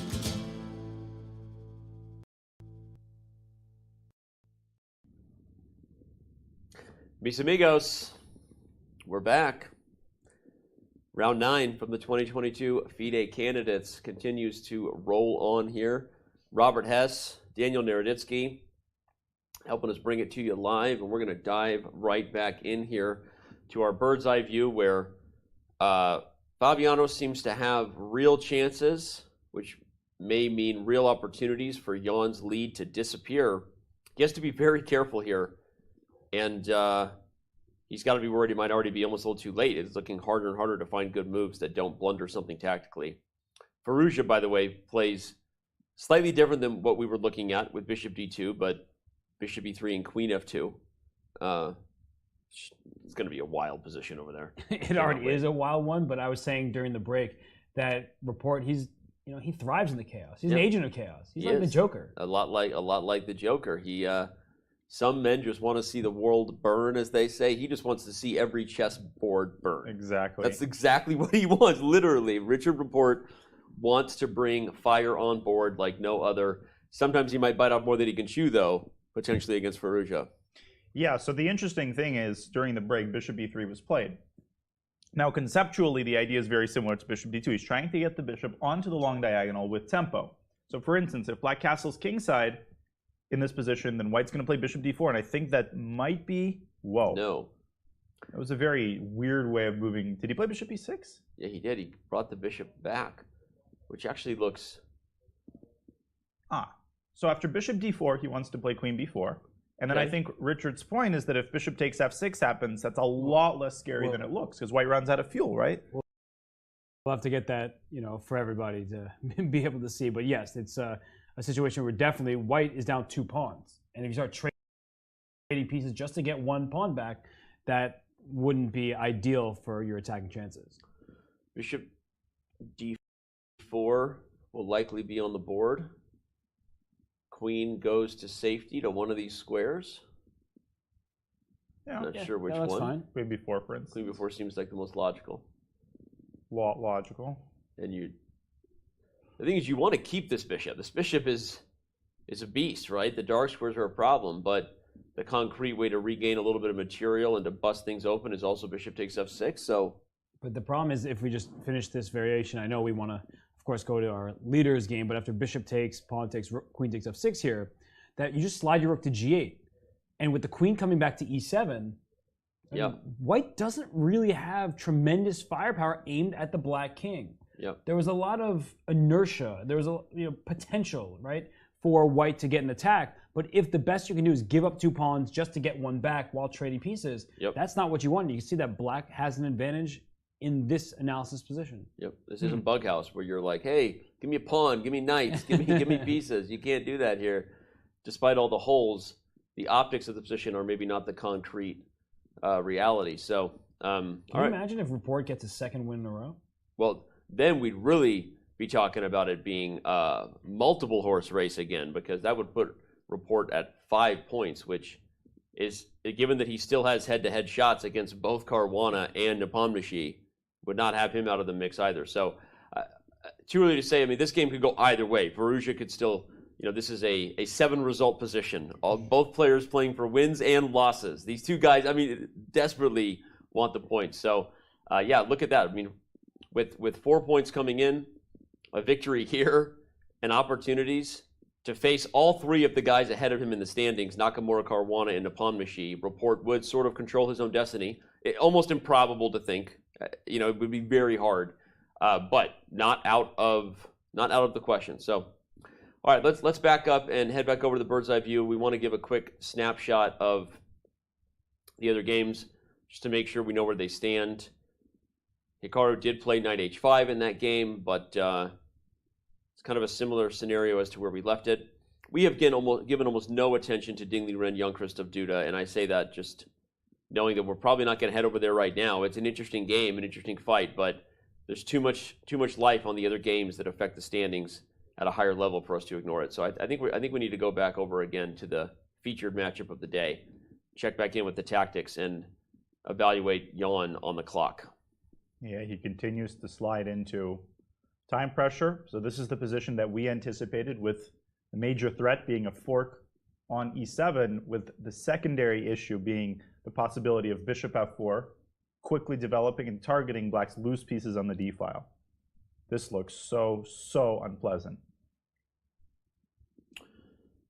I think part of the reason we weren't in a rush to get back here, I mean, to be fair, is like we spent so much time analyzing that we were kind of anticipating that this would be on the board, and it is. And we were anticipating that it would be tough for black, and it seems to be tough for Jan. So we can dive in and play a little guess the move, see what he'll do. But the reality is this looks very shaky. So Rook e8, rook c to e8, that is. Yeah, you have to move this rook, by the way, because this rook coming to e8 actually doesn't solve the problem. Right. So got to get that rook. Knight e7 check. And a big problem for black is we talked about king h8 is bishop f4, and there's so many issues in the d file, maybe in a fork on g6 at some point, sacrificing one piece to get the rook. But king f7, bishop f4, like if we're just being concrete about it, it looks like that knight can be captured, but after you take it, white just takes on d6, rook takes e1, rook takes e1, rook e8, covering the open file in the e7 square. If we just pause for a second, it's like, okay, nothing's happened, but look at that f5 pawn. That's a problem. That's hanging. And so you could trade on e8, or you can keep up the momentum with bishop c4 check, and after the king goes to f6, it just feels like there's something here if we... What's up? Oh my god, what an idea! Rook takes e8, bishop takes e8, and bishop e7 check.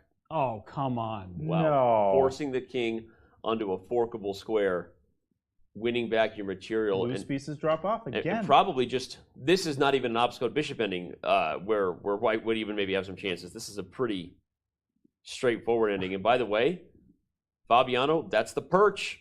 We see it again. He's got the arch back, leaning in. So that tactic, if we just go through it just a little bit more slowly. King f7, bishop f4, right? Seeing that bishop e7 check is the winning move at the end of that sequence is like impossible from the live position. Right. But once you go down this path, right, even rook e7 takes on here, rook takes e1, like just the fact that you have to play rook e8 and the f5 pawn might fall, it feels like there's some possibilities for white. But then once you get here, I think Fabiano would quickly see this tactic with bishop e7 check, but what a tactic it is. Yeah, it's logical given the theme of the position too, right? And where the knight has been, like you would be looking for something like this. And rook e8 is 100% forced, by the way. I mean, no other move stops rook e7. Wait a second. After bishop e7 check, can black decline the temporary sacrifice? What about king e5? Where's the crusher here? Could be f. I feel like I'm going to mate you. Oh my goodness. There's got to be something here. Okay, this is f4, king e4, and I don't see the mate. It's bishop f8. King f6. Bishop takes g7 check. I mean, this is it's the same idea. Beautiful. Except on you two win. different squares. Same idea, but you win 2 pawns, better than 1. So that would be even worse. Oh my gosh. What's funny is, like you said, Robert, there's no way Fabi has already calculated all that, but he doesn't have to, right? All he has to calculate, even before he went into this endgame, he's probably already looked at positions like this, right? This is where you just kind of get the sense that your opponent is hanging by a thread. But if you don't calculate it, whatever that is, 15 moves deep, after these trades in rook e8, I mean, that seems like a draw. It could be a position where Black's about to stabilize and hold the game. So I think there might Fabiano have been other ways to maybe win the f5 pawn, right? I mean, well, b2's hanging in every variation. Well, I would argue that bishop f4 instead of 97 check is another tempting candidate move. Right. That could be the and it's probably not bad actually. No, it's just good. And in fact, it's a way more, like if you were playing bullet chess, it's a way more intuitive way to play. You just develop, you continue the initiative. 97 is concrete. And we know that Fabiano, he can calculate really, really deep variations. When we had him in studio after he beat Timur Radjalov, he was talking about all sorts of different lines. He was flowing out lines that me, Robert, and the engine were coming up with. Right? And he was right.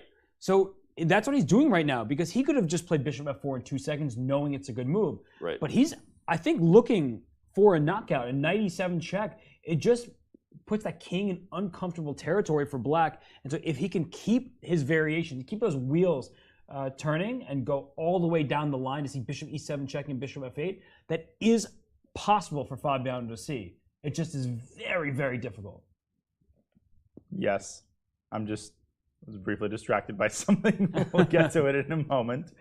But bishop f4 is we look at this knight c5 line. Let's remember what doesn't work here, because it wasn't bishop takes d6, right? Yeah, Black could take d3 and it was awkward. I guess it was back to the 97 idea. Ooh.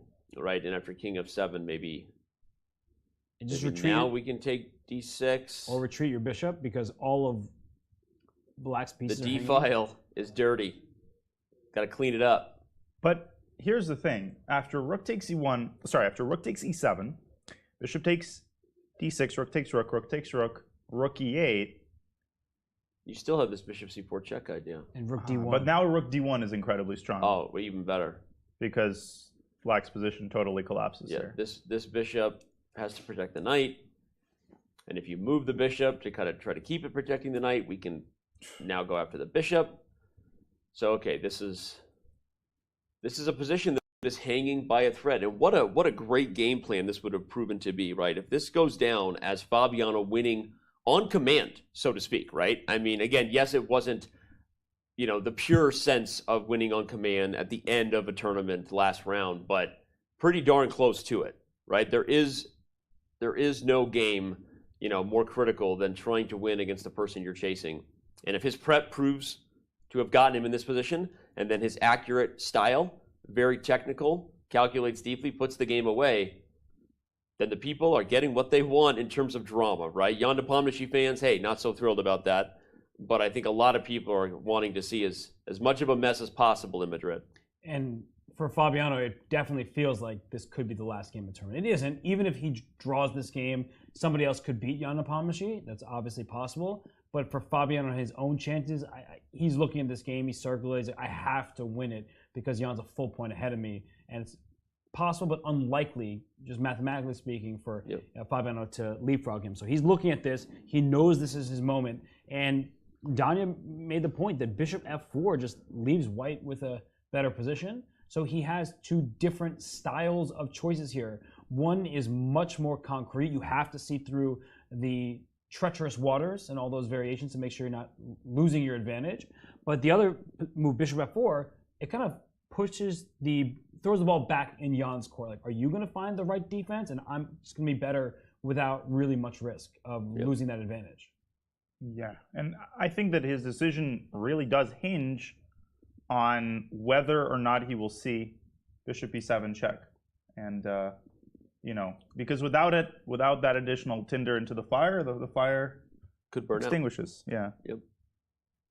You said tinder. I didn't know where you're going. No, I said it hinges on. He wants to swipe right on this position. That's where he's going with that. Yeah, so Fabi doesn't have much time to bumble around here. I mean... Oh, gosh. What? You just name it. He did all the dating apps.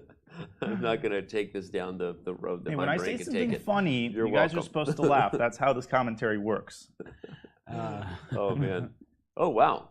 Shout out to 25 gifted subs from the Psych Doctor. And speaking of subs, if Fabiano wins this, we might have to update our sub emote. Right now, when you see it, it is the face of Jan Nepomniachtchi, because he is the tournament leader. But if Fabiano wins this and they're tied, I think we'll refresh the sub face because at that point we're basically maybe changing each round. We'll rotate as long as they're tied in first, but whoever's leading the tournament will be the smiling face you see upon subscribing to the Chess channel during the candidates. Just a fun little touch, and we do appreciate everyone's support. We're not putting your face as the sub alert right now. Maybe later, Tanya. Maybe later. I mean, I've learned to be thoroughly disappointed. Hey, I will take it in stride. All right. But yeah, well, big moment here. Big moment. Yeah, huge moment. And Fabi wants to be really sure. Because like you said, Robert, if you don't go for 97 unless you know you have, unless it's in the bag. You know what I mean? Not necessarily, but you don't need to take it down a forcing line unless you're converting when moves like bishop f4 make your opponent's life so difficult, right? So Fabi's going to try to put it away, and if he can't, we'll probably see bishop f4. I'll just put it this way. I hope this is succinct. That 97 check is a bad move unless you've calculated that entire variation. Right. Bishop f4 is purely a good move without having to calculate all that kind of stuff. Right. So I think that Fabiano, he knows that 97 check is there, but he needs to find the right moment for it. Both players have 19 moves to make before reaching time control. Remember that you have to get to move 40 in order to get more time added back on the clock. So, nothing too serious yet, but given the lack of increment, we've been saying this a lot, the time scrambles are very real. I think we're about to see a real move here on the board. No more pretending or talking. Fabi had that body language shift that suggested he was about to make a move. Jan has that head tilt as he enters that suggests he's looking up the board. I feel like he is looking towards the e7 square. I think he has to be, right? I mean, he's got to be wondering, will Fabi go for it or not? Quick reminder, everybody, these are the two tournament leaders. We have so many new viewers coming in all the time. We constantly want to reset, remind you what's at stake. Just another reason not to go anywhere, especially before you hit the follow button. If Fabi wins this game, we have two players deadlocked at the top of the standings for the 2022 FIDE candidates. Give it to the people. Give it the fun, the hype. Jan doesn't want any of it. He's like, I understand that. I know I'm the bad guy right now, but I like it that way, right? I'd like to be the bad guy and just take everyone's hope away in this tournament. Just throw some Billie Eilish lyrics while you're at it? Yeah. Been the bad guy. By the way, Bad Guy is a song that Anish Giri really likes, speaking of which. If you want to, I'm going to out him. Anish Giri is a closet Billie Eilish fan. Actually, maybe public now. Yeah, everyone should be public of their fandom. Of but I'll put it this way. He sent me videos like, hey, have you seen this new song? Have you seen this song? So that's speaking of revealing DMs. I guess we're just leaking. He deserves it after what he did to you. Yeah, that's true. He did. Tweeting my DMs. The only thing I've seen on Billie Eilish is I love the show Hot Ones because I'm a huge spicy food fanatic. Yeah, that's one of my favorite shows. And you basically eat a progression of wings with sauces that get hotter and hotter. Where's your mind today? You're talking about dating apps, spicy and hot. I mean, I don't know where you're going with anything. Hey, I didn't mean it that way. I mean, get your mind out of the gutter, young man. I love it. And she had an appearance on that show. She was struggling with some of the top sauces, but it was great. Everyone does normally. I mean, you should. If you have normal taste buds, you would should be a dream about for that. me to appear on that show. Set it up, Danny. Come on. All right. Hit up Sean Evans. We have some time. No action in the two games that are impacting the standings the most. That being, of course, Caruana and Nepomniachtchi, and then Hikaru's game with Rajabov. Although, right as I say that, Raja does move King H1. So I thought maybe we would pay off the debt of going to check on the game we haven't looked at for a long time. I feel like we should give Liren and Jan-Krzysztof Duda a bit of a shout out. At least make sure we keep our eye on how that one is progressing. Should something crazy happen, we'll have a little bit of context as to how it got there. So let's head over there. The pieces are being traded. I would like to say that maybe it's dwindling out, but the truth is there's a lot of awkwardness about this position, right? White's structure, not super healthy, but pound for pound, maybe every one of White's pieces better than the black counterparts besides this bishop. So, I mean, this knight is very good. The rook is obviously much more active. But how do you deal with defending this, right? You got to keep an eye on this. Weird position. Well, as I learned from famous effing legend Gadakomsky, as I was his teammate in previous world team and Olympiads, that these positions are never just a draw. That a lot of times the players just assume that there's not much material remaining, it's just equal. But no, look at some of the problems in Black's position. The b5 square Right? Once that rook slides to d4, the bishop can come into b5, for example, and that b6 pawn becomes a target. The a4 pawn is actually quite easy for white to keep defended. So even if black is able to go after b2 somehow, with like a rook c8, rook c2, eventually, which isn't easy because the knight on e5 is so strong, putting pressure on f7, that it's easier for white to go after black's pawns than it is for black to go after white's. And that may seem to be not the case because black's already putting pressure on e4 and a4, but as soon as white plays rook d4, pawn f3, bishop b5, I'm starting to like white's position. I concur completely, and I think this is another example of a situation in which your visual, sort of optically, white's got this damaged pawn structure, but I think the more important consideration here is white's superior piece placement. Right. And to piggyback off of what Robert said about Kamsky, a question I like to ask myself is, would Magnus Carlsen offer a draw in such a position? And the answer is obviously not, and I think Magnus would take white here any day of the week, including today's Monday, right? Yeah, including Monday. Unfortunately for JKD fans, this is another day of the week where you're seeing not necessarily a frustrated JKD, but just body language. I think he knows this is tough for him. He's looking a little dejected a little bit, and that guy started out so solidly. In fact, even had early winning chances in a couple of the games he had. Maybe round one, the most winning chances he's got in the tournament so far when he had the white pieces versus Richard Rapport.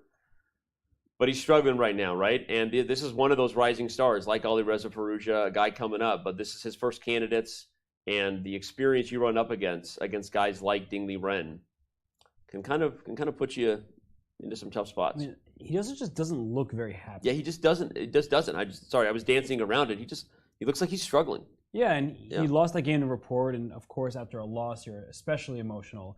But at the board right now, he doesn't look like he wants to be there. And that's not to say that he doesn't care about the candidates. It's because he cares so much, and he's not doing well. Yeah. But he just, I don't know, something about the way he's appeared and about body line. I mean, just the kind of looks like I felt this morning before I slammed that Red Bull, huh? And then we went live, and boy, did I come alive. Woo! Got that niacin, vitamin B. I'm all jacked up. Sorry, go ahead. You scared me. But you feel for him, right? And maybe it's just a rough tournament, and it's not like his position is that bad. But the problem is, you look at this position, you've seen like the next 5 moves. It seems like white just gets to improve, and black has to wait and see what exact plan Ding Liren's going to go for.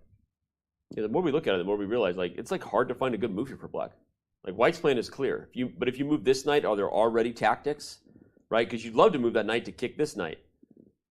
Okay, he just played rook d8. Okay, that makes the most sense possible because it prevents the clear plan of white coordinating to protect a4. But there is the issue that this move might be susceptible to knight c6 at some point. Yeah.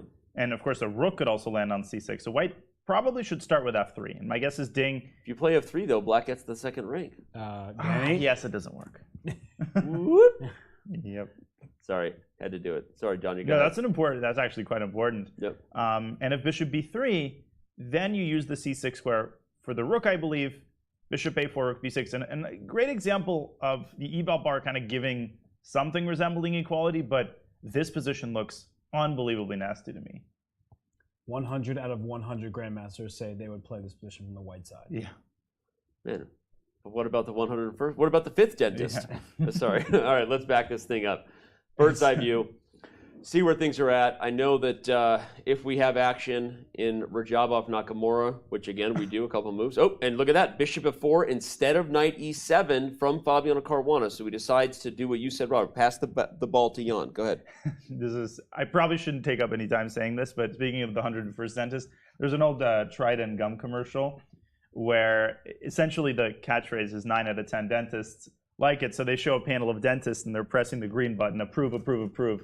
Then they get to the 10th dentist, and he's about to press the green button, but then a bug is flying around his face. Right. Another dentist kills the bug. His head falls down on the red button. I remember that commercial. That was a good one. Yeah, anyways, now let's actually do what I'm thinking. So you're saying the only chess grandmaster who doesn't prefer the position for Ding Liren got hit in the face and blacked out, I guess. So that's the lesson there, everybody. Not endorsing violence in any way. Okay, let's go back to Caruana and Nepomniachtchi. This is the game for all the marbles. We got to continue to watch that super closely. bishop f4 was played, so Fabiano either didn't see the end of that 97 check line, we're not going to begrudge him, or just feels like this is such a tough position that I want to keep Jan in it. But what about round 2? 97 check here is still available. So he's done nothing wrong. The question is, will he play this move knight to e7 and now bishop to f1? We looked at this position a little while ago. It's a real problem for Jan because if he moves his knight from d6, because his king's on f7, there's not just bishop c4 check, but the f5 pawn is also hanging in many different positions. So that king could get checkmated. Oh, absolutely. Well, now, as soon as c4 comes available, I got to come back, right? Oh, knight d5. Knight d5. Oh. Destructive. Yeah, wow, this is... Owie, owie, owie, owie, owie. Owie. Oof. Owie, owie, owie, owie. Mommy, mommy. Owie, owie, owie, owie. Is bird the word? Here we go again with the references. You know what Fabi might be attracted to, though? Instead of bishop f1, I can't take my eyes off of bishop b1 for whatever reason. Trying to get to a2. And it's not so easy for black to generate a move. Wow, that's actually... So still, if I take here, now the rook's not protected. So bishop a2 check. And this almost transposes to the bishop e7 line. Oh, you just take it, okay. But after king f6, bishop takes d6, rook e1, we've gotten that same position. Or have we? Yeah, we have, because you can play, I think, rook d1. Oh, no, you haven't, because there's rook e2 check. If you play rook d1, it's not exactly the same. May not matter. Maybe you play rook d1 anyway, because what does this check do to the idea that we talked about? Yeah, no, this is still very bad. But I feel like this kind of move is very much in Fabi's style. He likes these sort of creative approaches. And I don't exactly see what black can do after bishop b1. It's probably some sort of computer defense. Well, the problem is if knight e7 is so concrete, and it seems like the forcing thing, but he didn't go for it the first time. He's about to be dead equal on the clock before he could go for it a second time. And you wonder, it's like we say, the longer someone thinks, the more they might be outthinking themselves. And if he's seeing ghosts or just doesn't see the knockout blow, does he let it slip and not play knight e7 check here? I guess he can also play bishop f1 right now without knight to e7 to leave that option for the next move. But apparently that's inaccurate for some reason. But it is still the human thing to do, you're right, because you still have knight e7. The knight is still under fire. By the way, you actually are back to threatening rook d1 in a lot of that positions because of the stacked d file here. This looks incredibly unpleasant for black. The one good thing for Jan, just in general, is that b2 pawn is loose. And the knight on c5, even if the knight on d6 moves, the knight on c5 covers the b7 pawn. So oftentimes you take a b2 pawn, you immediately lose the black pawn behind it. Here you can get away with grabbing that pawn if white... Not right away, right? No, of course, of course, in the future. Yep. Yeah, knight f7, for instance. And despite appearances, yeah, if knight e7 check and knight takes f5, then exactly what Robert said becomes critical. Bishop takes b2 is the saving grace for black. And that's what's tricky. That's what's got Fabi thinking, right? We're here analyzing, edutaining. He's down on time also. But you know, this is super hard, right? Fabi out of prep when Jan probably first played that knight d6 move, right? Which he knew he would be better, but he was no longer recalling whatever he cooked up at home with his second Vladimir Chuchilov. So he's on his own, and he doesn't have the benefit of the eval bar or my helpful analysis, right? Wait, look at his eyes. Right? He's clearly looking at the e7 square because really you can take on e8 first in some of these variations, but I don't see why you would ever want to do that. Yeah. So that's the only other move that doesn't involve bishop f1. But his eyes keep looking forward rather than retreating to f1, and he's going to have to put the bishop there somewhere. But you know, the way he's been looking, it feels like he is spotting knight to e7 check, and that makes it very likely that he's going to play it. Well, it's funny because you say he keeps looking forward. Now I'm thinking, and you said you never play rook e8, but because you said never do it, obviously, you know, now Dan has to do it. Okay, he goes for it. I was going to say, the one idea we keep talking about is the d file, just to finish that thought. And if you trade rooks, then you could have put a rook on d1, and you wouldn't have had to deal with rook takes e1, right? So, okay, Fabi does go for what seems to be the best, but that wasn't out of the question. All right, Jan about to respond instantly. Likes that he's finally up on clock for the first time in the game and wants to keep it that way. And now I'm very curious where Fabi will go with his bishop. Bishop b1 or bishop f1? A glance. a patented Jan Nepomniachtchi stare at his opponent, raise his eyebrows, scratch his right temple, and then look back at the board.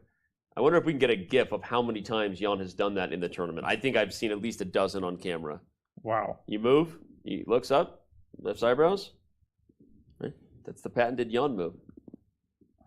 See, now I won't be able to unsee it. I've just been starting to wonder, is there bishop takes f5 as well? In this position? Yeah. I mean, I have 3 pieces aiming at the f5 pawn.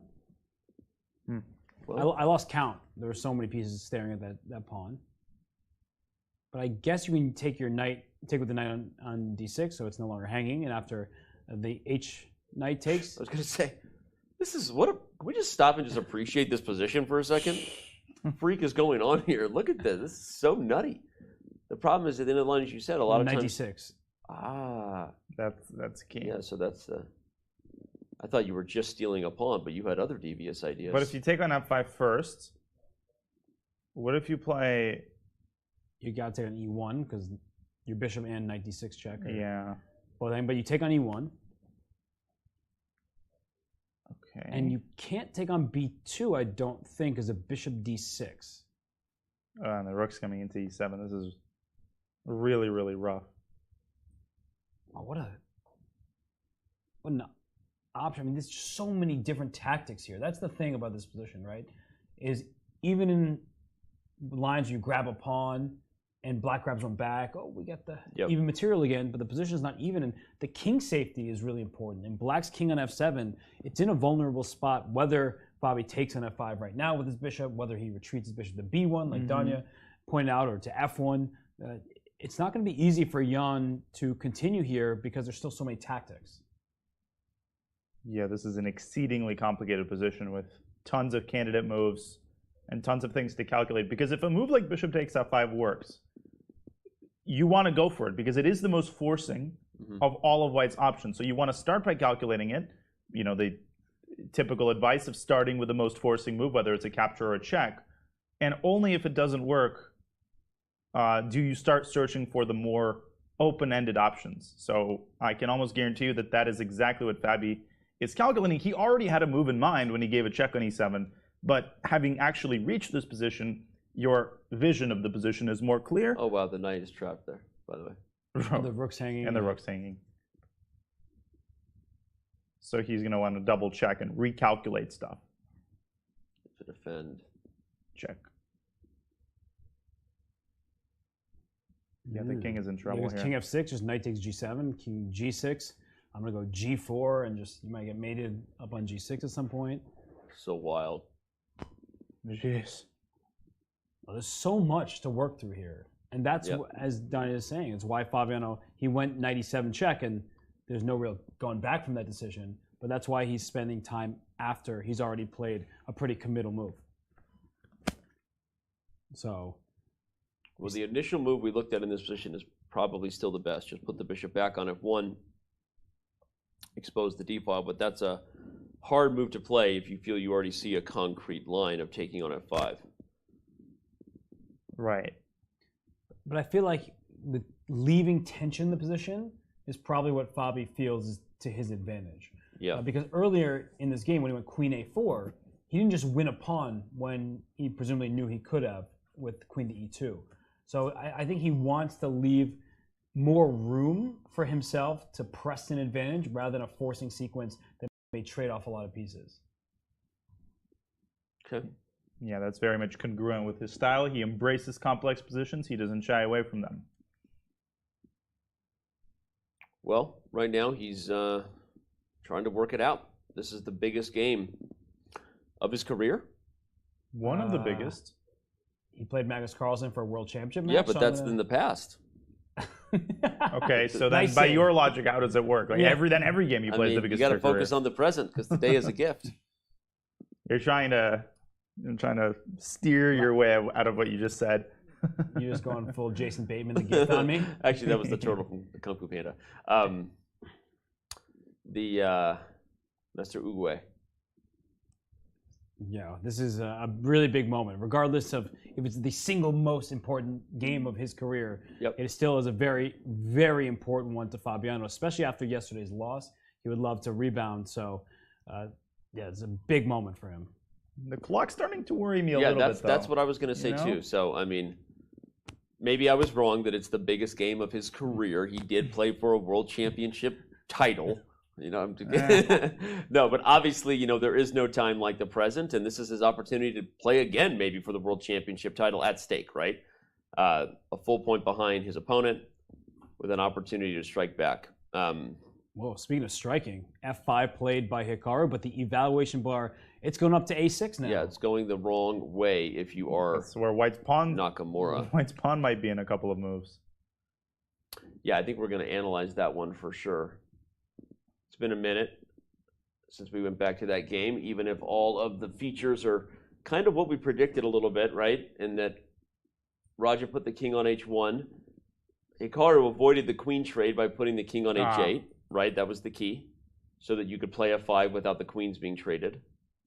But Raja's not apologizing. He's just taking what he wants on the queen side. Here he goes with the pawns. And it's costly. King H8 costs a tempo. Yeah. And that's really important when you're trying to attack, because look what White was able to get in return. The king slides over, the rook comes to G1. That's a semi-open file, and the rook helps shield the king on H1. So right now, there are many different options for Rajabov. He can play bishop to E3, and you don't actually necessarily want to take on A7. Sometimes you do want to get the bishops off, but the knight coming into F4 is worrisome. So you probably would prefer that the bishop captures you. But even if the knight gets to F4, with that rook on G1, Black is never going to deliver a checkmate. He made a move, by the way. He made rook G2, which was not to the computer's liking. The one practical thing you have to say about Hikaru's position is that while obviously he's now going to be all in, right? He did everything he could to keep the queens on the board to try to launch an attack. He's going to make Raja earn it, right? Maybe Rajabov doesn't want to deal with the pressure. Maybe he doesn't want to deal with an all-out Hikaru Nakamura kingside assault. He's already maybe played one inaccuracy when facing F5. And we all know that all Hikaru needs is a tiny window of opportunity. Anytime he's got anything going against your king, the game is not over. So he came back and gave a little bit of a squint that we've seen before. He's like, now he's got the Hikaru head shake going. That's Hikaru Nakamura number 6. He doesn't like what he sees for his opponent. He found that a little surprising. If Hikaru finds your move surprising, that ain't good most of the time. But I think we can understand Rajabov's move, because he wants to move his bishop, whether it's to E3 or D2 remains to be seen, but then his A1 rook at some moment can slide to G1. I'm not sure it should, because you want to have your rook behind a passed pawn, but having that option is important. Also, he's defended the F2 pawn, and the reason that's so necessary is that if his queen, that's being Rajabov's queen, ventures out to C4, where it offers that queen trade and puts pressure on the C6 pawn, maybe there are opportunities for Black, exactly as you're showing, to take on F2 before. So the rook on G2 is sort of preemptive. It's defending White's pawns. Yeah. Rook G2. Ooh, Hikaru is about to move, doesn't want to take a lot of time, which, by the way, we haven't mentioned yet. Hikaru actually, speaking of time, in the worst time pressure of anybody in this round right now. He has 19 moves to make in only 23 minutes. And he looks over at the clock, and he doesn't like that. He just shook his head and says, I don't want to spend too much on the clock here. Yeah, and I mean, the big question for Black now, I think, is whether and where to put the rook on A8. That rook is not participating in the game. My instinct is to put it on the open file. That's always what, is instinctual for a human, rook A to D8. But that move might be ineffective because there are no infiltration squares on the D file. That gives White a tempo. What is White going to use that tempo for? Maybe to discharge the tension in the center with E takes F5. And you can't really take back with the queen because the C6 pawn hangs. That's a pretty big deal. And if the rook takes back, White plays bishop E3. And Robert, I know you'll co-sign this.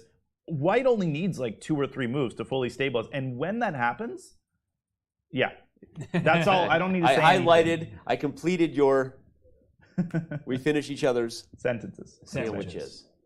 Yes. Is that another When reference? is he going to learn? What is that from? And we feed him every day. Okay, He still every doesn't get single the day. sandwiches. All right. I'm a lost cause. Don't But, you know that? by the way, Don't give up on yourself. No, you're right. And obviously the whole point is that if and when Raja can simplify the pressure, nullify Hikaru's attack, it's just a matter of formalities at that point. The A pawn is going to rule the day. So Hikaru, with only 21 minutes, 19 moves to make, needs to make this thing as messy as possible to have any chance. So that's weird. It's like you have to keep it messy because you're probably worse if you don't, but the messier the position, the harder it is to handle with how much time you have on the clock. So Hikaru has an uphill battle here for sure. And they both know that Rajabov has a better position. Yep. And if Hikaru doesn't keep that pressure up, he knows he's going to lose the game because of that A4 pawn. So Rajabov saw an opportunity, he seized it, he stole that pawn on the rook's file, and after rook to G2, the move he just played, for Hikaru, I think it's natural for him to try to double on the F file because that file at some point will get open. So Danya was saying, I like rooks on open files. You would love to have both of your rooks on the F file. So I could see an argument, after Rajabov's rook G2 for Hikaru to play rook F6, try to get the other rook to F8. It feels a bit slow, but you need to create some kind of problem for white. Yep. Mm-hmm. Oh, man. Well, I don't see a lot of candidate moves here for black that are concrete to try to punch through. So you mentioned bringing the rook in. Maybe the rook can come to E8, not D8. Well, the white rook's on G2. If you just sorry, in the live position. Yeah, scroll back a move too far. Rook A8. And then if I take on F5, you could make the argument that your rook is now better positioned to prepare. Yep. E4 and I want to go for this and Bingo. just be like all in on like something. I don't know. Yeah, E4. E4? E4. This is what let's go. would have been impossible, the rook being on D8. It would have been hanging. Yeah. And E4 would have been unprotected. Now it's wild. Okay, so white this can't might take be on Hikaru's C6 chance there. then. Rook A to E8.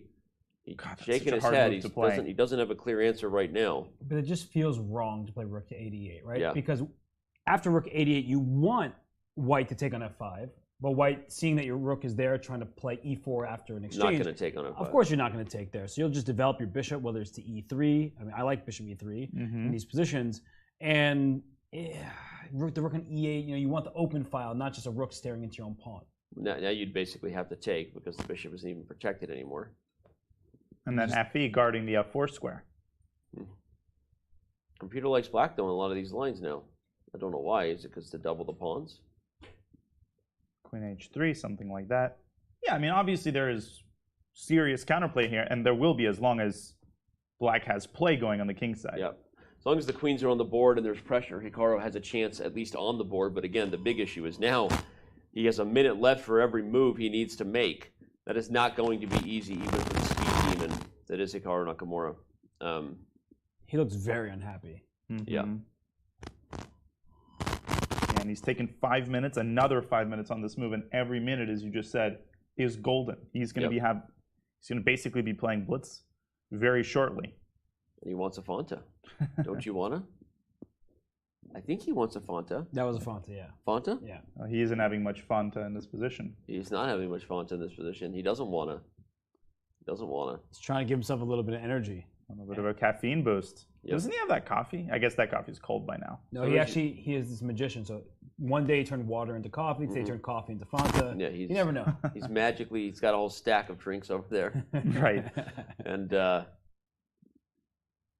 ooh, he put it on the table. He put it on the table. That's a sponsorship opportunity. He gets paid a lot of money to do things like that. I don't Right. think Fonta is a sponsor, so whatever drink sponsor Hikaru has, they might be texting his manager right now and saying, "Get that Fonta out of here." Right. I don't want to Fonta see. I don't want to Fonta see that.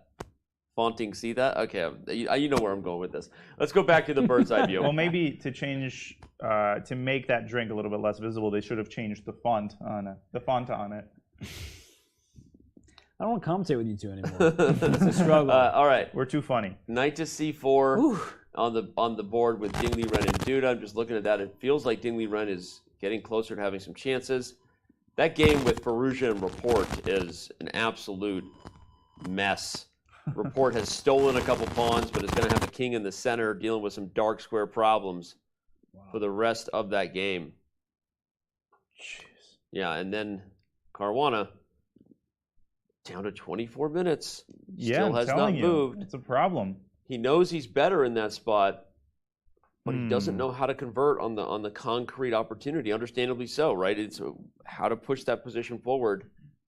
Yeah, I mean, what Huge yields, question. There's several different types of difficulty in chess. When people think of a difficult move, most people associate that with a move that's hard to find. That's not the only type of difficulty, and there's also difficulty that stems from a couple of candidate moves. All of them are easy to see. Caruana sees the correct move. It's either bishop f1, bishop b1, or knight takes f, or bishop takes f5. The difficulty consists in choosing between several moves that all look tempting and appealing. Yep. And that's why he's spending so much time. But gosh, he's got to be thinking about moving in the next 3 minutes at the maximum. Yeah, I mean, he's got too many moves to make to mess around with what's at stake here. Right. 17 to be exact, with 22 and a half minutes remaining on the clock. Yeah, he's almost in Hikaru territory. It's not one of those things where, as you're saying, he makes a move and then everything clarifies and you can play quickly. Like, the complexity is going to carry forward even after his next move. Lots of players coming by, checking out what's at stake there. Could we check the Firouzja game really quickly? We can in a second. Let's. Or do you want to wait for his move? Yeah, let's wait for his move, and then we'll head over to that game and get us all caught up. Oh, Bobby leans back and lifts his eyebrows, and he's like, I don't know.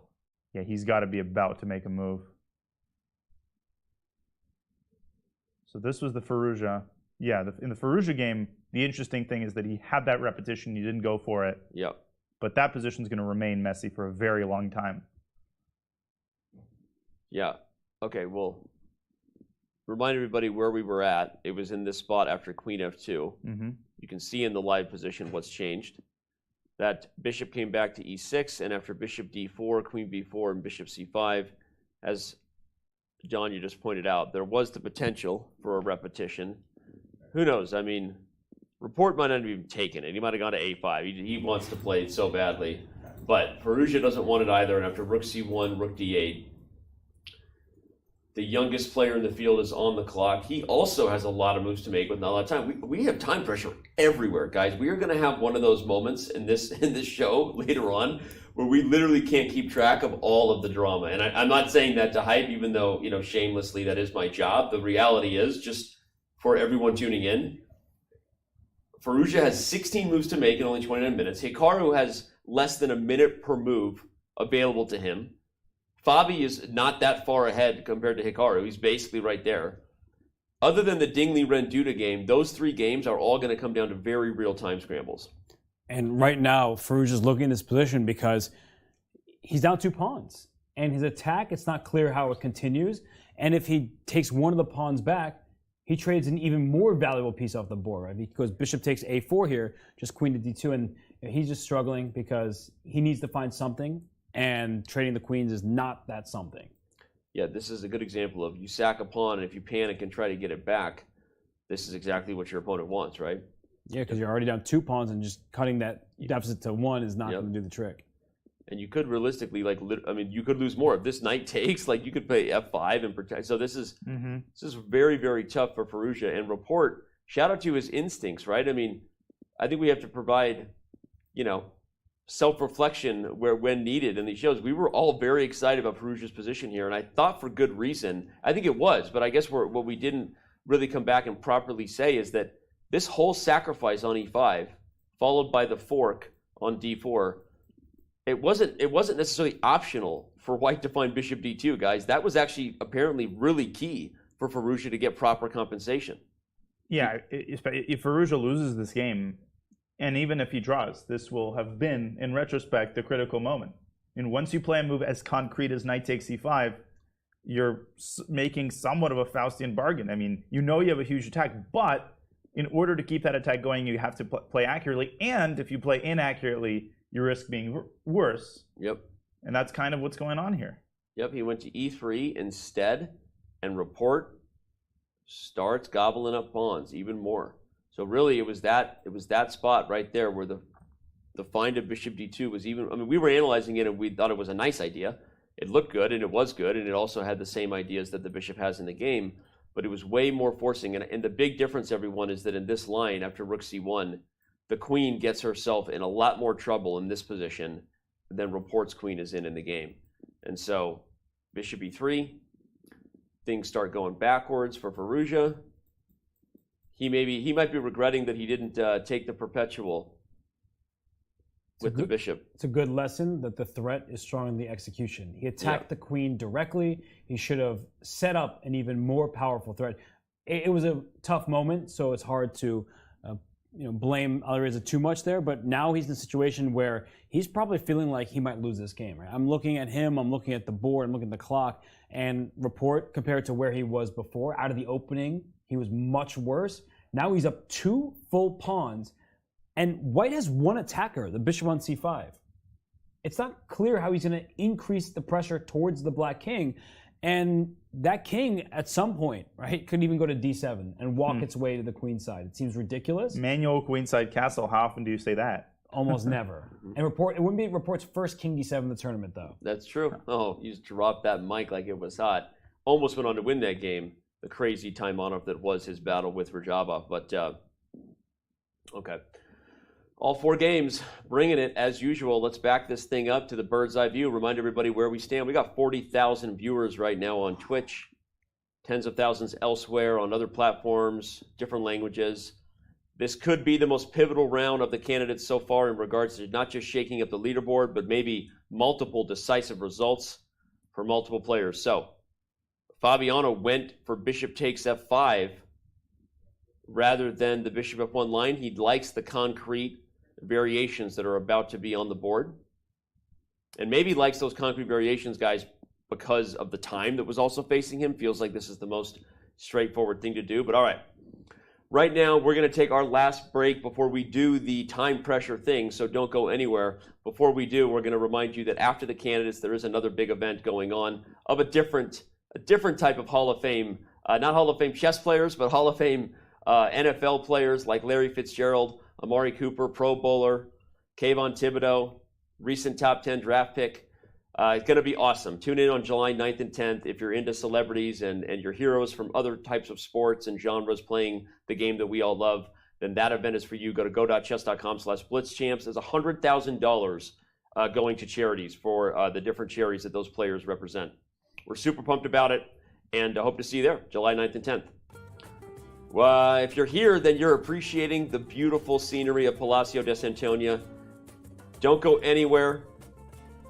There's some amazing artwork, amazing statues. This place is awesome. Seriously, it is. Gorgeous, gorgeous.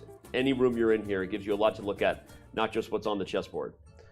Don't go anywhere. When we come back, round 9 will continue here for the 2022 FIDE candidates.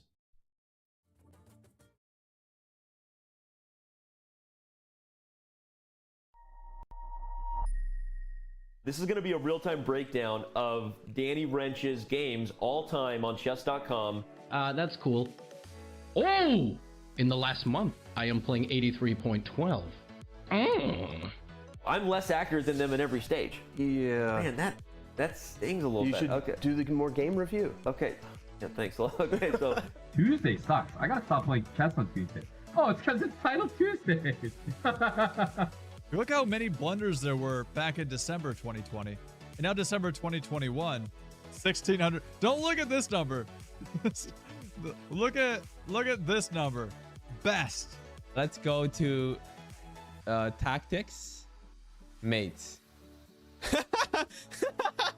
I'll probably need to work on these ones. Yep. Every single rook fork that has presented itself to me, I have found.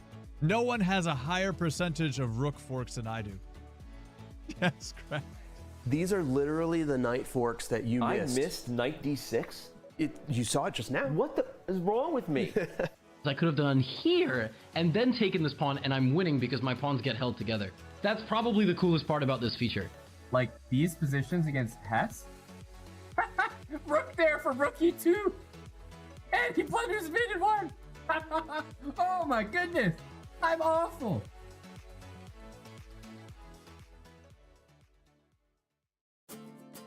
The FIDE Candidates is the most important tournament in chess. Taking place every 2 years, the Candidates qualifies the victor to challenge the reigning world champion in a World Chess Championship title match. The 2022 Candidates will feature 8 of the world's best chess players. They've all earned their spots through 2 years of fierce competition. They now head to Madrid, Spain, where everything will be settled over the board. One of those 8 spots is always reserved for the previous World Chess Championship challenger. Jan Nepomniachtchi would love nothing more than a second chance at the throne, but he has to get through 7 other great players in Madrid first. 2 spots went to the top finishers of the most prestigious open chess tournament in the world, the FIDE Chess.com Grand Swiss. Alireza Firouzja won the Grand Swiss, turned the heads of everyone in doing so, and has become the youngest player in history to cross the 2,800 ELO rating barrier. He would become the youngest World Chess Champion of all time should he win the candidates and ultimately the World Chess Championship match. Fabiano Caruana joined him, taking the other spot from the Grand Swiss. The US #1 and 3rd highest rated player in the history of our game is also the only person to never lose a classical chess game to Magnus Carlsen in a World Chess Championship match. 2 of the spots were claimed by the winners of the dramatic 2022 FIDE Grand Prix cycle. Grandmaster Hikaru Nakamura is a former world #2, a blitz and bullet chess legend, and the most popular chess streamer in the world. He was joined by GM Richard Rapport. The Hungarian #1 is one of the most creative and dangerous minds in the game today, and nobody is looking forward to facing him in Madrid. FIDE awarded one of the 8 spots to the wildcard invite Grandmaster Timur Rajabov. Raja missed the 2021 candidate cycle in consideration of COVID concerns. But as the oldest, most experienced player in the field, he's looking to use that knowledge and punch his ticket to the World Chess Championship title match. And finally, 2 spots go to the top 2 finishers of the world's largest knockout tournament, the absolutely grueling FIDE World Cup. Jan-Krzysztof Duda, the Polish #1, punched his ticket by ousting none other than world champion Magnus Carlsen in the semifinals of that event. Duda would ultimately defeat Karyakin in the final to win the World Cup. However, Karyakin, due to suspension from play by FIDE, sees his spot go to China's #1, Grandmaster Ding Liren. Ding Liren takes the spot due to being the highest rated eligible player according to the May 2022 FIDE rating list. So that's how each of our 8 competitors earned their bids to Madrid. Inside the Palace of Santona, it's about who can sustain the mental endurance to secure the coveted slot as challenger for the world title. But we're not sure who that will be just yet. We do know this. We'll enjoy watching every minute of the candidates with the Chess.com community as we see how the most important tournament in chess plays out together.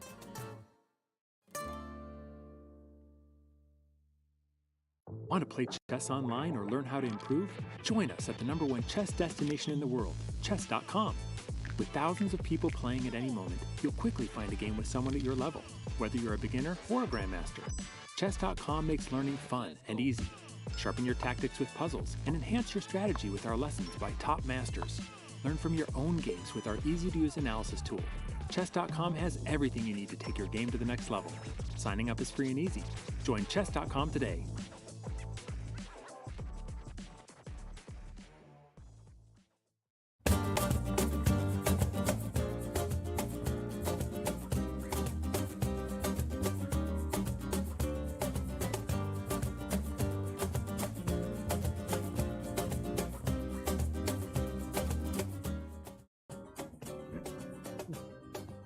We are back in Madrid.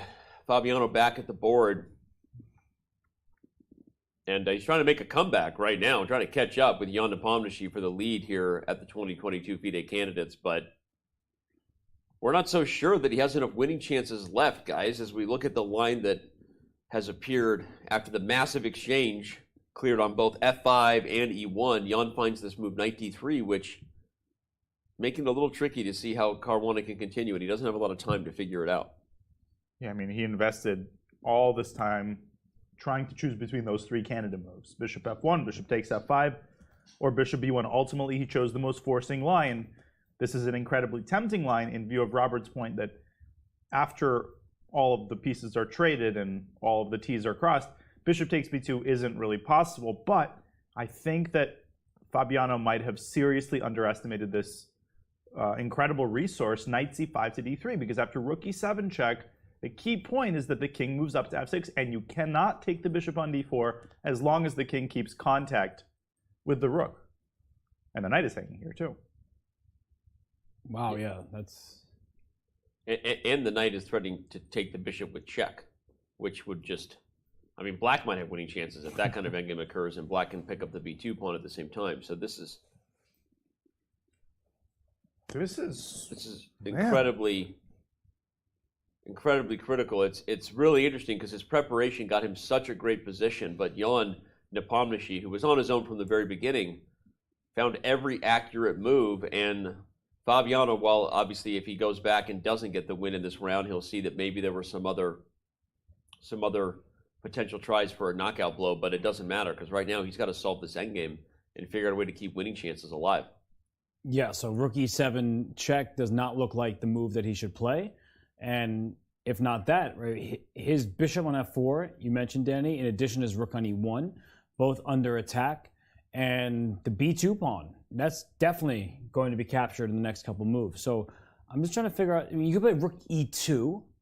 That looks to save the b2 pawn. But after knight takes f4, g takes f4, it's like your extra pawn isn't really much of an extra pawn after all, with double isolated f-pawns. But there's a very important detail here. You have to play rook f8 to d8. I think this is the sort of the saving grace, because if you had moved your bishop, then either the rook would have gotten to e7 or white has b4, and the situation remains very uncomfortable for black. Maybe he has g6 counterattacking the knight, but I think rook d8 just removes all doubt instead of this. Yeah. Although even here, rook d2, like bishop f6, and just trying to calculate this through because there's a knight d6 check at the end, but true. your knight gets trapped. So it goes even deeper than this because... I saw it. Wait, not king d5. No. First you play bishop b6. And then white is b4 to save the knight. And white's up 2 pawns, but because those f-pawns are doubled, that it looks like black is going to get one back over there on the queen side, and white can't create a pass one. But this isn't that clear. I mean, we see the evaluation by 0.3, and think about how far in advance you have to correctly assess this position. Yeah. Right? Jan needs to get here and be like, this is 1,000% a draw, because otherwise he just loses. Right. Well, Fabiano trying to assess it in advance, he only has 13 minutes for 13 moves. This time control, the lack of increment, this is crazy, right? I mean, these players are looking at the clock and with real fear in their hearts. This is like, I don't have any help coming here. I mean, as Jan walks around circling the board like a vulture, I think he's getting excited. Yep. I think he's feeling nervous excitement right now for maybe the first time in the game, because he knew he was worse. Yep. He had his back against the wall. He was out prepared. White's pieces were more active, and all of a sudden the smoke has cleared. He clearly found a move that Fabi either underestimated or missed. He's up 20 minutes on the clock. Yep. He could not have asked for a better scenario after 27 moves, given how this game started. Completely agree. And especially if you told him that, hey, you'd be worse, but your opponent would get in some time pressure, he might just take that gamble, knowing how fast he is and knowing how difficult it can be to manage these situations without any time being added back to your clock. So watch that move. It's move 27. Fabi has taken 5.5 minutes on this particular move, as we can see that clock counting up. All right, well, we looked at rook e2, going for the double pawns. I don't know if there's any other move besides rook e7 check to really go for. You could also play rook e4, which defends the bishop and attacks the black bishop. Another option, another move we could see. Yeah, rook e4 is actually quite an interesting one, because if black takes on f4, then after rook takes f4 back, there's all these discovered checks. The bishop, of course, is loose on d4, has to take the pawn on b2.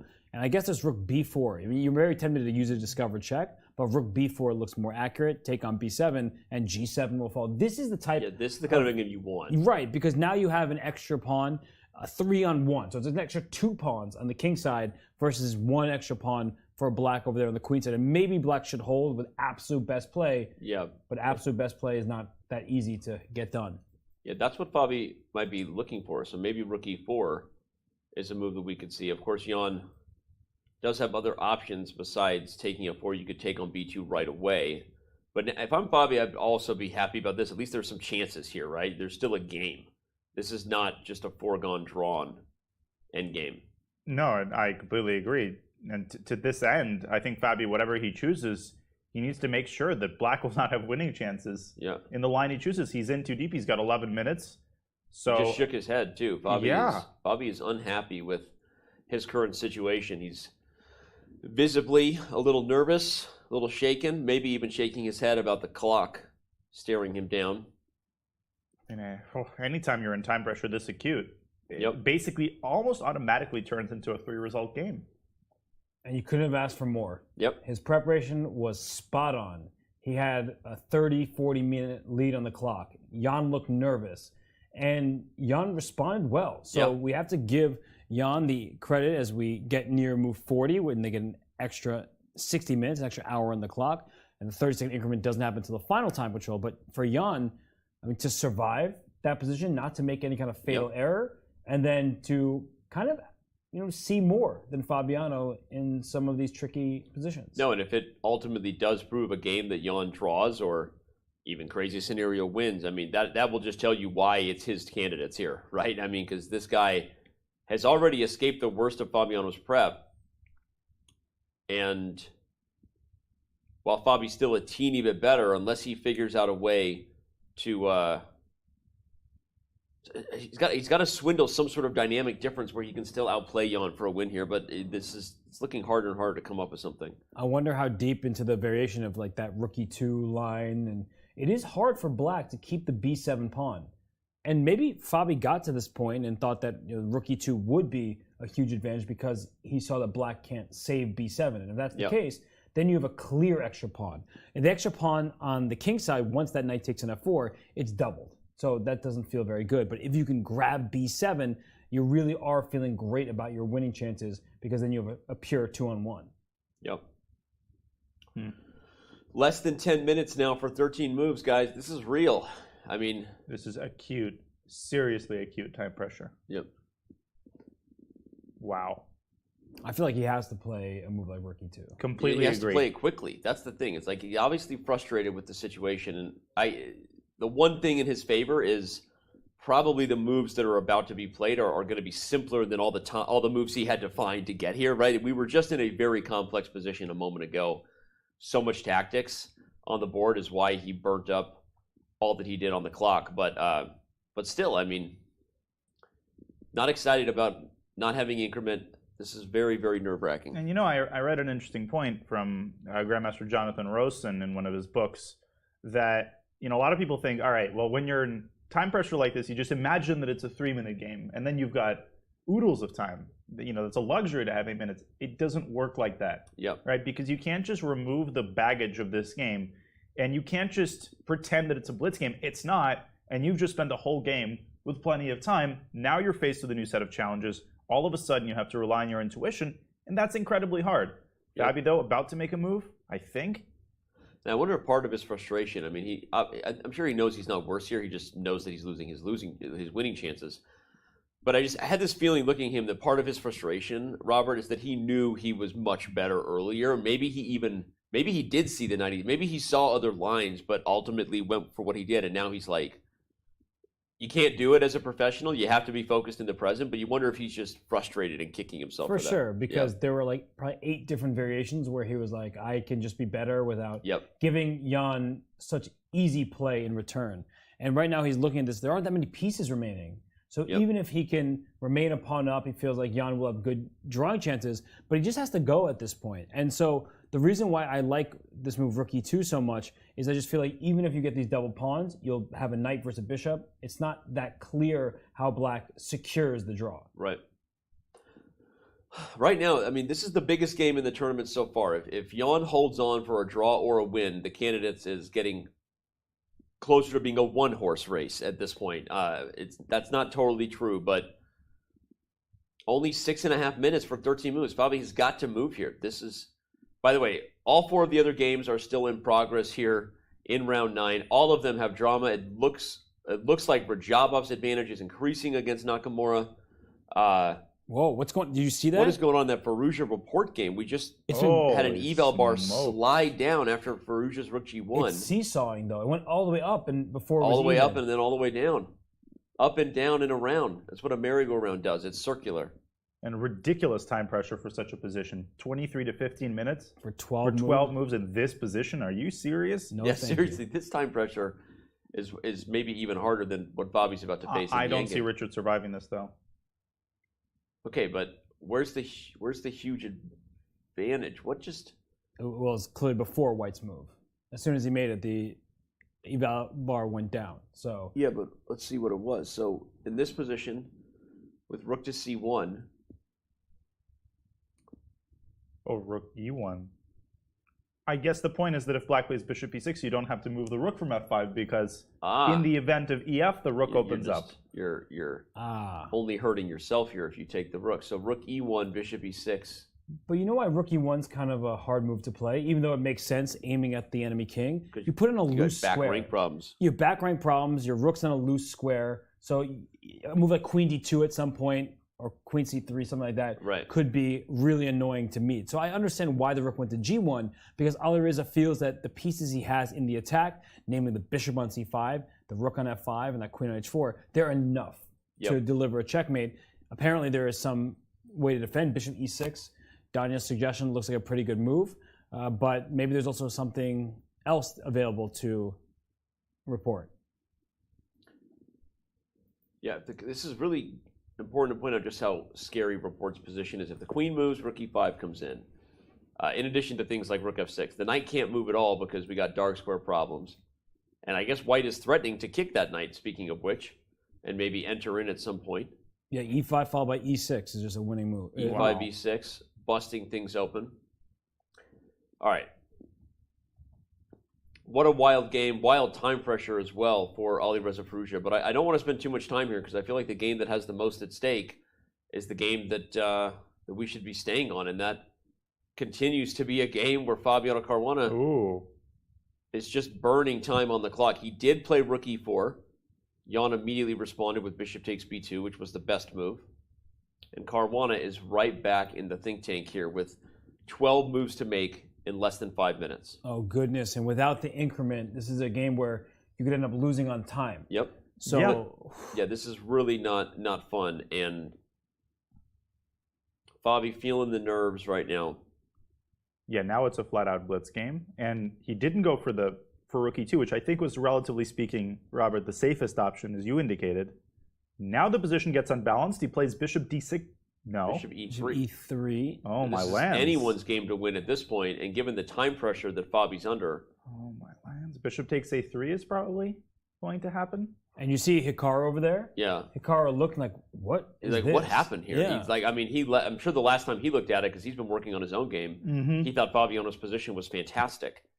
Now he's like, what happened here? And I'm guessing that anyone who hasn't been playing the game, who doesn't have the weight of the history of the game on their shoulders, looking at this like, okay, this is just going to be a draw. Yeah. But what happened before this was very stressful for the players, and now bishop takes a3 for black, bishop takes a7 for white. This is not too much material remaining here. The one thing, though, is that that b pawn, it can either be seen as a pass pawn, which would be good for black, or an isolated pawn, which would be good for white. If you can target it, and then you'll start playing on the king side where you have an extra pawn, that's the only way to potentially win, but no, that's not realistic at this point. Yeah, and if you do have winning chances, but even if you win these 2 for 1, depending on the pieces you have left, if it's a rook ending or a bishop ending, it's probably just a draw. Even the knight ending, with only 3 versus 2. So that's a really hard situation to imagine Fabi maintaining good winning chances. Yeah. This is definitely a day that could continue to have that smiling Jan Nepomniachtchi for all the subscribers coming in, because even if all he has to do is hold a draw, a win would be the tournament. I'll just call it. If he wins this game as black, it's Red Rover, send Jan Nepomniachtchi right over to another world championship match. Essentially, yeah. So Hikaru's holding his breath. Yeah. The trend of the game has been in black's favor. If you told me 15 moves ago that one side is going to have 29 minutes, the other 4, in my wildest dreams, I would have never anticipated that it's Fabi who has the 4 minutes. Yep. Crazy. Yeah, again, out of the opening, everyone, if you go back as far as a position like knight d6, where Fabi was up almost an hour, at least 50 minutes at one point on the clock, and better, Jan has found every accurate defensive move here to get into an endgame where, objectively, he had moments where he could have been losing, but he kept finding active moves to coordinate and come back, and he's just simplified out all of White's pressure into the position that we now have.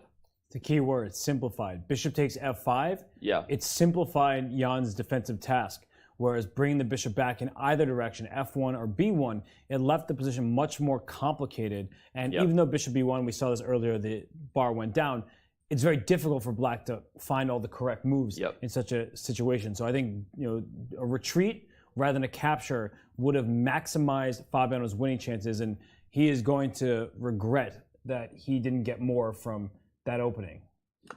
Right now, he just wants to maybe even draw. Like I don't think he's thinking that way yet. Of course, Fabi still wants to win, but he definitely doesn't want to lose. And fans across the United States of America are hoping that Fabiano Caruana can maybe still find a way to swindle this one out for a victory. 42,000 people on Twitch. Welcome in. Hit the follow button. Here we go. Bishop takes a3. I think Fabi quickly, captures a7. He knows he needs to move in a hurry. 11 moves to make in only 4.5 minutes. And I feel like Fabi's body language says he knows that this game is going to be a draw with accurate play. And speaking of accurate play, when you only have 4.5 minutes, that's when you make mistakes. So if you're Jan, this is what Magnus Carlsen said when Jan played against Hikaru Nakamura. Be a shark. Against Hikaru, Jan had a terrible position. Hikaru was pressing, outplaying him. But then the momentum shifted. The trajectory of the game was in Jan's favor. He said, you should keep playing. So why shouldn't Jan keep playing? Yeah. He has more time. He is an outside pawn. And yes, this game, in all likelihood, will result in the split point. But for Jan Nepomniachtchi, it doesn't feel like he's risking much at the moment. No, for sure. Danya, how do you get yourself in the mindset of that, right? How do you shift from drawing the person chasing you with black would have been option A, B, and C coming in? You would have been thrilled with it, right? But now you got to get yourself in a killer mindset and be a shark, as Magnus Carlsen said. Listen, I think you can have your cake and eat it too. I think what you want to avoid if you're Jan, for instance, is to start playing really quickly yourself, because that puts too many things to chance. You have to play a line that is practical, that keeps your position solid, but that keeps pieces on the board. So one thing that comes to my mind is rook a8, chase the bishop away, and then drag your bishop from a3 all the way back to f8. Defend all of your kingside pawns and try to push the b pawn. That's a risk-free option that also creates threats. Let's see whether he chooses that. He has played rook a8. Yep. That's such a nice idea from Danya right there. You gain a tempo and actually free up a square that you want your piece on. And that piece is very useful there. You would defend the g7 bishop. Sorry, the g7 pawn. Meaning Jan would be defending e7 and d6. I think you play bishop f8 right now if you're Jan. Yeah. And then for Fabi, you start getting into this moment where can you just force a draw? Yeah. Because sometimes you keep playing because inevitably it'll be a draw anyway. This game, if you have the bishop going to f8 and then that pawn going up to b5, all of a sudden this could be a situation where Jan is just like, hey, I have a passed pawn. That's not an isolated pawn. Yeah, sure it is, but it's a passer. Yeah. And it's going to be supported by the bishop on f8. That's a wonderful piece. If it reaches the b4 square, it's sitting pretty with defense. Speaking of forcing lines, it makes me start thinking about crazy stuff like this, right? I know you don't want to play to lose, but if you found a way to get all these pawns off, would you lose the rook and knight in there? Maybe not. You shouldn't, but you could. And it feels kind of defeatist, honestly. Yeah. Oops, sorry. But you could try to start maybe with rook e4 to e3 to chase the knight away. And then if the knight moves back to b4, there's less of an imminent risk to white's king. Then you can play bishop takes g7 and eliminate all of black's pawns. The problem is that after rook a3, there is the intermezzo rook a2 check, as Fabi drops now to 3 minutes on the clock. Yeah, rook e3, rook a2 check. He's under 3 minutes on the clock. He's visibly nervous, as we see. He's shifting his position. He's darting. His eyes are darting back and forth between the board and the clock. 9 moves to make in 3 minutes. That line, I know it's so even if you give check first, whatever. The point is, if you go for this and you win enough, the B pawn is key. The B pawn has to fall. This is also a recipe to lose. I get it, but a rook and knight do not beat a rook. Yeah, and now it's a forced draw because you have a million checks. Right. So actually keeping the rook on 8 is important so the black king can hide back on the last rank. But he goes rook back to e2, so he doesn't decide on it. Ooh. And that seems to be an admission of just how badly things have gone. And should Jan start pushing the B pawn? Is he better now? He should start pushing the B pawn and start pushing for the win. This is completely coming off the rails. This is nuts. And that's the thing about this position is Jan now can push with 0 risk. Yep. He could push his B pawn. He could play G6 just to kick that knight out of there. So there's none of this bishop takes G7 stuff available. And after pushing the knight back to likely E3, then play B5. I mean, that's a passed pawn. Yep. Mm-hmm. Yeah, G6, knight E3, B5. This is completely gotten away from Fabiano, who at one point was clearly better in a middle game and had a big lead on the clock. But Jan Nepomniachtchi has to get a ton of credit. His form here in this event, his energy has just been super high. He's also conserved energy at times. We had a stat coming into this round that he's played the least amount of moves of any of the competitors, meaning he has a lead and he hasn't even had to work that hard to get it. Fabi has had 2 of the longest games in the event. It took him 7 hours to beat Rajabov, and you wonder how much that storyline is something we will be referring back to, because Fabi was better but wasn't able to convert. You wonder if a little bit of exhaustion kept catching up to him before the next rest day. God, will this be a painful rest day for him if he loses? Oh, it would be, yeah. I mean, it would be a painful rest day for the entire field. I mean, if Fabi loses, that rest day comes and everyone's thinking about vacation. I mean, I hate to just be real about it, right? But it's like when a team is down 3-0 in an NBA series and they say all the professional things, like, no, I can come back. I mean, like, this is like, Jan would be 2 points up on the field. Mm-hmm. Yeah, because Hikaru Nakamura doesn't Hikaru look is not going to win. It doesn't look like he's going to win his game. Well, it would take a big swing. Yeah, but Timur, as we've discussed, Fabi's game has been taking wagon loads of time. Okay. And that game is turning into a time scramble. We don't have to look at it. We're not going to go there just yet, but just reporting on that fact. So that game's sharpening up a little bit as well. I told you fans about 20 minutes ago that this would be one of those rounds where every game is in a time scramble and we can't choose. So go to chess.com/events, use one of the direct links, go watch the games yourself. We are not going to be able to be on every board in some of the critical moments because not every round has it. We've had rounds where a couple games finish really early and it's kind of easy for us to toggle, keep our eye on both. But this is going to be a very wild finish. On that note, let's see the bird's eye view just so people can really get the reality of what I'm talking about here. Look at the top left. That bar is getting sky high. So with every single move, it's going from a winning position for Alireza Firouzja back down near equality. So that game is just ridiculous at this point with that king sitting on e8. And we'll do that with every board. I'll let Robert do it for Rajabov Naka next. So after that quick little breakdown by Robert, I'll do the time control update, which is 10 moves to make in less than 10 minutes for Firouzja, and Report only has 15 minutes. So that's the time pressure over there. There are still 10 moves to make. Rajabov and Nakamura, wait, really? They still have 16 moves to make. I'm telling you, Timur is down to 12 minutes. 16 moves to make, only 12 minutes for Rajabov. And when we saw Rajabov play an excellent blitz game down the stretch yesterday against Firouzja, he was making all the correct moves in time control, even bring his king up into the open. So right now, his position is just so good that I'm not too worried about him. Even in the Liren Duda game, they haven't reached time control yet, which means 5 minutes for Duda to make 4 moves is also that's really bad. A bit nerve-wracking. That's. Are we counting right? Is White up a pawn with a nice outside pass pawn? But Bishop F3 check is a Bishop F3 check is the problem there, but it's definitely a tough spot on the clock. And then finally, the one that we just started this whole little merry-go-round adventure on. Caruana has 2 minutes and counting to make 8 more moves with no increment coming. And as our team has astutely noticed, he keeps switching poses. You could just sense the anxiety, and he. And me? Yeah. Oh, yeah. I'm in therapy for a reason, buddy. Bishop B6 there. All right, Bishop B6. Okay. So we're going to head back to that game, the one with the most at stake for the standings. Danya, your thoughts on how Jan can keep the most fighting chances alive? I think Jan might have missed a detail here. So he can go rook up to d6, and now you have to pry the bishop away from b6 if you want to push the pawn. But now white has the move knight e3 to c4, and after rook c6, it looks like everything hangs, but white moves the rook up to e4. Mind you, not an easy line to go for with no time on your clock, but somehow it appears that white has stabilized the situation here.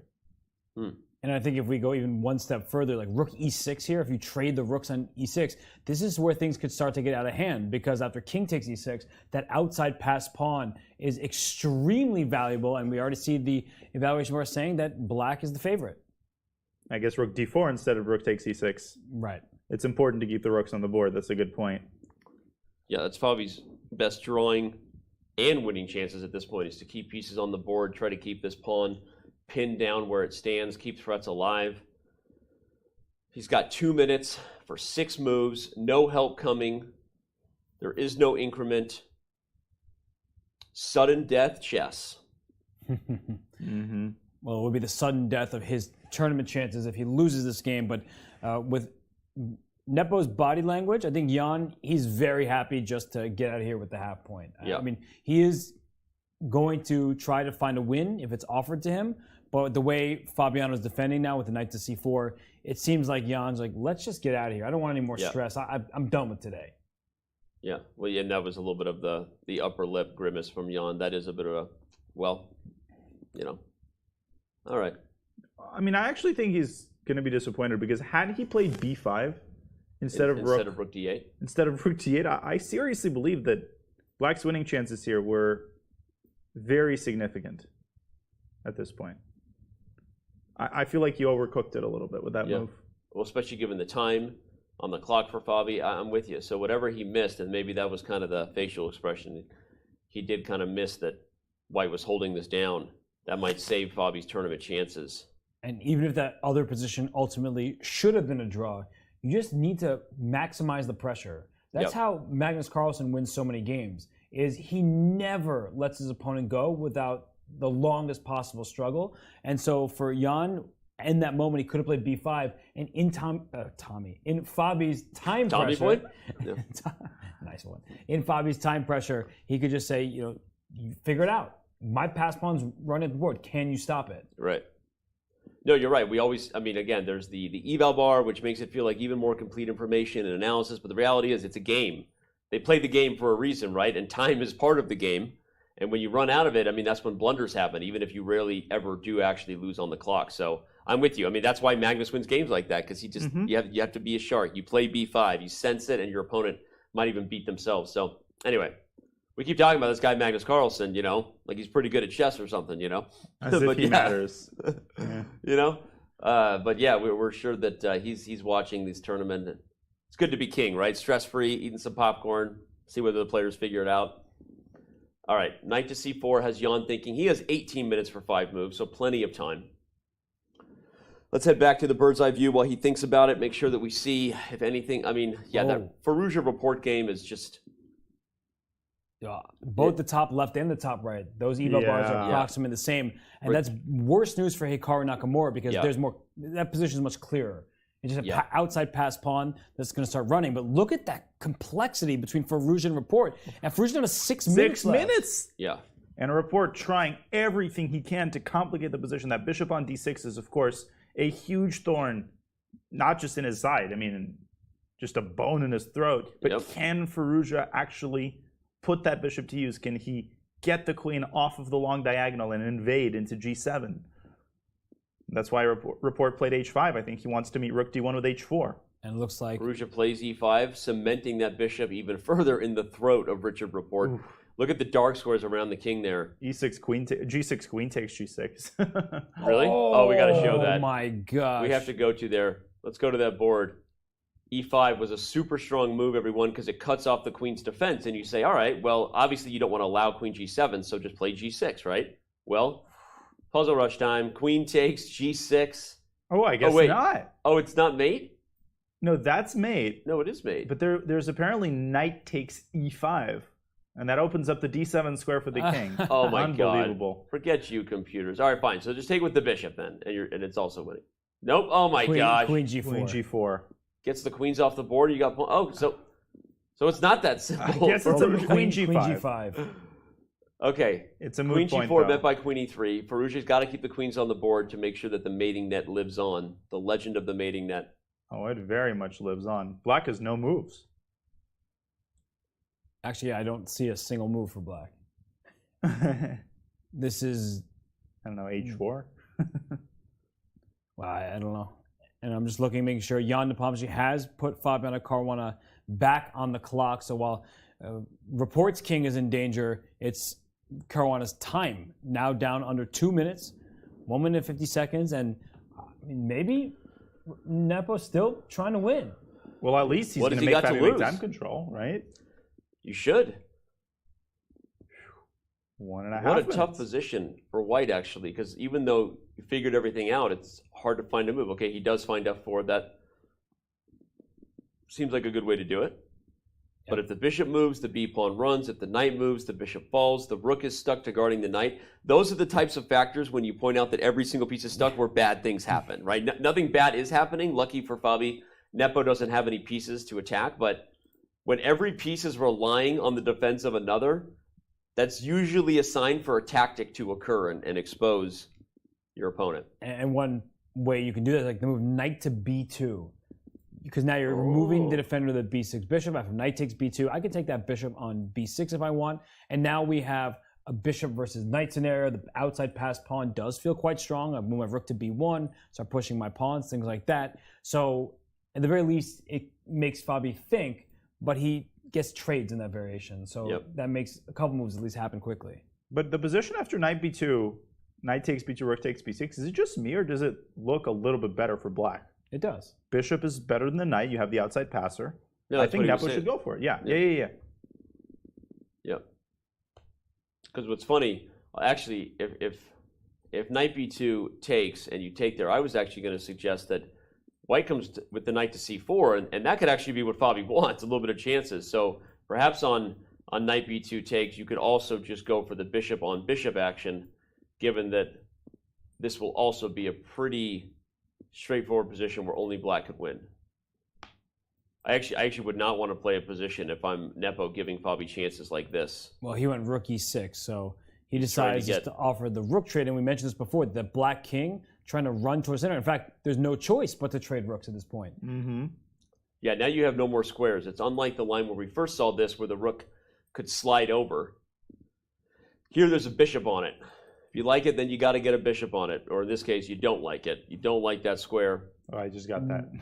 This game is ending with king f3 and then knight e1 check. And then the king knight f3, knight e1. And then the king's going to go to e3, knight c2 check, and you're just going to keep checking.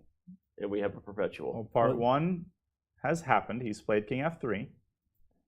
King f3. If knight e1 check is played, Jan, grabbing his water, going to enjoy this moment, knows that in his pocket is the ability to maintain a full point lead on Fabiano Caruana, who, if you're just joining us, 46,000 of you on Twitch, had a massive advantage earlier in this game. It was never clear, to be fair to Fabi, like clear as far as the road to take, but he will definitely be feeling some frustrations at the opportunity lost to strike back and even things on the standings. Jan Nepomniachtchi, the most recent challenger to Magnus Carlsen's throne, looking in control to get himself back in that spot. He is indeed. Looks like he's ready to put that knight on e1 with check, just verifying, looking at every single possible option as a reply. But the thing is, the king needs to say touching the rook on e4 for white. So as the knight keeps checking, the king can't go anywhere but on the f3, e3, or d3 squares. And there's knight e1 check. He called it. King e3, Fabi resigned in body language, submitting to his fate that he missed an opportunity to even thing up here. Now you can already see in his head. That's a look of a distraught Fabiano who knows he missed his chances here, Danya. Two intensely frustrating games going into the rest day. Yesterday, a game that he lost, maybe blaming his opening choice. Today, he's going to be blaming himself for his choices in this early endgame. After ideal preparation, tomorrow is going to be a night of difficult sleep tonight as opposed for Fabi. But they just agree to the draw. There it is. Without the formalities of having to claim the repetition. And we have our first result in the books here in round 9 from Madrid. Not the result that many fans in the United States of America were hoping for. Jan Nepomniachtchi fans celebrate, pump their fist. He just got one step closer to giving himself another opportunity at the World Chess Championship title. And, the players, they're talking about it. These are the last 2 challengers to the World Championship. And for Fabiano, it's a missed opportunity. For Jan, it's a huge sigh of relief. And his many fans out there, and he earned many more playing in that World Championship. He was graceful in defeat. He gave interviews after every single loss that he had, which was a tough event for him. But Jan, he is in the lead by a full point. And as we look at other of the closest chasers, Hikaru Nakamura, the biggest chess streamer on the Twitch platform, he's in huge trouble as well. Yeah, and coming into this round, if there was anyone else who maybe had an outside chance at catching Jan, it was Nakamura, who beat Caruana the day before. If you weren't here with us on Sunday, shame on you. But now unfortunately, this has been just what a topsy-turvy, trip we're on here in Madrid. Nakamura, who, by the way, has never lost to Rajabov in a classical game, might be about to lose to him for the first time when it matters most here at the Candidates. 6 minutes, though. That's the only thing. Hikaru has to find a way to complicate the game, because Rajabov's idea here is so simple. He wants to play I'm actually not convinced that he wants to play a7 too hastily. And Robert, maybe you can help me out. The issue with that is that the knight would be tied down to the pawn, and you might want to reserve the services of the knight for a move like knight takes e5 or knight e7. So maybe you should start by improving the position of your rooks and then think about going a7. But no question that the position is objectively winning. And the problem is Black needs to find a move, because as you pointed out, the e5 pawn is under threat. You can go rook d5, which simultaneously defends the e5 pawn and attacks b5. But then White just slides the rook over to b2, which opens up another idea, pawn to b6. Trading your pawn to open the rook's file, then you'll play a7 and rook to b8. Yeah, just playing e4 for Black to show how powerful that idea is that Robert is putting out. Because when you have a passed pawn, reaches the end of the board, you get a queen, and anything you can do to remove your opponent's defense just makes that job easier. So we don't have a move yet for Hikaru as he scoots up. He has 8 moves to make and only 5.5 minutes. So we're talking about how he needs to keep it complicated for Rajabov. He might wish it was less complicated for him in just a minute, because he's running out of time as well. Yeah, this is going to be a ridiculously tall order for him to save this game. And here he goes. He was about to move. Was it a king move to run the king over? Was it a knight move? Looked like it was. His hand was swiping left to right, king side to queen side. I'd probably try to bring my knight over somehow. And he's not sure what to do here. But one thing that Danya was touching upon is that if you go a7 for White, and then just try to move your rook from a1, thinking, oh, I have my pawn protected, I can try to bring my rook into trade, then Black at some point will likely have to sacrifice the rook on d6 for the knight on c6, and then take that a7 pawn. So that's the one thing you have to look out for if you are Rajabov, including now. Like if you move your rook away, say White just moved the rook to g1. Well, let's make a move for Black here first. Let's say... Sure, knight e4, and if you make him like rook f1 or something, well, that's just really bad for many reasons. Okay. Any move here, just to point out. But you can't do it with the rook on c1. So it's like you really can't even force it, because every other move is so bad. It's very hard. Well, let's play a7 then. And then Black does something, and if White puts the rook on a non-useful square, there's ideas where you give... Okay, well, that's even really bad, because it allows... I'm trying to find a square. There's no way we can even show this instructive idea. Forget it, okay? We're just going to... That's just how bad Hikaru's position. And that's actually... That was a good point, because we're trying to come up with any desperado that Hikaru could make work, and it never works, because any potential move that White would make to allow it is so bad that Rajabov would never consider it. Exactly. For other reasons. That's why Hikaru is now down to 3 minutes and 30 seconds for the remaining 8 moves he has to play. And he's hesitated several times, and he's hesitated and then taken over a minute every time that he almost made a move. He has no idea what to do. But this is your bullet chess champion. So if anybody can make moves quickly, it is Hikaru. But he's just trying to get that last hope somewhere. Maybe bring the knight in. Maybe bring that rook on d6 into active territory. But he just doesn't have a move. No.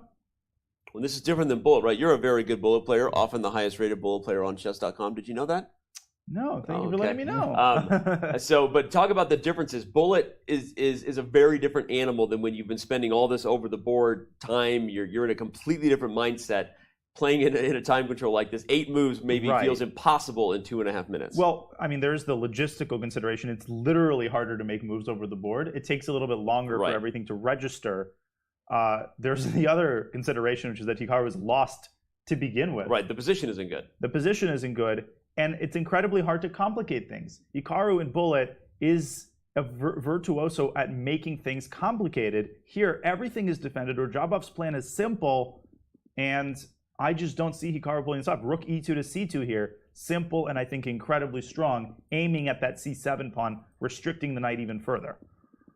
Yeah, that's a really nice move. Because you can move the knight first and then try to go rook c2, but why give black space on the 6th rank? So rook c2 is just a really nice move. And by the way, it looks like Alireza Firouzja, he's nearing his first victory of the tournament as well. All players in time trouble. But for Alireza, he's looking to take down Richard Rapport. Oh, man. So much going on here in round 9. Okay. Yeah. Oh, wow. That Firouzja game is going to have quite the finish. Because if you take, I was going to say this, if you take on e5 in that game, yeah. Pawn, if we can show this, pawn takes e5, queen f8 is a little bit of a check, and then the rook takes back. And then White's rook ends there with Get mate. down tonight. A little bit of a mate. Yep. Can't take it. Oh, why not? Why not? Oh. Wow. So Firouzja plays bishop takes c6. Sorry, I was just going to say, you know who this is great news for? Is Fabiano Caruana, because Firouzja still has to play Nepo. Yep. And once he gets that first victory, we talk about Firouzja, he can beat anybody in this field. Yeah, a Firouzja on fire is not the kind of person you want to play when you're protecting a tournament lead. Because one, even more than Fabiano, he has nothing to lose, right? Going to be absolutely reckless with abandonment there, just going after Nepo in that battle. So we have so many more dramatic matchups ahead here, despite the fact that Nepomniachtchi, his lead seems insurmountable, but it's really not. There's a lot of things that could happen. All right. Curious if Timur has made a move. Yeah, Rapport doesn't know what to play here because he doesn't have any good moves. Rajabov now down to 4 minutes himself. And we saw how Rajabov was the recipient of an opponent's time trouble mistake, right? Ding Liren, early in the tournament, he looked like he was well on his way to securing a victory, and he made an error. Rajabov pushes that pawn to a7. Hikaru brings that king over to g8. And rook c2 looks so natural to me. Yes, looks like a fantastic move. Hikaru said that he thought if Rajabov had increment in round 2 in their battle that he might have held that position. I don't know that Hikaru would hold this one with increment. It's a little bit of a different dynamic, but Hikaru is definitely wishing he had increment right now. No, I don't think he is. You don't think so? I think he's looking forward to the game ending sooner rather than later. He is that lost right now. Well, the time scramble is not over. I'm not convinced at all that Hikaru is going to lose this game. Yeah, I agree with Danya on this. I've seen him pull out things like this. This is not a game that until Rajabov puts away, especially given that his time pressure is not that much better than Hikaru's. But his chances of winning the game have just increased because rook c2 is an incredibly important move that he's just played. And the knight from c6 is going to step back.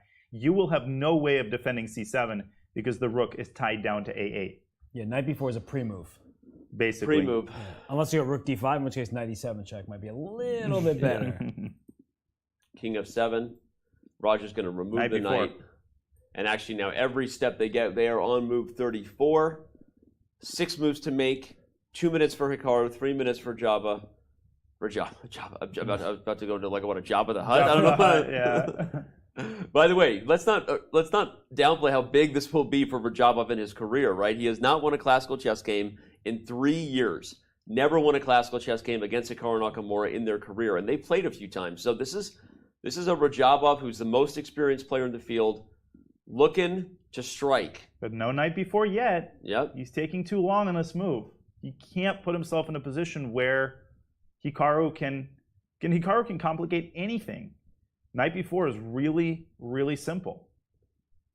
Yeah, I'm trying to see how black even responds. It's basically resignable after knight b4. Whenever players are taking a bunch of time on what we feel is the obvious move, it makes you go like, what's going on? Yeah. What is going on? Triple checking. Triple checking. Because Radjabov, he hasn't scored a single victory. He's lost a bunch of games.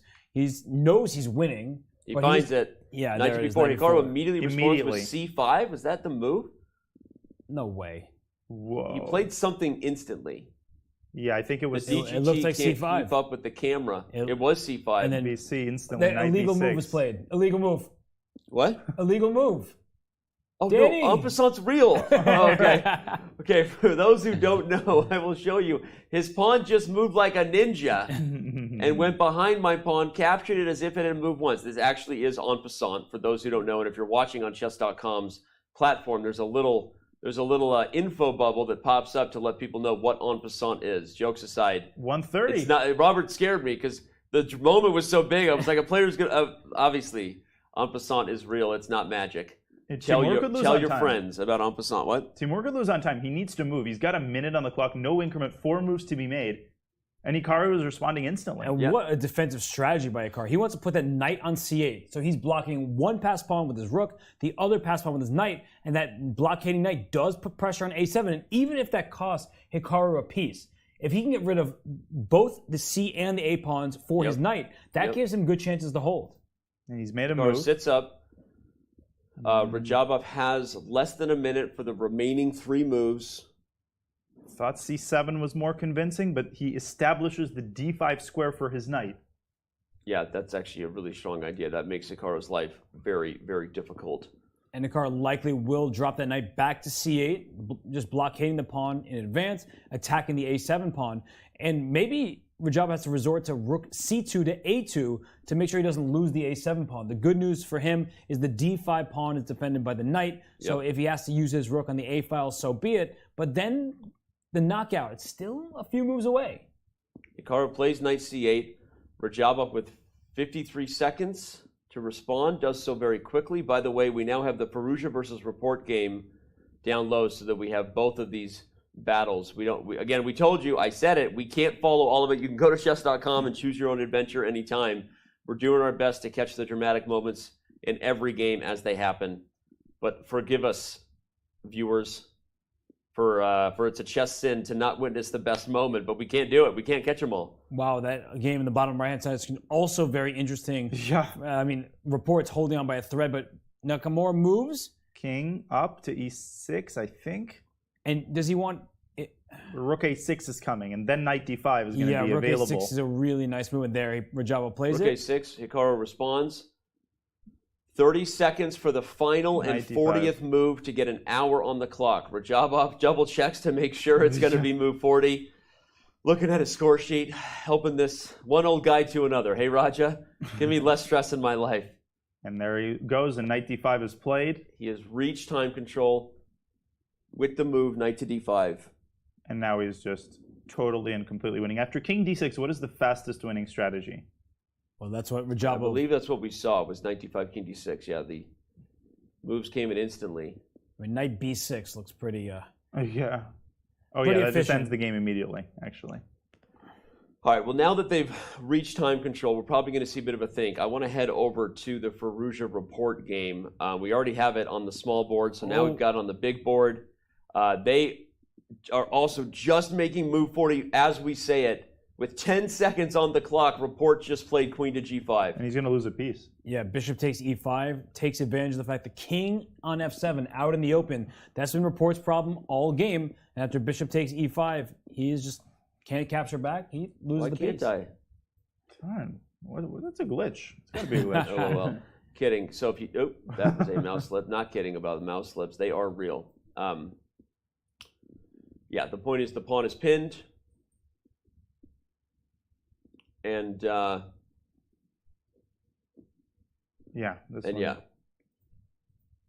you're gonna win a piece. He might resign after bishop takes e5. I think he's hoping for queen takes e5, which would be a lot less accurate. Because then in the event of the queen trade, black has rook d2. You win the pawn on a2, you can keep playing. Still lost. Bishop takes e5 keeps the attack going while preserving an extra piece. Yeah, I think as soon as bishop takes e5 is played, Report's going to resign. Yeah, for sure. Insta resign. Decisive results galore all over the place. And can we just go back before White's 40th move? Bishop back to e2. Like in this moment, bishop takes e5 is very tempting. It still looks like a free piece, but what Report had in store for Alireza was a rook to d5.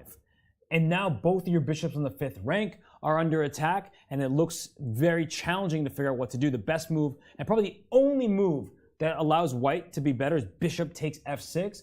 But who wants to calculate this when you're on your waning seconds, barely making time control? And what's the idea? If she takes f6, you get bishop c4. Shadow the king's side. This king is just wide open here. Rook e5, queen b7. Yeah, unfortunately for Report, he's sitting here having reached time control, but Alireza Firouzja is enjoying the extra time he just got back on the clock.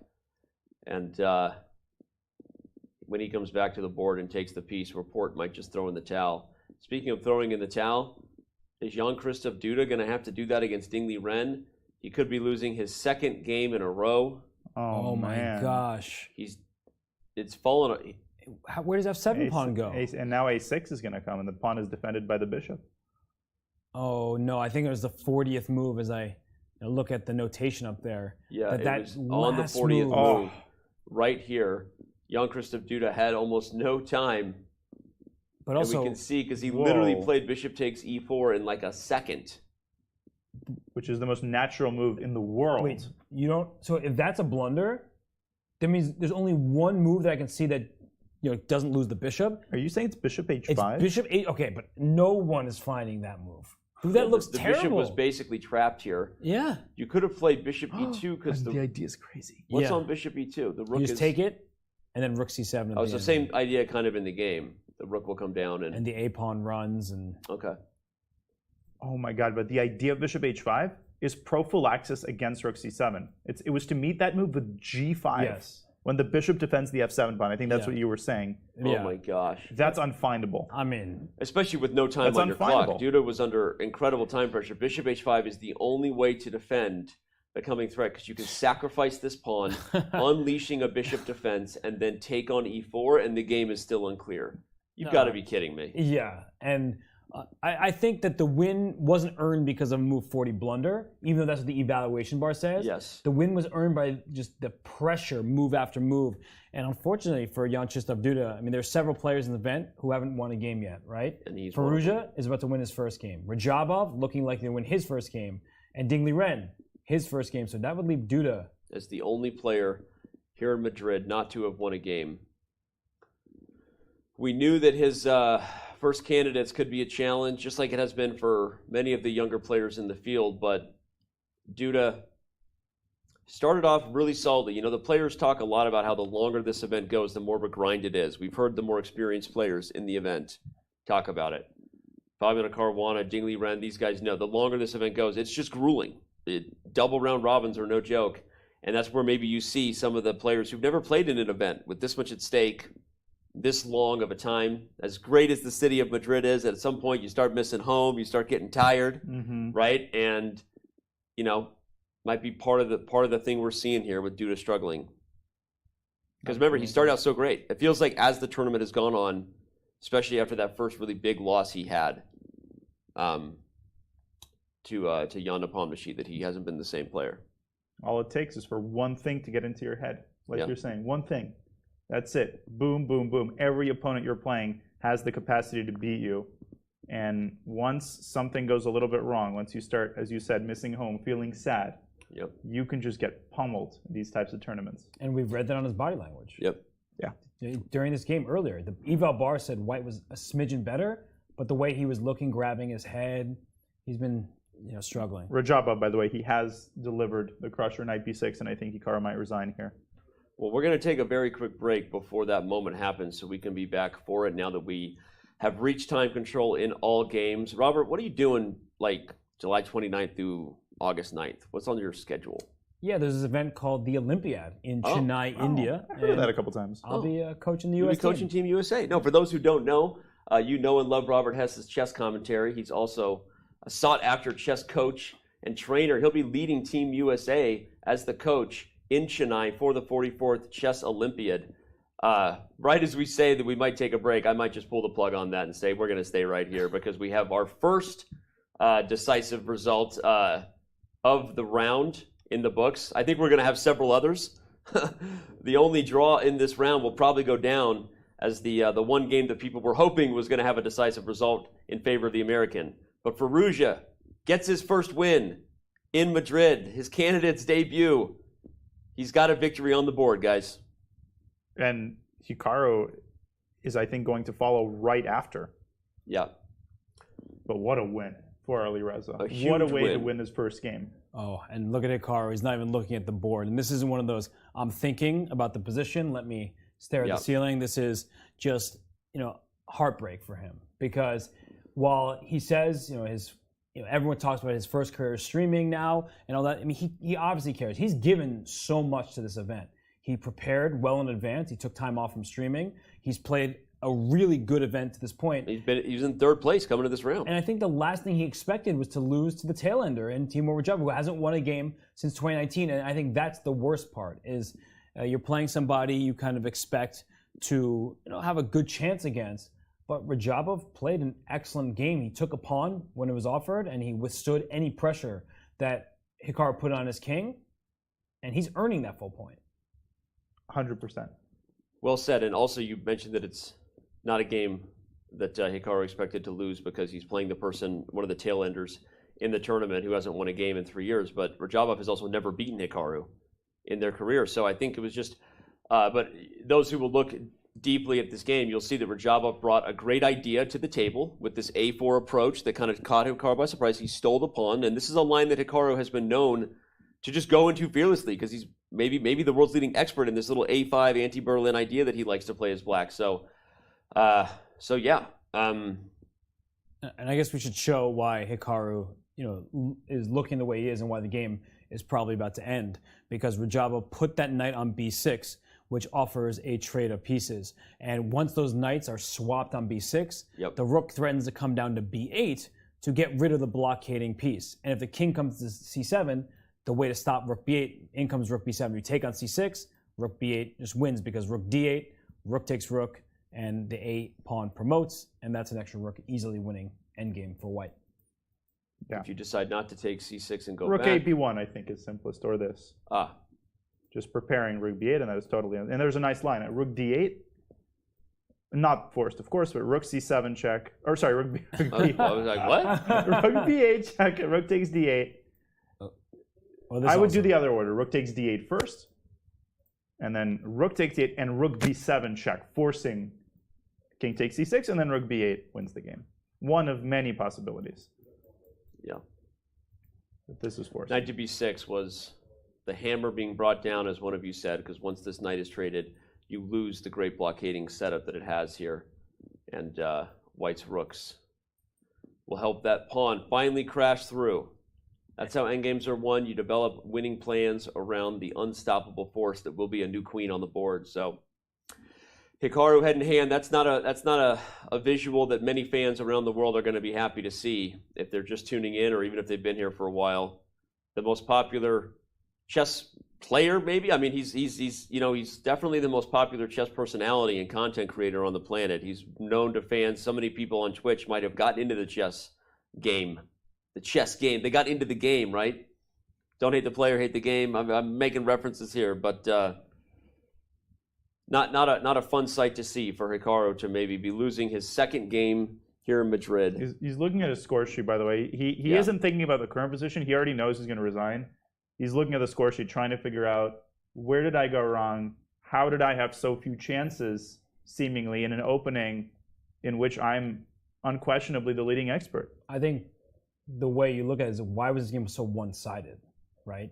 This was a game where Radjabov, I don't think, ever had, not necessarily the result in doubt, but he never had a question of who was leading the charge. No. And so Radjabov, he's looking at Hikaru like, all right, it's time. But I think that's the thing that bothers chess players the most, is like, why was I just so out of this game from such an early point? And it was Radjabov catching him off guard in this opening. Yeah. Well, Hikaru felt out of it, trying to wake himself up because he grabbed a Fanta earlier. He doesn't want a Fanta, but he did Fanta, trying to wake himself up. Note that Radjabov has put on his coat. Oh. Speaking of the meme that has been Hikaru's coat when he thinks the game is about to end, Radjabov put on his coat. He knows that this one is imminent, a matter of technique, as they would say. Yeah, I'm not sure what is stopping Hikaru from resigning. I just think he's very upset. Yep. He's letting it settle in. And it's never an easy thing to accept, but he's going to only want one thing. It's not a Fanta. It's for the rest day to end so he can come back and play the next game with the white pieces and try to recover with a win. Let's go back to our bird's eye view, remind everybody of where we stand here in round 9. 2 games have finished. 2 games are still going. And one of them being this game right here, which could be imminently ending, and the other game being the Liren Jan-Krzysztof Duda battle. So we've got Duda in charge. We have Rajabov. I mean, look at Rajabov. He just wants to go. He's literally twiddling his thumbs. Yeah. Yeah. He is. He's great. But for Hikaru, right? You now fall 2 full points behind the leader. You still have yet to play Jan Nepomniachtchi, and while it's unlikely, if not, borderline impossible for him to win first place, we didn't talk about today. We've talked about many other rounds. If Magnus Carlsen doesn't play the World Championship, the person who finished in second place might get a match against the winner of the candidates. So Hikaru still has quite a lot to play for, and that's definitely in the back of all these players' minds. Even if Jan is running away with it, they can't catch up to him. Maybe they can catch up to Fabiano. Yeah. Second place. Second place matters. You know what, Ricky Bobby? You were wrong. If you ain't first, you're last. Well, not when it comes to the candidates. Potentially. Because if Magnus Carlsen holds true to what he said and decides not to play for the World Chess Championship, not to defend his World Chess Championship title, we could have a really interesting storyline of first and second place finishers here from Madrid playing for the title. Wait, isn't this his first win in 35 games? Actually, it's 37 to be exact. It was 29 games coming into the candidates. 8 games have been played, so the first win in 37 games. You are correct, Chad. All right, well, I think we are going to maybe throw a curveball here and actually throw to a break here because we've got Hikaru on the clock. We're gonna quickly get a reset, and we might even be joined by a guest, a very special guest potentially on the other side. So you don't want to go anywhere. It's more of a Chess.com's coverage for round 9 of the FIDE Candidates here in Madrid when we return.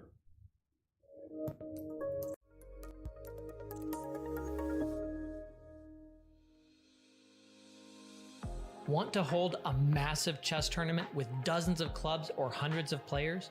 Or maybe a small chess tournament with local but competitive clubs? With Club Arenas, you can. Club Arenas allow for tournaments of any size with any number of clubs and players. Customize the arena with any time control, with standard chess or mini chess variants, and with any starting position you want. Club Arenas are the most flexible tournament format on Chess.com. Try one out today.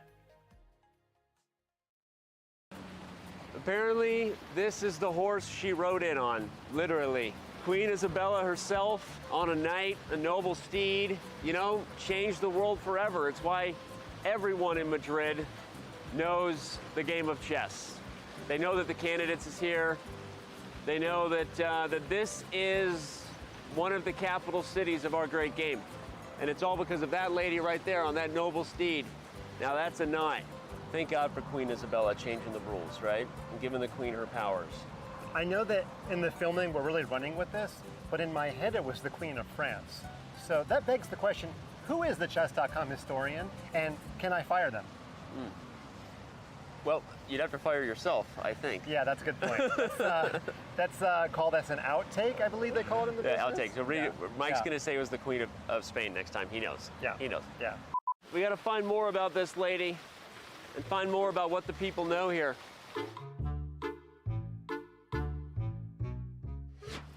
You guys excited for the candidates? Hey, can we talk for a second about this? Here we go.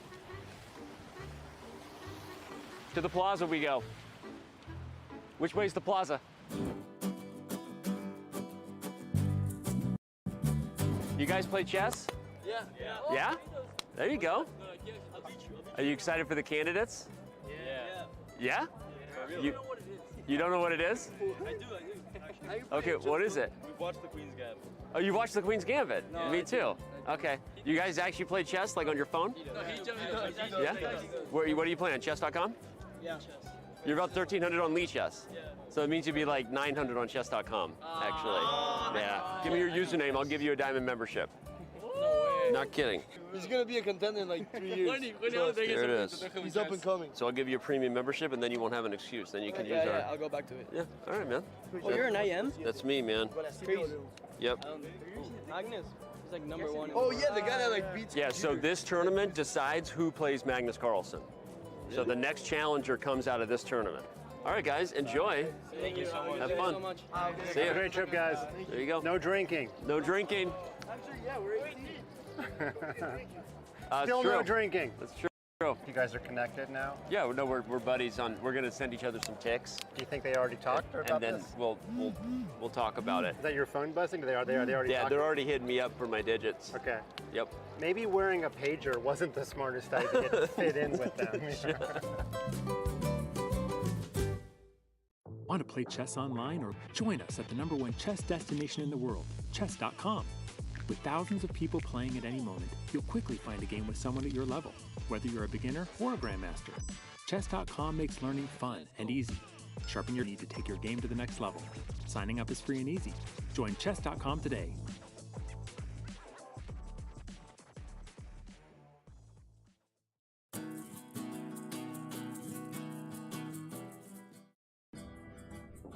And we are back here in Madrid, live in studio with a very special guest. Alireza Firouzja gets his first victory here at the Candidates Tournament. First of all, just you fought so hard, so many amazing games. But how does it feel? A great win today. And what are your thoughts on the game? Yes, it feels very nice because it's been a long time I didn't win a game. I had so many good positions in this tournament, but yeah, unfortunately I couldn't make it work. Yeah, but today I'm happy because he's a very strong player and he's in a very good shape. Yep. So this win, it counts. Yeah, every game counts here, right? I mean, yesterday we were watching your incredible fight and effort versus Rajabov, and it just felt like you were just grinding and pushing so hard. How much do you feel that even though that game didn't ultimately go the way you wanted, you didn't get the victory yesterday, how much do you feel like that was important to just continue to get your form correct, get yourself in the best fighting shape so that you can start earning these victories that all your fans around the world want to start seeing those victories come one after another? Yeah, normally I like this kind of games because it really shows how strong your opponent is physically, mentally. Yeah. He showed very good. He showed that he's prepared for this kind of games. Right. So it was very impressive the way he was defending until the end. So yeah, in general, I played many games like this in this tournament actually, but yeah, 7 hours is first time. Yeah, 7 hours is it's tough. Go ahead, Robert. Yeah, after a 7-hour game, did you wake up today tired from yesterday's game, or did you feel refreshed, just ready to go for? Yes, a new normally you're a little bit tired. So, yeah, but in general, yeah, even if you sleep for 7 hours, you will get tired at some point. So. Yeah, I was a bit tired, but okay, I'm happy there is rest day tomorrow. Well, first of all, great to have you in studio. Thank you for being here, and again, congrats on the win. We'd love to maybe go over the game quickly. We'd also love to ask you some other questions about how you're feeling, what the experience has been like for you. But if you don't mind, we'll keep an eye on Ding Liren, Jan-Krzysztof for the fans who want to know. And yes, while we were at the break, many of you saw that Hikaru Nakamura did resign against Timur Rajabov, who earns a big victory. But you mind taking us through quickly this game with Richard Laporte? Yes. All right, great. So the first thing was kind of a interesting opening. When were you maybe? Yeah, I was surprised from move one because normally he plays Sicilian all his life. So right. He played the most solid line in chess. So and I think he was expecting Italian maybe, but I decided to go for Roy Lopez. Right. Well, you said he played the most solid line in chess, and then you had the most crazy game ever. Yeah. No, I was fortunate he didn't remember the theory exactly. So if he plays correctly, I don't get this kind of sharp positions. But yeah, Bishop. Until here, I think Magnus has a game against Aronian at some point, but he lost that game with White actually, I think. So when you say he messed up the theory, where was he first misstepping in your eyes?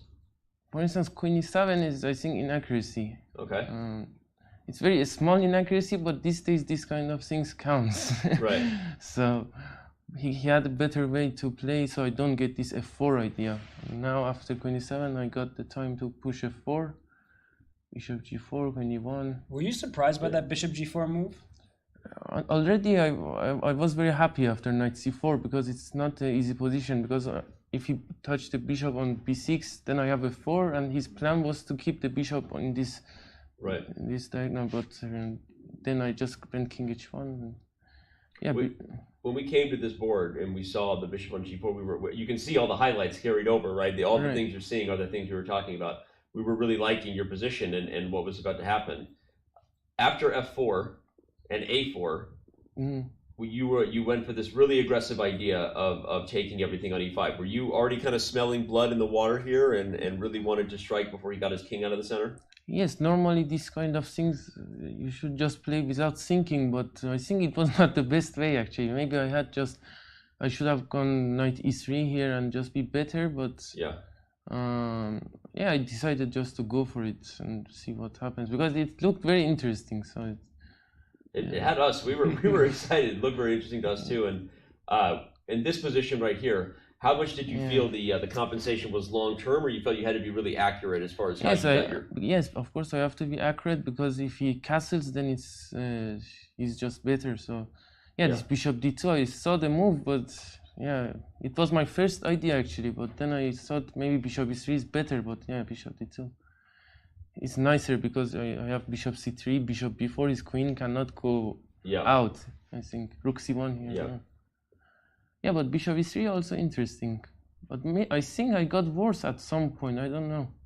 Bishop e3 takes, queen f2. Bishop e6 was a very nice move to just protect everything. Were you maybe worried at this point that it wasn't worth the 2 pawns you sacrificed? Yes, I was very worried because I realized that he could even go long castle and his king will be safe. Right. So, because first I thought he has to, if he doesn't go short castle, then his king is always weak. But bishop d4, queen b4, queen c3. And did you think about repeating with bishop d4 and things like that, or you always were playing for the win? No, bishop d4 I didn't think about, but bishop d6 I was thinking, but it was not good. Rook c1 is only try, I think. To continue the game. Rook d8 was a nice move. And bishop b1, queen e5, queen h4. Yes, and here it's a very difficult position over the board, I think. Yeah. We were saying that despite whatever the computer says or the eval, right? This is a literal thorn in his side, and he told me actually after the game h6 I had to play with. It's very impressive that he saw h6 after the game, and it's a very good move. Oh, so he told you that he knows he missed this chance? Yes. Okay. What's the main idea? Just that black is going to get g5? Yes, but I still think after, for instance, h3 here, it's very difficult for him. Oh, now rook d2, he says. Yeah, that feels like such a computer thing to do, though. I don't know that he saw that. Maybe he saw this? Yes, and then queen f... No, but g5 always, I was happy to get at least g5. Right.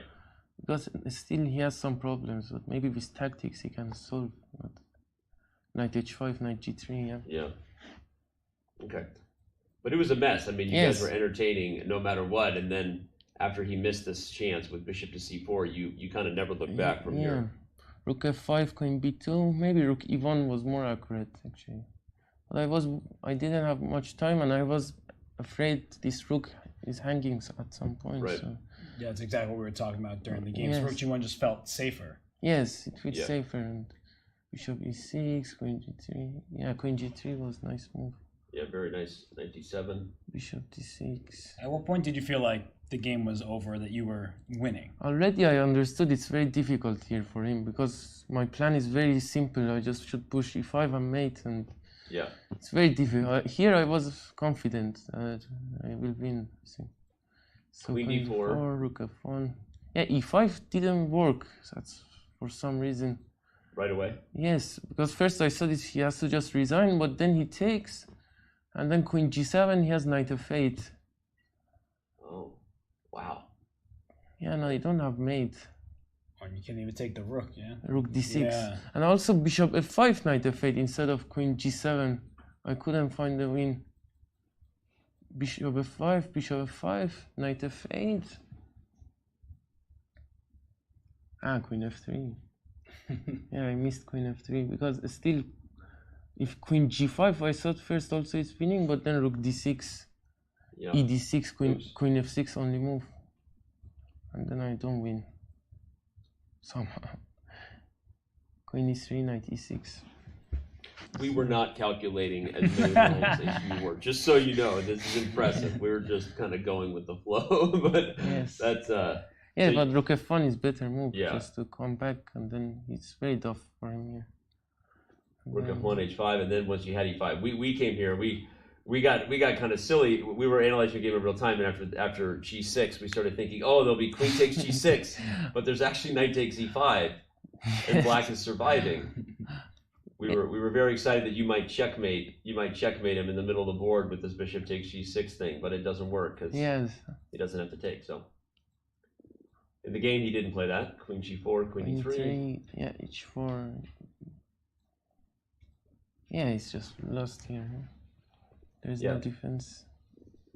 Well, you put it away cleanly. We saw Richard barely make time control with 10 seconds after queen g5, but knew that he would resign as soon as he came back. So, okay, great win, and you've had some other great games in the event. But now that you've gotten this victory kind of behind you, do you feel like this is going to give you some momentum going forward into the back half of your event here? Yes, it's always nice to win a game. And it can change my tournament situation, but I'm not sure if it changed the whole tournament situation. Right. Because Jan has a lot of points, so I'm not expecting anything. I just want to continue to finish this tournament. You get Jan with the white pieces, a chance at revenge maybe though in a couple rounds, right? Yes, I'm looking forward to that. Looking forward to the revenge. I love that. And at this point, of course, it's been a tough event, but you just won a game. It was a really crazy game. Do you think that you get a rest day tomorrow, you can take the day off? First of all, what are you going to do on your day off? Normally, I play tennis. Oh, nice. Yes. Yes. You play tennis with your brother? Or yes, it's my brother. Yeah. Tennis is great. Yeah, who's your favorite tennis player? Now few actually.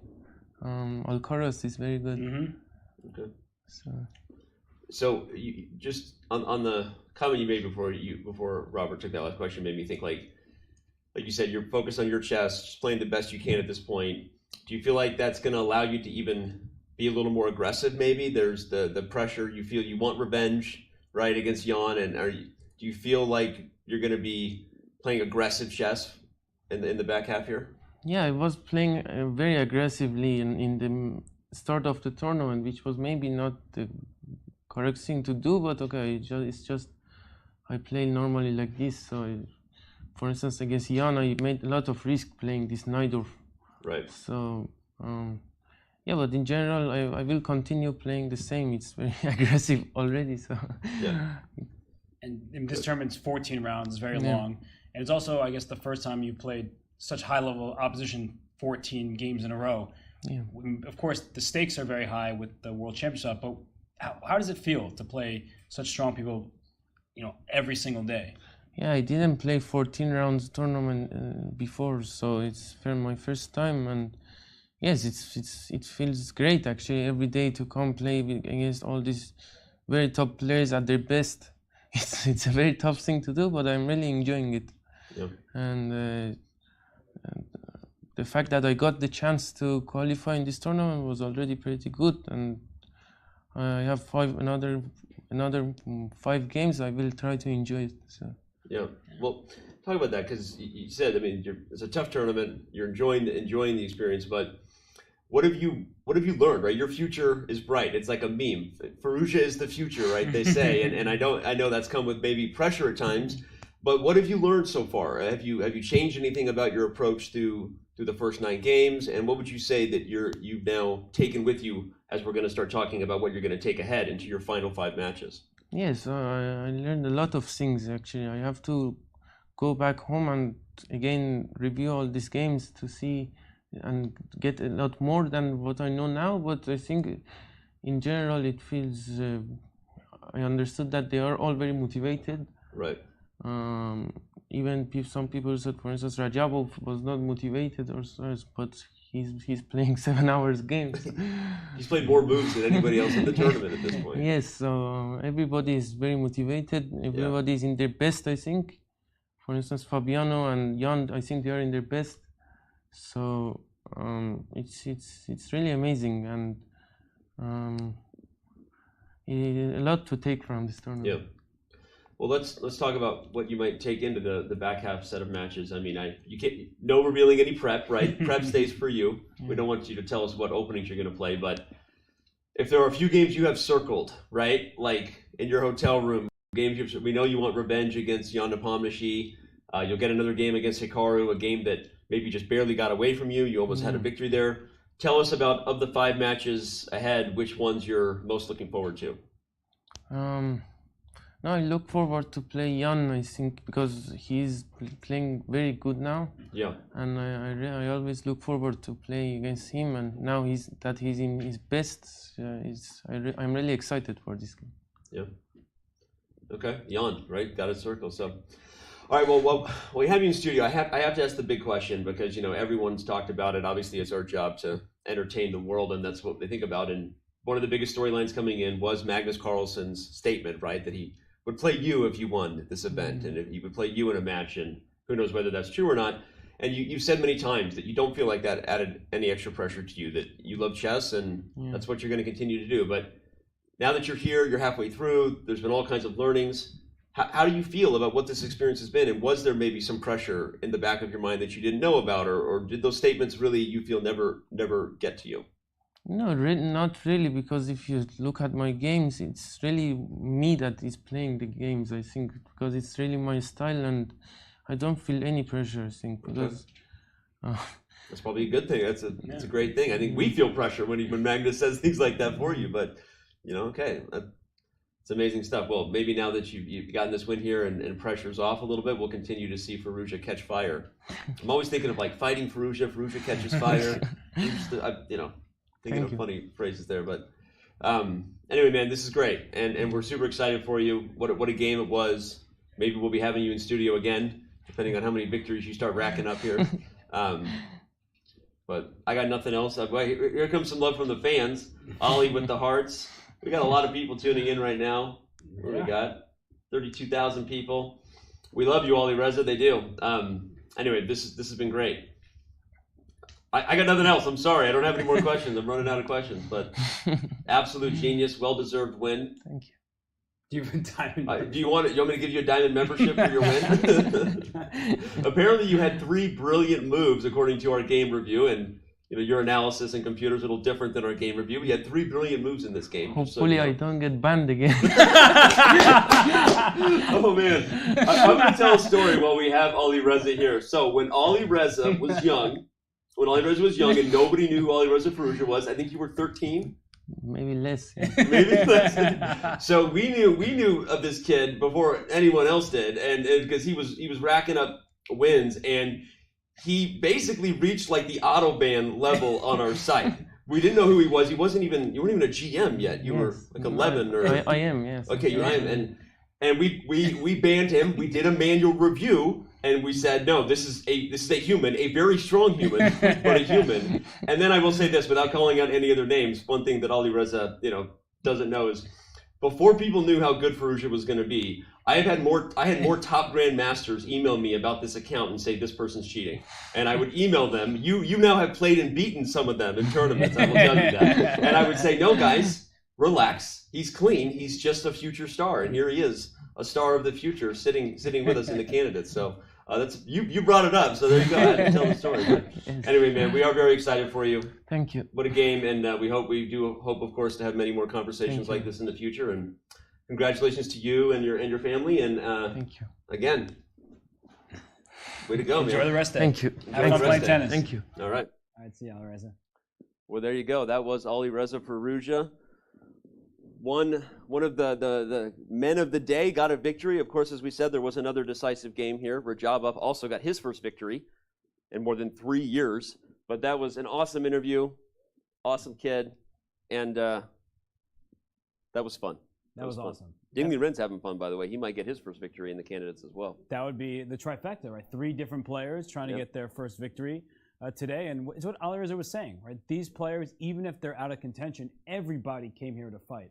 And it was great to hear from Alireza, that while a lot of people assumed that the pressure would be insurmountable, and that's according to him. Doesn't get to him. It doesn't get to him. And he is having a tough event, but that first victory, he still wants to play. And I love what he said, he's very happy to have the opportunity to play all these top players, and it's an opportunity to learn. And his response too, when I had to ask that question. Of course, it's the biggest question we've all been talking about, right? But his response is very genuine, and it's such an empowering statement. Other young players should really take note of that. There was no excuses coming out of that statement. He was like, no, this is me playing the games, and I'm learning lessons. I made mistakes or not, right? But it's nothing to do with statements that Magnus Carlsen would make, and I really like that. And if I may point out from the side, I really enjoyed that interview. That it was well conducted, as much as I hate complimenting you. So that was a lot of fun. But the way that he approached game review, at one point you asked him about early conclusions that he could draw. Yeah. And his response was basically, this, and this, but my main learning experience is going to come when I come back home and review the games. And I think this is a good lesson for, certain players of teenage years who think that they have everything figured out and that they know everything after the game is played. If a 2800 needs to come back home and reflect deeply on his games, that kind of modesty and humility, I think, is a big ingredient for success. And specifically how it related to today's game, he was like, he said an inaccuracy in the opening, and Danny and I were like, we don't really know what the theory is, and he said that small mistake, that really is consequential at this high level. And so, those are the types of mistakes and the types of games where you really have to dive deep at home, because just by looking at the eval bar, the little swings, that doesn't tell you why the mistakes happen, how you can improve your thought process going in. And Alireza is a phenomenal player. He's extremely humble. And he's a tennis fan, so that makes me like him even more. Yeah, that was awesome. And he said, I love when he said little mistakes, but these things matter.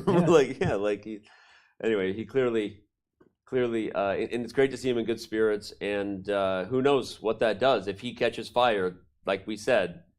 Jan Nepomniachtchi playing him. You saw what he said there. He didn't even do the sports thing where it's like, I'm going to focus on the next game. He's like, we brought it up here for those who don't know our studio. He saw it. He's like, well, the Jan Nepomniachtchi game is the one that I want, right? He wants revenge. And I didn't want to harp on it, but he also lost to Jan in the previous tournament, in the Grand Chess Tour. So he's lost 2 games in a row in the last month to Jan Nepomniachtchi.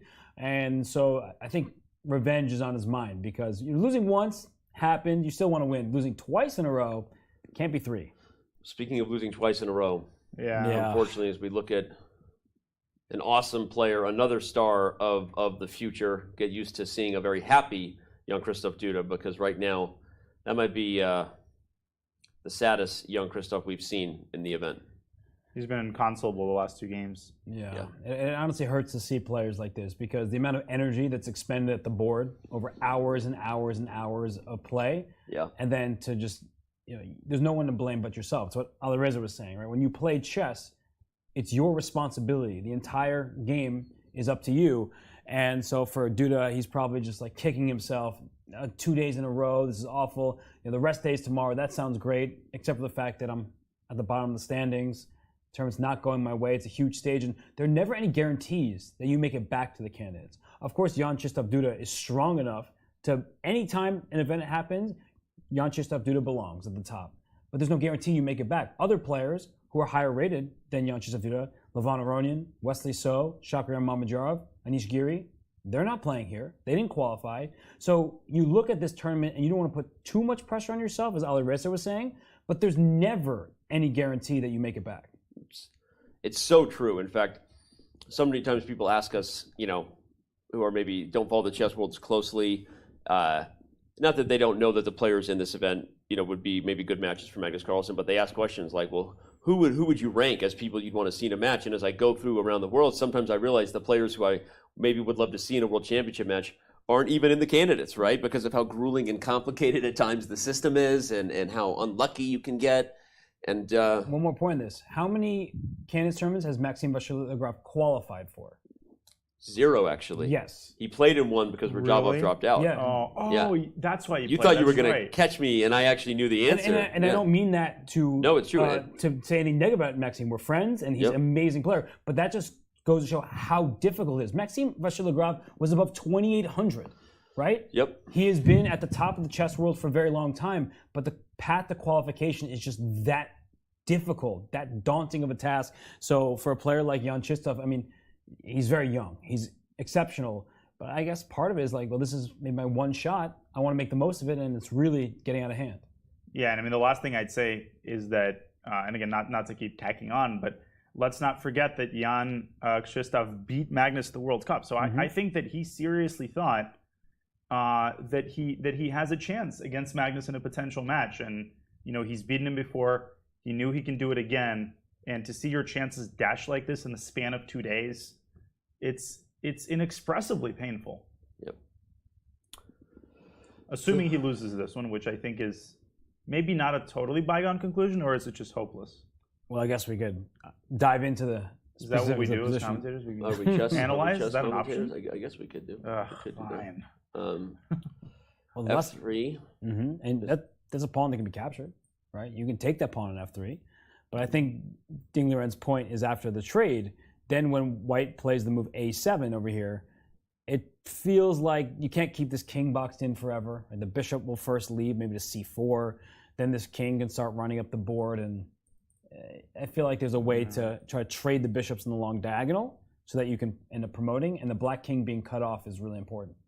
Yeah, and if you ever don't have two defenders on the A8 square, then rook C8 check comes, followed by a queen.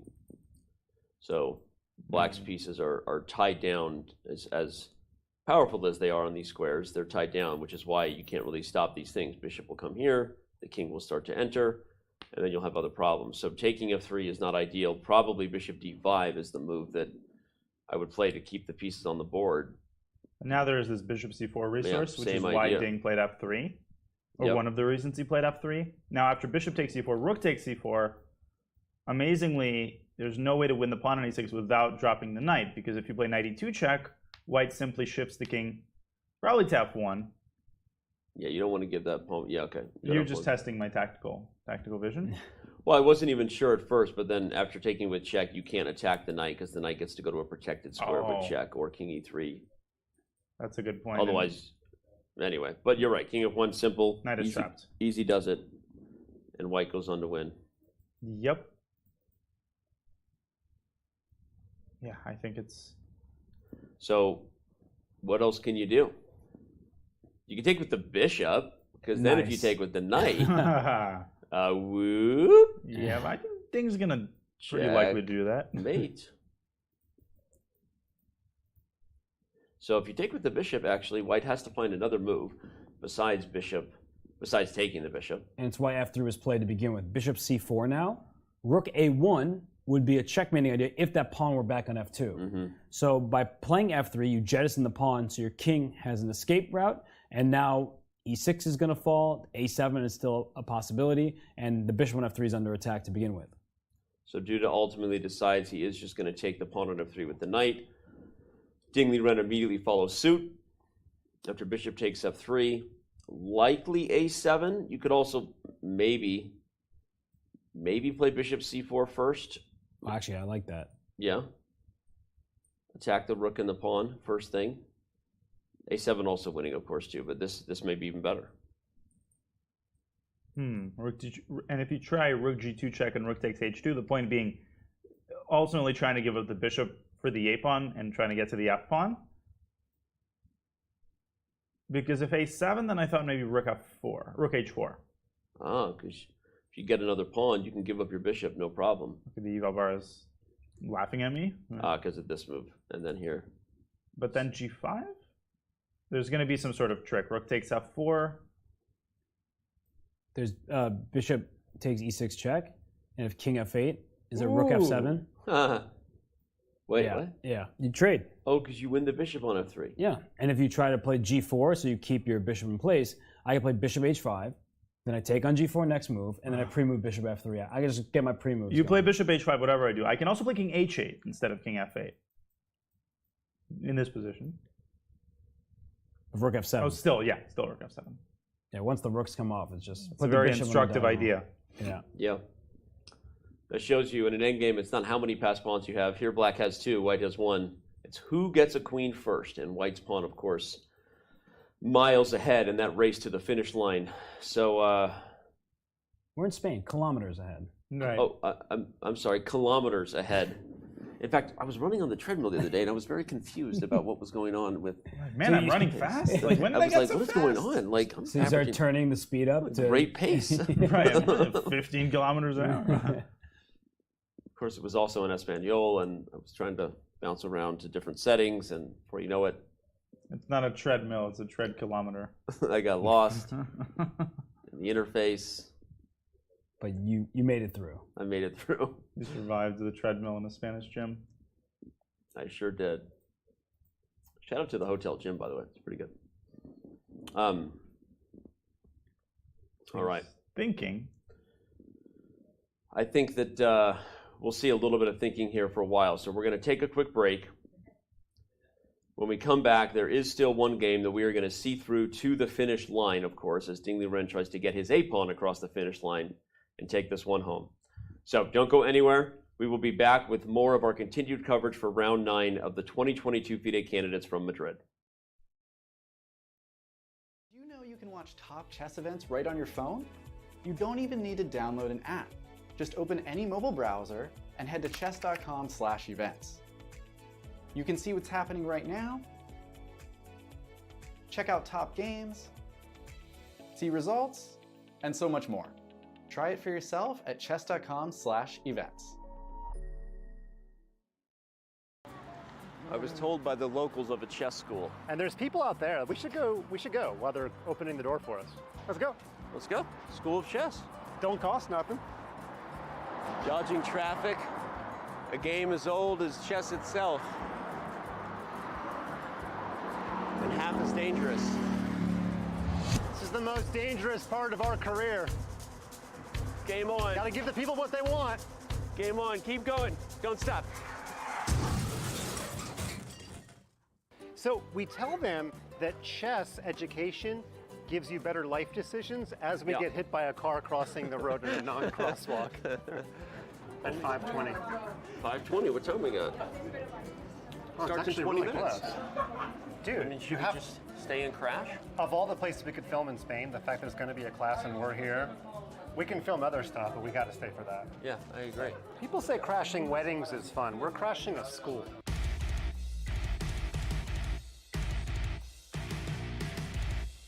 If the chess is not taking place, check it out.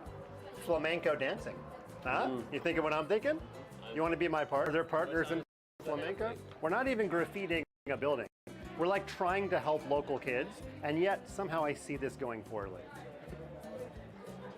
This being at the public courts and like Federer comes.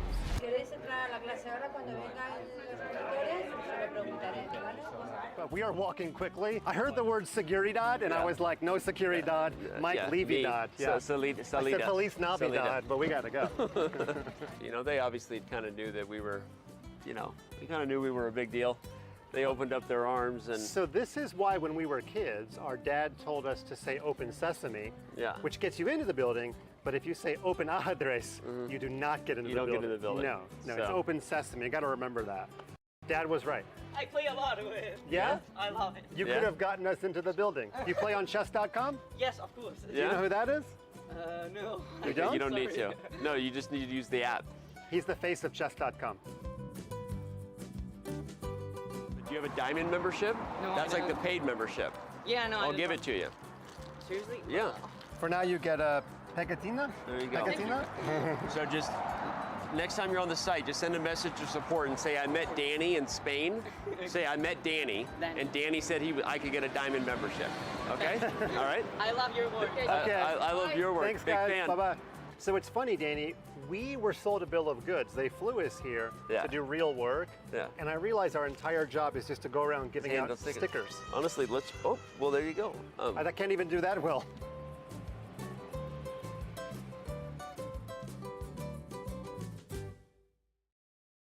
Chess Kid is fun. Chess is great for the brain, but it's also fun to play. And Chess Kid makes it easy to have fun. Whether your child is a total beginner or a prodigy, they can hop on and find a well-matched opponent from around the world at any time. Chess Kid is the safe, parent-approved way for your child to play chess online. Chess Kid is educational. To kids, it feels just like playing, but chess is a great way to learn patience, strategy, and critical thinking. Chess Kid features a comprehensive training program that guides kids to level up on their way to mastery. This curriculum is designed to work with Common Core standards and global educational guidelines. There are more than 50,000 chess puzzles and a whole library of entertaining videos that teach strategies, tactics, openings, and endgames specifically for kids. Chess Kid is easy. Whether you're a parent helping your child, a coach managing dozens of kids, or a school of hundreds, Chess Kid helps you organize your students and monitor their progress. Each child receives a weekly report card that shows how many lessons, puzzles, and games were completed. You can also organize kids into clubs and send them messages. Chess Kid is the online home of scholastic chess for thousands of kids, parents, schools, and coaches. Signing up is free and easy, so what are you waiting for?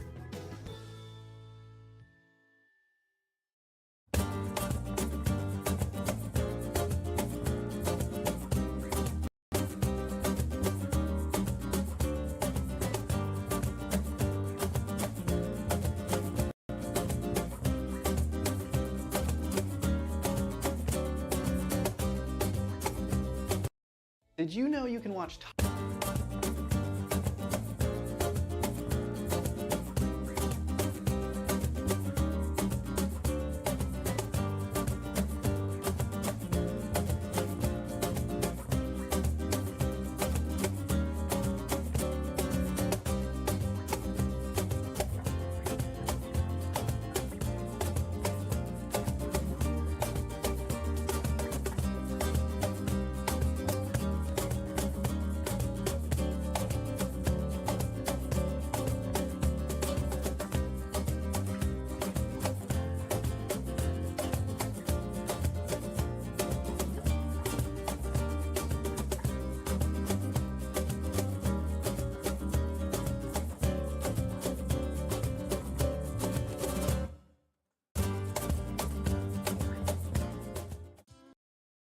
Madrid.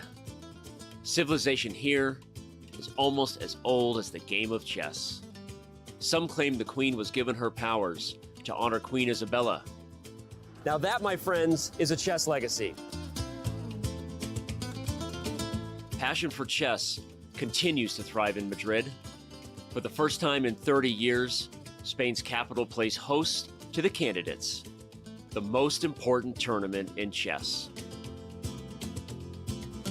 At the Palace of Santona, the stakes are high. 8 of the world's best players competing for the right to challenge for the most coveted title in chess, the World Chess Championship. The Candidates is grueling. The winner requires mental endurance and unbreakable focus. There are those familiar with the biggest stages in chess, yet still chasing unfinished business. And others from the next wave of stars with little patience for yielding to those before them. Mis amigos, the next challenger to the world champion of chess must come through Madrid. Like Queen Isabella before them, the Candidates is all about leaving a legacy.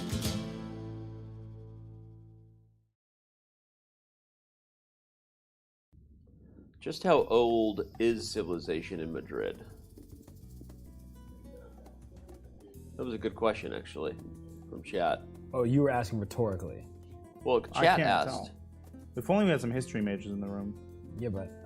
Yeah, chat asked us how old civilization was. And I thought we were going to ignore it because none of us know. Right. None of us know. I mean, I don't know how old civilization is in Madrid. I know it's old because I said it in the video. Second half of the 9th century, according to Wikipedia. According to what? Thank you for looking that up. Now, we got to use something by, professor at a second grade school like Yale, maybe. First of all, Wikipedia is not reliable. Well, that's new information to this guy. It depends on how old the people watching are. If they're kids, don't use Wikipedia. Right. If you're adult, yeah, it works. Yeah, exactly.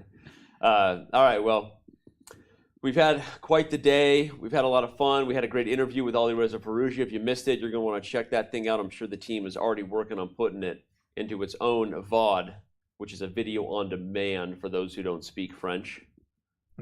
Almost as old as a man named Hess. That's right.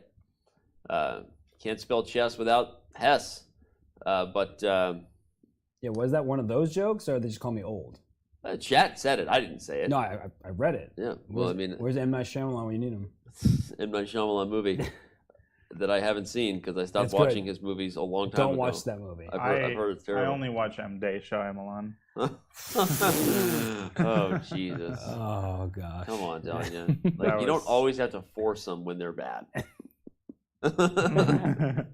All right, well, sometimes you have to force yourself to focus on a bad position. Ooh, what a transition. If you're Jan-Krzysztof Duda, you got no choice when it comes to both this game and the one before it. And again, it's one of those things that as the legacy builds for different players in their career, and they look back, you know, we're looking at a player who, as you said, Robert, he may not get into the candidates again. You think he will, but he'll definitely be playing in top-level tournaments for years to come. We'll be seeing him on camera. And you remember moments like this. You remember times where they learned, they grew, whatever the struggles were that, put you off form. Sometimes it's just that you're playing the best players in the world, which is what you're doing at the candidates, with tons of motivation, as Alireza said, right?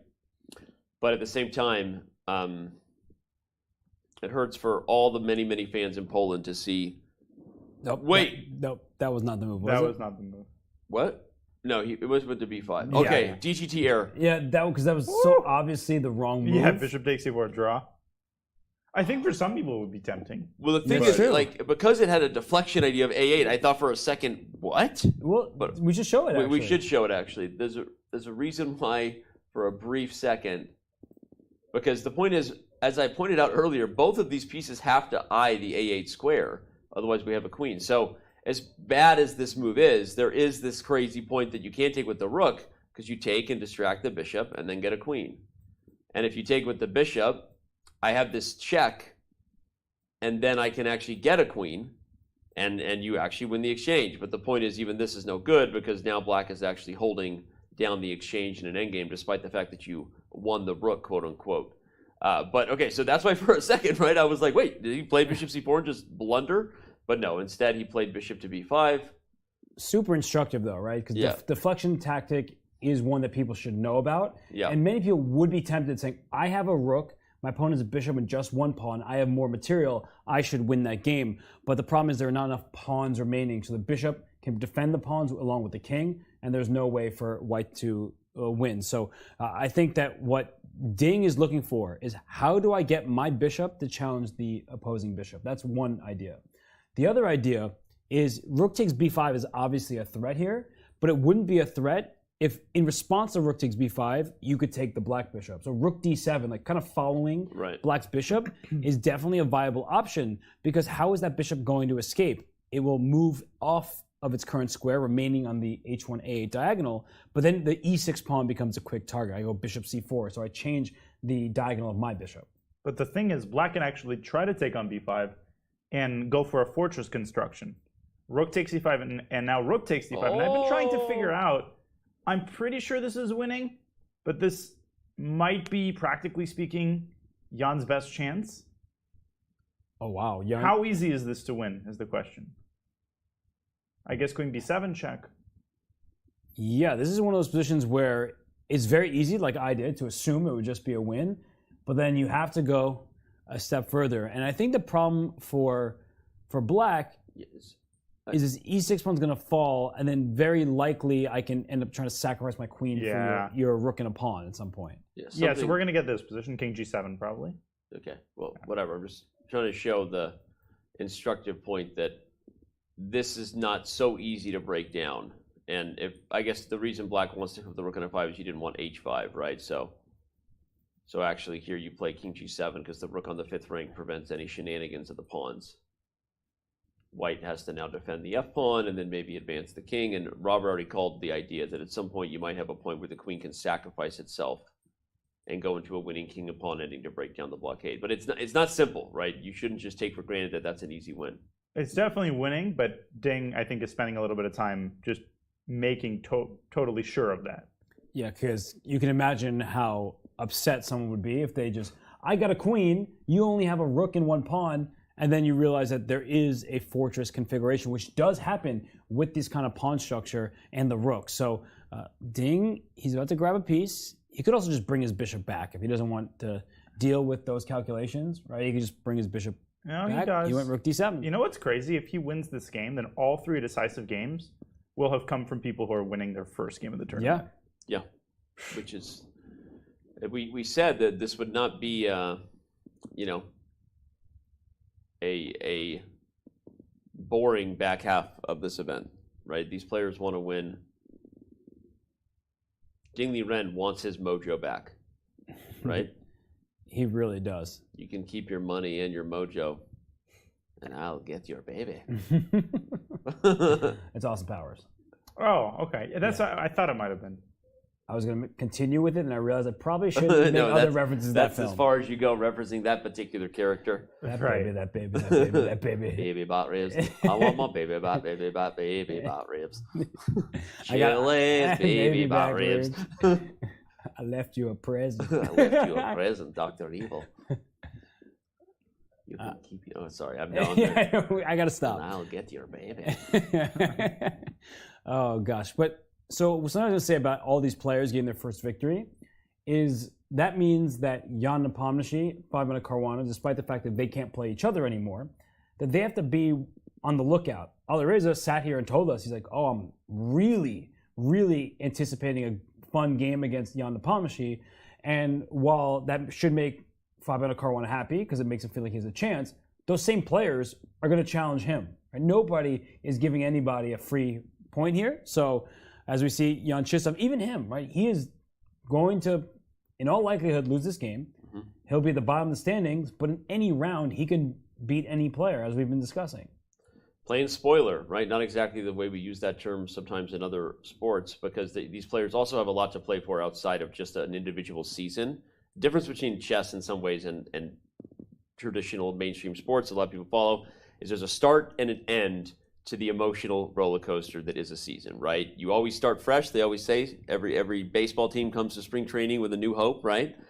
You love the baseball reference, but it doesn't matter the sport. You know what I'm saying, right? And when it ends, even if it didn't go all the way to what you wanted, to winning a Super Bowl or an NBA championship, Suns. But it really is important for chess players. There's always something they're playing for because of the career they're building. Their ELO ranking matters not just for their individual standing. It's not a vanity number. It directly affects your livelihood and your invites to the top tournaments. Yeah. Right? You're obviously trying to constantly work through the strengths and weaknesses in your game to be on form for the next opportunity, right? And these days there's so much cash money just in the game, online and offline, that these guys have a lot to play for. And I think that's, sometimes you could argue that the global storyline to chess, except for the World Championship, doesn't have enough climactic moments, right? Because you can lose your way. But for the individual players and their opportunity to play in big events, they're not going to roll over just because things aren't going their way, because the season never ends. Yeah, they need those rating points. Yeah. Because most chess tournaments, for better or for worse, likely for worse, are round robins. Yep. That means that there is a finite number of invitations, and if you start dropping your rating and other players are higher rated, they are more likely to invite the players with the bigger number as their ELO. Yep. So no one wants to go into a complete free fall here, right? And especially when you've been struggling to find your form, maybe as a guy like Ding Liren isn't quite as high ranking as he once was. Like we said, he wants his mojo back. And now he's found the plan. You can tell how quickly he played that move, King F1. And I'll just highlight this real quick for everyone. Because the bishop and rook, I've said it a few times, share the responsibility of gatekeeping the A8 square, that means they can't gatekeep everything else on the board at the same time, right? And for example, the white king being cut off, it's only a matter of time before the king gets in a spot where black has to choose. Either keep an eye on the A pawn or keep an eye on the king. He'll obviously keep an eye on the A pawn, and that's when the white king can start coming forward at some point. And that's why it is, as what we say, inevitable at this point, right, Mr. Anderson? Inevitable. And the computer would agree. That's why he gives a +5 advantage. So Yeah, that's understanding it, because the engine can be short-sighted in such positions. Yep. Like in reality, the game is just +5, +8. You know, I would rather reason in terms of like, it's over. Black has 0 counterplay. Black has to shuffle his rook among the A file, and white just gets his king to the right spot, trades bishops, and wins. Yep. All right, well, as white shuffles his king, we're going to shuffle our way over to an interview as Dina Belenkaya caught up with the tournament leader, Jan Nepomniachtchi. Let's get his thoughts, feelings, and all the things he had to say after holding serve, if you will, against the man chasing him here at the 2022 FIDE Candidates. Jan, congratulations on such an important opening preparation storm safe. When did you realize you were calming things down? I think after 93. Okay, actually after he took on f5, because I thought it's like bishop f1 or bishop c2, both was very promising for white. And I mean, at first I just didn't see this idea like that the bishop can just retreat from d3. I thought, okay, bishop f5, and then okay, I'll be line if knight d3 and it's a draw. But once we came to this position, I realized that, okay, he's not obliged to take on f5, and this appears to be very suspicious. So, I mean, okay, but what I did was, as it seemed to me, more or less only moves after I played this knight d6, because I ran into queen a4, which is extremely unpleasant. And I believe if not queen a4, it's like maybe slightly worse for black, but I can just stabilize like knight c7, I don't know, bishop f6, g6, something like this. Yes, a very solid position. But yes, and I also couldn't recall any of my prep, because surely I have some, but yeah, I just decided to play, you know, on my own, which I think was not the optimal way. Now, having played Fabi, will your sleep be better approaching the 5 next rounds? I hope so, but I mean, in general, the tension is, you know, it never goes away until the last round, so it's still extremely tense. Right, Jan, once again, congratulations and good luck. Thank you.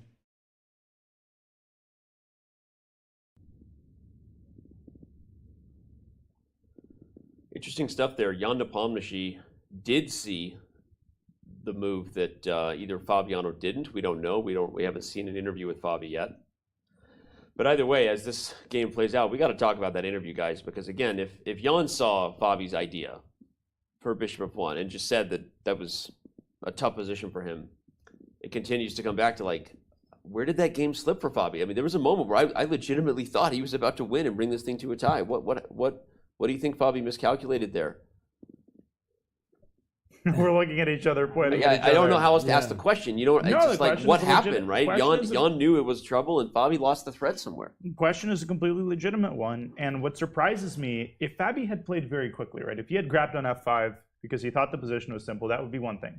But he took over the course of 2 moves, something like 35 or 40 minutes. Yeah. So it really surprises me the level of his miscalculation. It wasn't some move 9 moves into a line. It was a findable move, knight d3, that he clearly overlooked or seriously underestimated. So Fabi, I think, is going to be really, really disappointed in the fact that he took all this time and yet didn't seem to be able to find a relatively straightforward refutation in a position which, you know, he converts more times than not. And Jan was completely transparent. He said that I forgot my opening. I'm sure I have a file on this line. Didn't remember it. Queen a4 came as a bit of a surprise to me because otherwise I was okay. And then he knew he was worse. He would have played bishop f1. And I don't know what it is that Fabi didn't see. I mean, there's a lot to calculate in those variations as we were discussing live. But for Fabiano, I mean, that was the moment. That was a moment where he really could have put the test to Jan Nepomniachtchi. And Jan, as we just saw in the interview, he was just like, my position was bad. Mm-hmm. I don't know what I was going to do. Mom spaghetti. He missed his moment, right? I mean, seriously, it might have been his one shot to get back in this event. He missed it, that being Fabiano Caruana. And of course, as we've said, there's so many matchups coming up. We'll actually bring up Jan Nepomniachtchi's head-to-heads remaining as we've watched Liren try to convert on his advantage against Jan-Krzysztof Duda. But, you know, you're relying on other players. You look at that game where he's black against Firouzja. We interviewed the young man who got his first victory today. That's certainly one that could be scary for Jan. But if unfortunately Duda continues to struggle, the last game may not be one that necessarily makes Jan scared. So getting white in the other games, okay, report, that's a wild card, right? You never know what you're going to get there. But your thoughts on now that he has a full point lead, can he take kind of a safe approach and take this one home? That's exactly what I was wondering. And the big question to me is the next game against Timur, because Timur isn't. I don't even want to call him like the underdog or the dark horse in this tournament. Like, he's 27-50 for goodness sake. He just beat Hikaru, and that might make it more tempting for Jan to play in the same vein that he did against Ding. I don't think he's going to be quite as drawish in his approach, but with a full point lead. And Fabi struggling in the last 2 games, I think he'll definitely consider the option of playing ultra solid chess, Robert. Or do you feel like he'll try to basically end the tournament here and now, so he doesn't have to worry about performing on demand in the last couple of games? Well, I think the reason he didn't really play a game, if we want to be honest, against Ding Liren is Ding Liren is the number 2 or number 3 player in the world, depending on what the current ratings are. So he says, all right, that's a really tough opponent.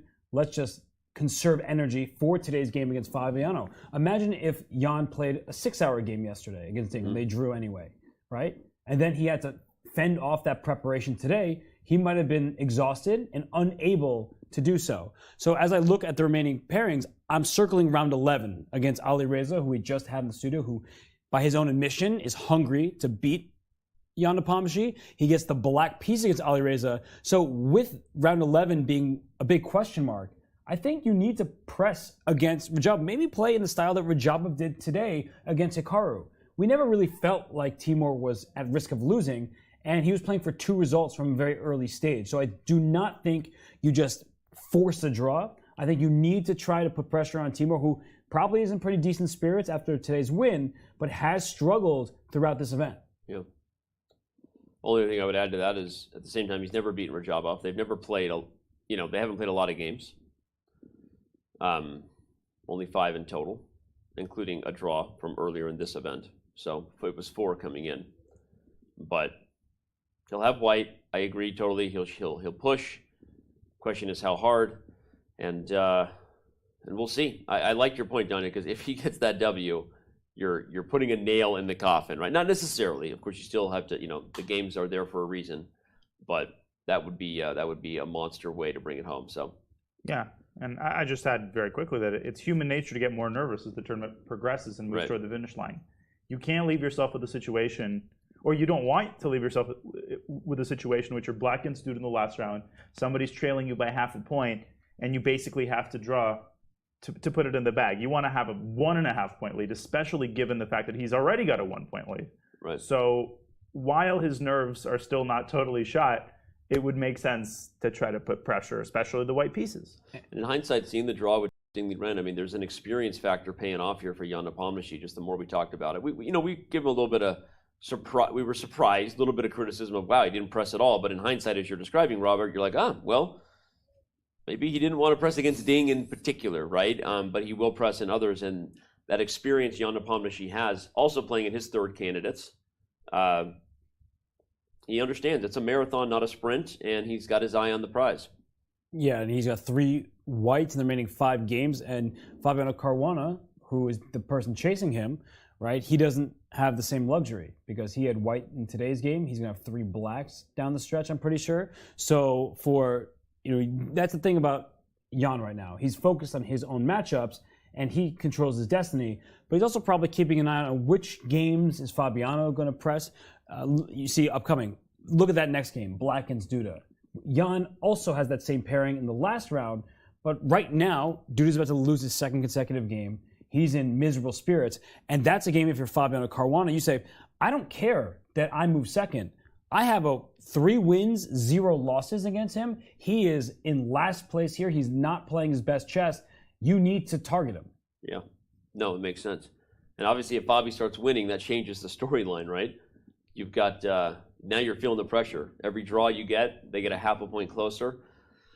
So, yeah. All right. Well, these head-to-heads will be the talk of the town, especially if it remains a situation where only Fabiano Caruana can reasonably catch Jan Nepomniachtchi. If that should change, of course, we'll be talking about others getting involved in the mix. But All right.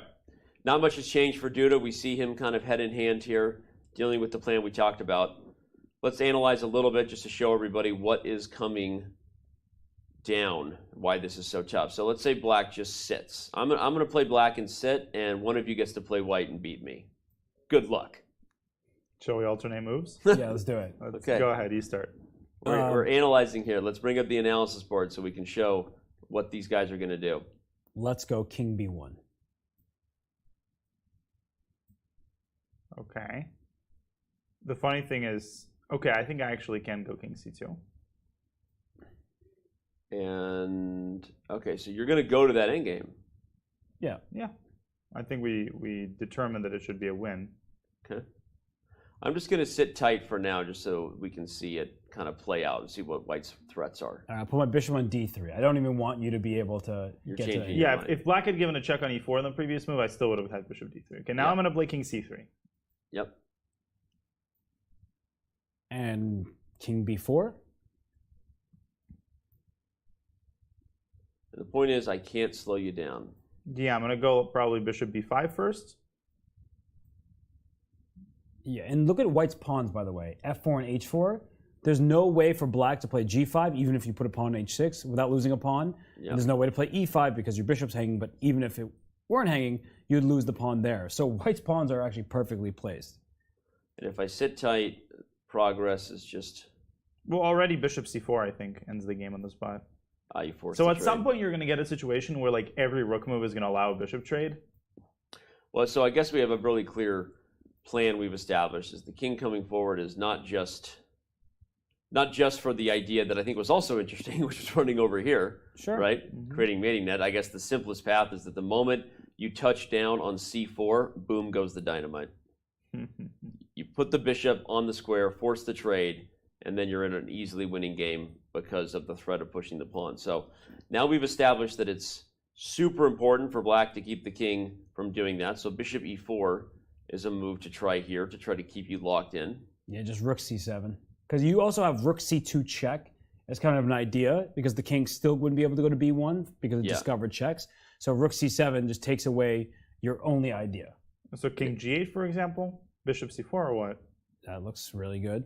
Oh, and then you're going after the e6 pawn. Yeah, I'm just going to take e6. And... Too many So weaknesses. if I could say pass right here, you're still threatening bishop c4. Yeah. Yes. Yeah, so if the bishop moves off of d5, not guarding e6, that's the problem, is the bishop is always threatening to come to c4. So again, back to the live game, we're establishing the pattern, right? If the bishop ever leaves d5 without some sort of forcing threat, this bishop is coming to c4, and as we've seen already, hits the rook, hits the pawn, and the game is too much.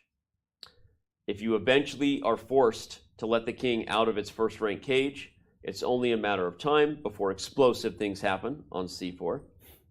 We'll see how many of these things I can fit in. I've got two so far. Boom goes the dynamite, explosive things on c4. Did you know that video, or did you say that because I say that? I saw that video when it first came out. Oh, all right, I forgot. Who was the idea behind the video? Back with Brontosaurus's. Who was the what? The idea behind the video.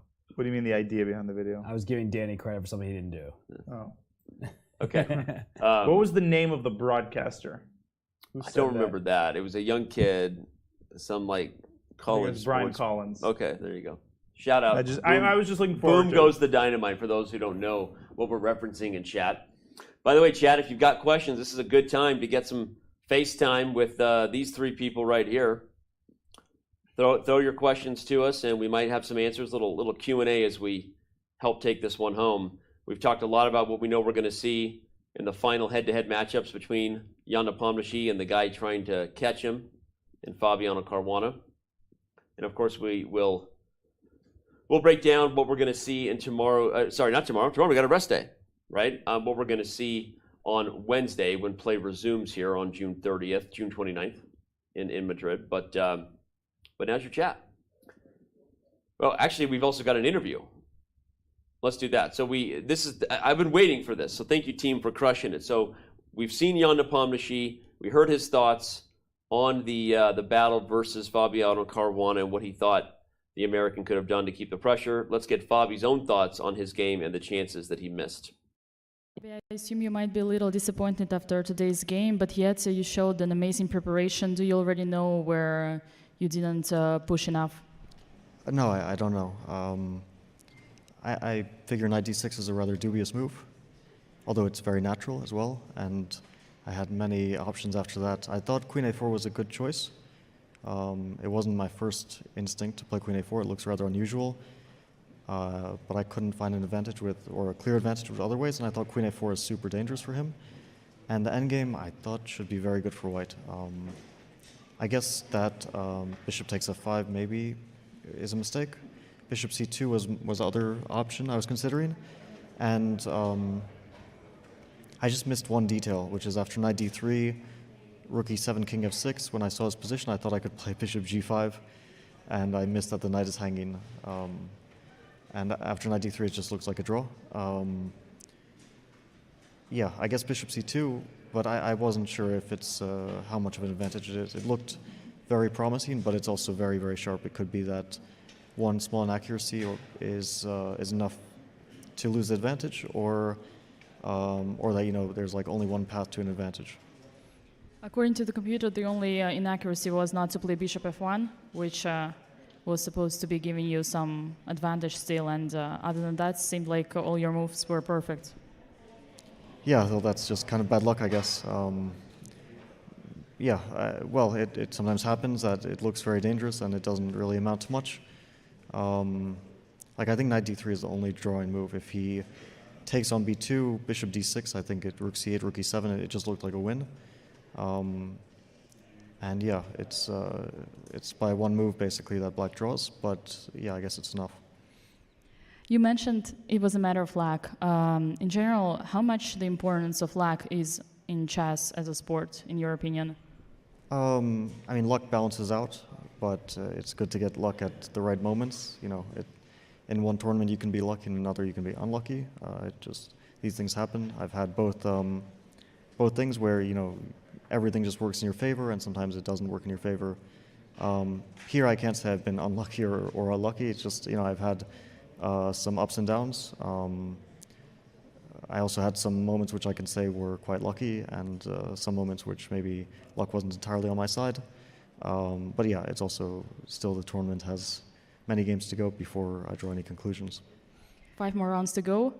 You mentioned before the tournament here only first place matters. Has the situation changed, or is it still the only importance? No, it's the same situation. Yeah, I still have to fight for first place. It's a point deficit, which is quite a lot with 5 rounds to go, but it's not insurmountable. Thank you so much, Fabi. Good luck in the following games. Thank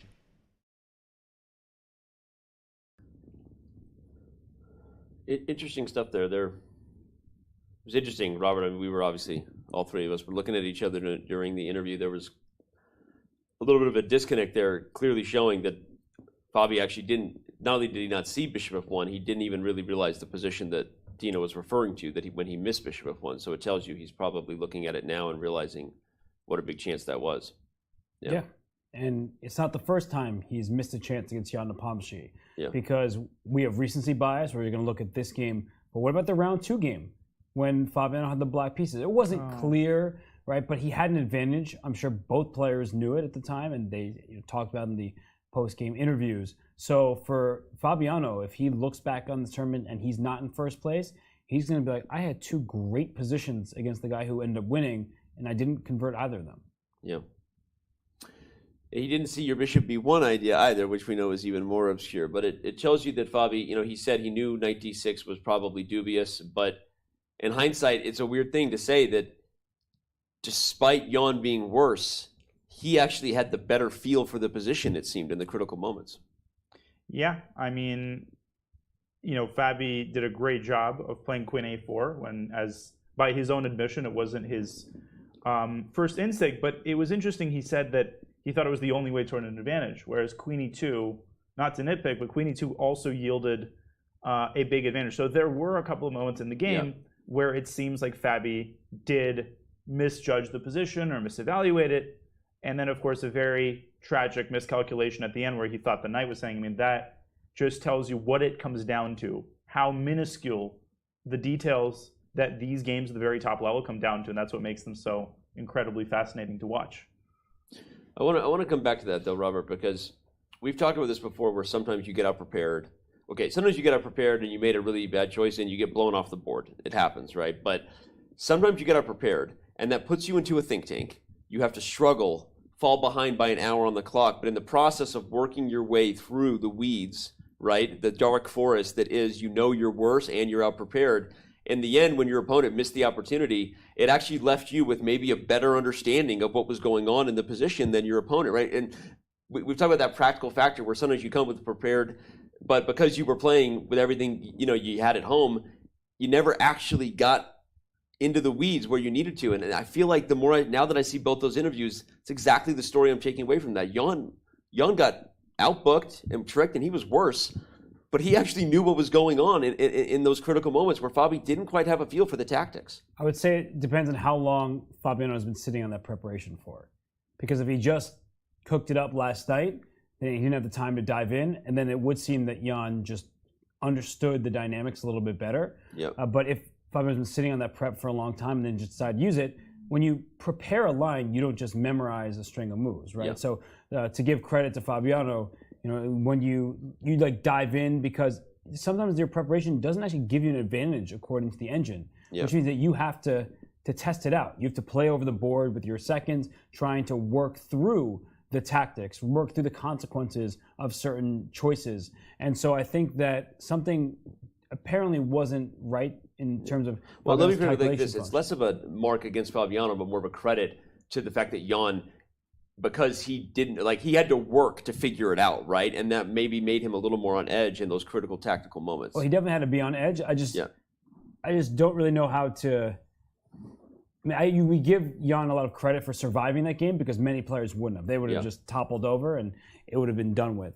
But I just think that Jan, his calculation function was better today. I don't think he understands necessarily the positions better. I think that just he was really sharp today, and he had a very short day yesterday. So he came in well rested. Yeah. He got a rough position. He was able to survive it while calculating his opponent's best moves. And that's the sign, not just of a great player, but a great player who's in fantastic form. When they're met with something that they weren't expecting and they know they're worse and they're still finding their opponent's best moves, which means he probably had some response in store that would have left him hanging in the game versus just collapsing. Yeah. Johnny, your thoughts on that combo? To win a tournament like the Candidates, it's not enough just to show one skill. And if you look through Nepo's game so far, not saying the tournament is over, it's far from over, but he's demonstrated incredible skill in a variety of different areas. He's had crushing games. He's had good opening preparation and astute opening choices. And now he's also had an amazing defensive task against, as Robert said, a player who's super well prepared. He goes down on the clock. All of the conditions pointed to adversity. And he demonstrated just filigree precision and just an unwavering determination to not lose the game. Yeah. They talk about in basketball and other sports knowing how to win. You can also draw a parallel with that, and you can point to the skill of just refusing to lose. Yeah. I know that sounds like a cliche and everything, but the top athletes, they do that. They're down by 20. You watch them take a timeout and say, I'm not losing this game. And I think Jan kind of decided that for himself, that he's going to invest every ounce of his energy. He did, and he managed to outplay Fabi from a really, really bad position. Yeah, well said. Interesting stuff. Well, and that's a rook on A8. Hello, camera on A8. Can we get a queen? Can we get a? I don't know what we're looking at over there, but we're backing up. We're looking at something. Okay, we're moving around. Oh, is there a queen? Do they know which camera is on the TV? Not sure they do. There we go. Well, I guess they knew the A8 square is what this game comes down to, but. Oh, I see. Oh, they're coming. There we go. I get it now. They were showing us the book on A8. Oh, really? 5-head. What? You two didn't understand what our producers were doing. I had no idea. Didn't. I had no idea. I had no idea. No, I literally did not even connect the dots. I didn't connect the dots. Okay, Are you disappointed in? I'm very disappointed. Not in Dingley. I've been commentating for 9 days in a row, okay? No, you haven't, because they're rest days. 9 rounds over 11 days. 12 if you include the opening ceremony, which was exhausting for me. I was dancing my heart out flamenco style. Nice. No excuses would make up for the fact that you two just. I did. I just gapped it. I was like A8. There's a rook, and actually that's kind of cool. It's got it coming down to A8, and we've got a nifty little coincidence there with the design. The official FIDE design of the, we call them what do we call them? Brand boards. When you put all the logos up. Everyone loves a good brand board. Something very sad in this position. Well, everything's kind of sad. Wait, I think I know what you're going to say. Yeah, the E5 doesn't work, which is just, your only try. Hey, there's a question. Okay, I don't know about this username, but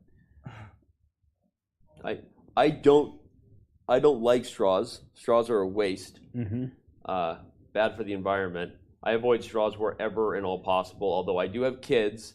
So because of that, I appreciate the value of a good sippy cup and a child-proof ability to spill.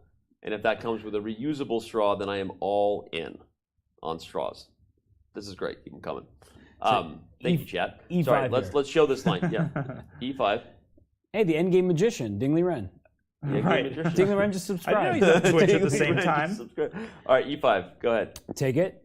And after rook takes E5, there's bishop C6, which may look like a problem because of rook C5 check. Yeah. But you just move your king anywhere, and after bishop takes C6, rook takes C6. The worst part for black is after you take this rook, A8 equals queen with check and also check to the rook, because this is the exact type of position where black could have a fortress. If this rook were over an F7, you can just shake hands. The game would be a draw. It's good to show. If white doesn't take it, I wonder if we get a I was just going to say, are we going to get a table-based draw? And that shows you. So obviously that's not the case. As Robert said, you get a queen with check, and that's winning. But that shows you if you didn't take it, don't take the rook.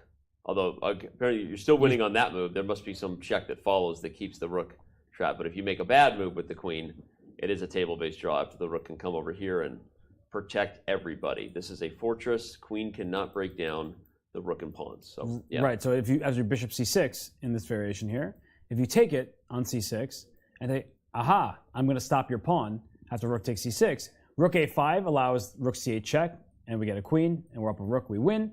And if rook to E8 after the capture, you have rook B6 to B8. And this is, I think, for people who are really new to the game, who haven't seen endgames before, when you're trying to promote a pawn against an enemy rook, that's what you need to do, is put your rook on the square that the pawn protects, and that way you cut off the rook from the promotion square. Rook to B8. No way to stop a new queen either way. Yeah, that's why pawns capturing diagonally is such a genius rule. Yeah. Because it adds this entire new wrinkle to the game. An element, every element of chess that adds all those different dynamics, what makes it the unsolvable puzzle that is the game of kings. There's a question for me. Has Danya actually not seen Frozen? No, I have not. That was Do the you know most what the random movie? question. Do you know what the movie Frozen is? No. Is it a musical? Well, actually, the answer to that question is yes, it became a musical. It did become a I've musical, heard- but it's a Disney movie. Yeah. You know, let it go. I've only seen maybe 3 or 4 Disney movies. I've seen Mulan. I've seen The live Aladdin. action or the original one? Hmm? The live action. Did you just call it Aladdin? It's Aladdin. Aladdin. Yeah, no, I'm Aladdin. Yeah. I'm on thin ice here. Yeah, you really Aladdin, are. Mulan, and I think that's it. But the live action one, the recent one, or the one from No, the old one, the animated one. Robin Williams. Can he stay for dinner? Can he stay forever? No, the one which I'll Make a Man Out of You, and all those famous songs. Yeah. Oh man. So Danya hasn't seen Frozen. That's right. Do we like our job? I like it. I'm not going to answer this question. Right, it's a minefield. Okay. It depends the moment. We all love our jobs. I mean, seriously. The man Jokes who aside, holds but- my job in his hands is sitting next to me, so. I don't hold your job in my hand. Right. Don't look at me after I you think say we that. all love our jobs. I would argue that the job of a chess commentator is maybe the hardest job in sports broadcasting. I said it. It doesn't mean it's the job with the biggest upside or whatever, but I can unpack that statement if you want. How do you think you do if you were to play in this tournament? Well, the only parallel that I can possibly draw is the U.S. Championship, which I played in this past October. I think I scored -2. I also think it was significantly weaker than the candidates. I don't think I'd lose all my games. You wouldn't lose all your games. I think that I would, if I had played in this tournament, my expectation for myself would probably be like -2 or -3 would be a very decent result. But yeah, I would kill for such an opportunity, obviously. Yep. But I'd get put through the meat grinder, no question about it. What are your favorite candidates' moments you have witnessed? Wow, there's many, actually, throughout history. The last round, 2013, the drama of that, obviously Magnus Carlsen lost his last game and ultimately sort of backdoored his way into winning the event regardless when Kramnik also went down. That was an incredible finish. That might just be the best candidate moment ever. Yeah, it was just insane. Wait, can you say that again? Which one? When Magnus, 2013 candidates, when Magnus lost in the last round. He lost in his last round, but Chucky came through and beat Kramnik. I remember watching that as a fan and just being like, everybody wanted Magnus to take on Vichy. Magnus was the rising star at the time, right? Well, and he was the #1 player in the world for 2 years already. right. At that point. And Kramnik, who had obviously lost the title to Vichy Anand, was this close to getting another chance at the rematch, and both Magnus and Kramnik going down allowed Magnus. They didn't have tiebreakers then, so Magnus won on tiebreaks. That was a crazy one. For Danny, how do you think you'd do if you were to play in this tournament? Is that a question that? How would I do? I mean, if I drew one of my games.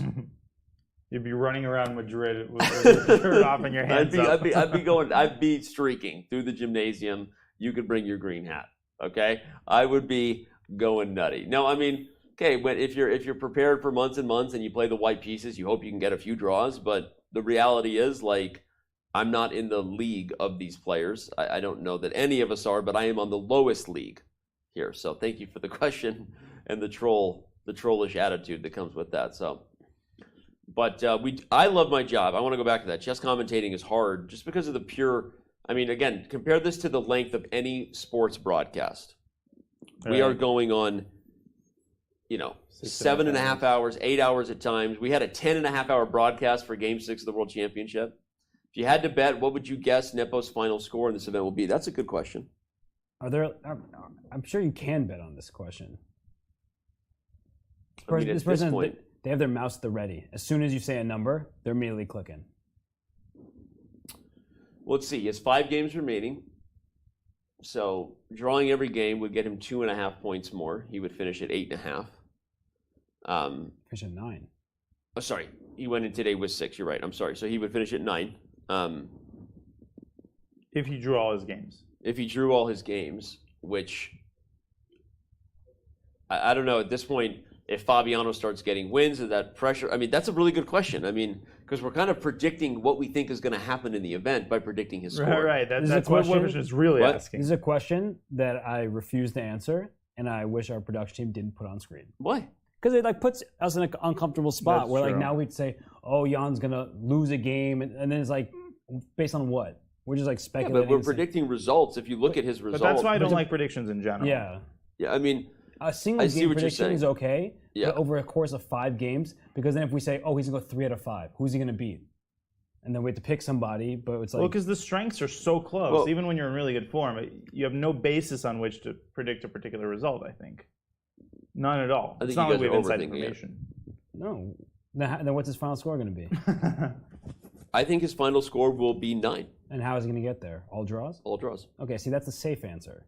That's the realistic answer. No, but that's also a safe answer, right? If you said minus or plus something, then you have to pick who he's going to lose to. I push back. I think there's a high likelihood that he plays at least one decisive game. I don't know against whom or win or lose, but I think that's the likely. Realistic thing, even if he wins or loses one game, is that he gets 9 and he wins the tournament.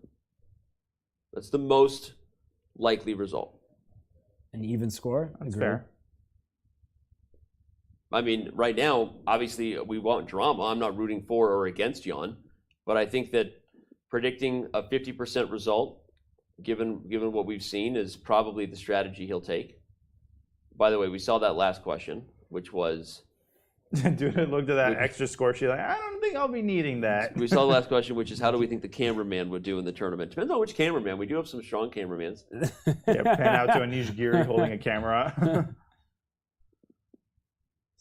We do have I think our camera operator today is about a 2100 chess player, so it makes me feel like maybe I would do better than the cameraman at the very least. Man, Duda looked at the score sheet. What move are we on? No, he does need it, right? 60. One more move. There's one other thing about chess commentary, which is that, we get some breaks, but we don't have like commercials every, 25 minutes as during a sports game. Yeah. So. Also, it's just, it's a job right now that, obviously is maybe going to continue to grow. We're hoping to, as maybe chess events and the, their reach and influence continues to go to higher platforms. That's obviously part of Chess.com's goals, and of course a lot of other chess companies, websites, organizations trying to do the same. So, but the thing is, there's so many other reasons I could add to it. Like, people doing hours of commentary are not doing just play-by-play. They and adding context, but then also 8 hours of it, and then also doing the post-game interviews. Like, usually Mike Breen doesn't also interview the coaches after the game or the players after the game, right? Like, that's something that right now our world and what we're doing here is very young.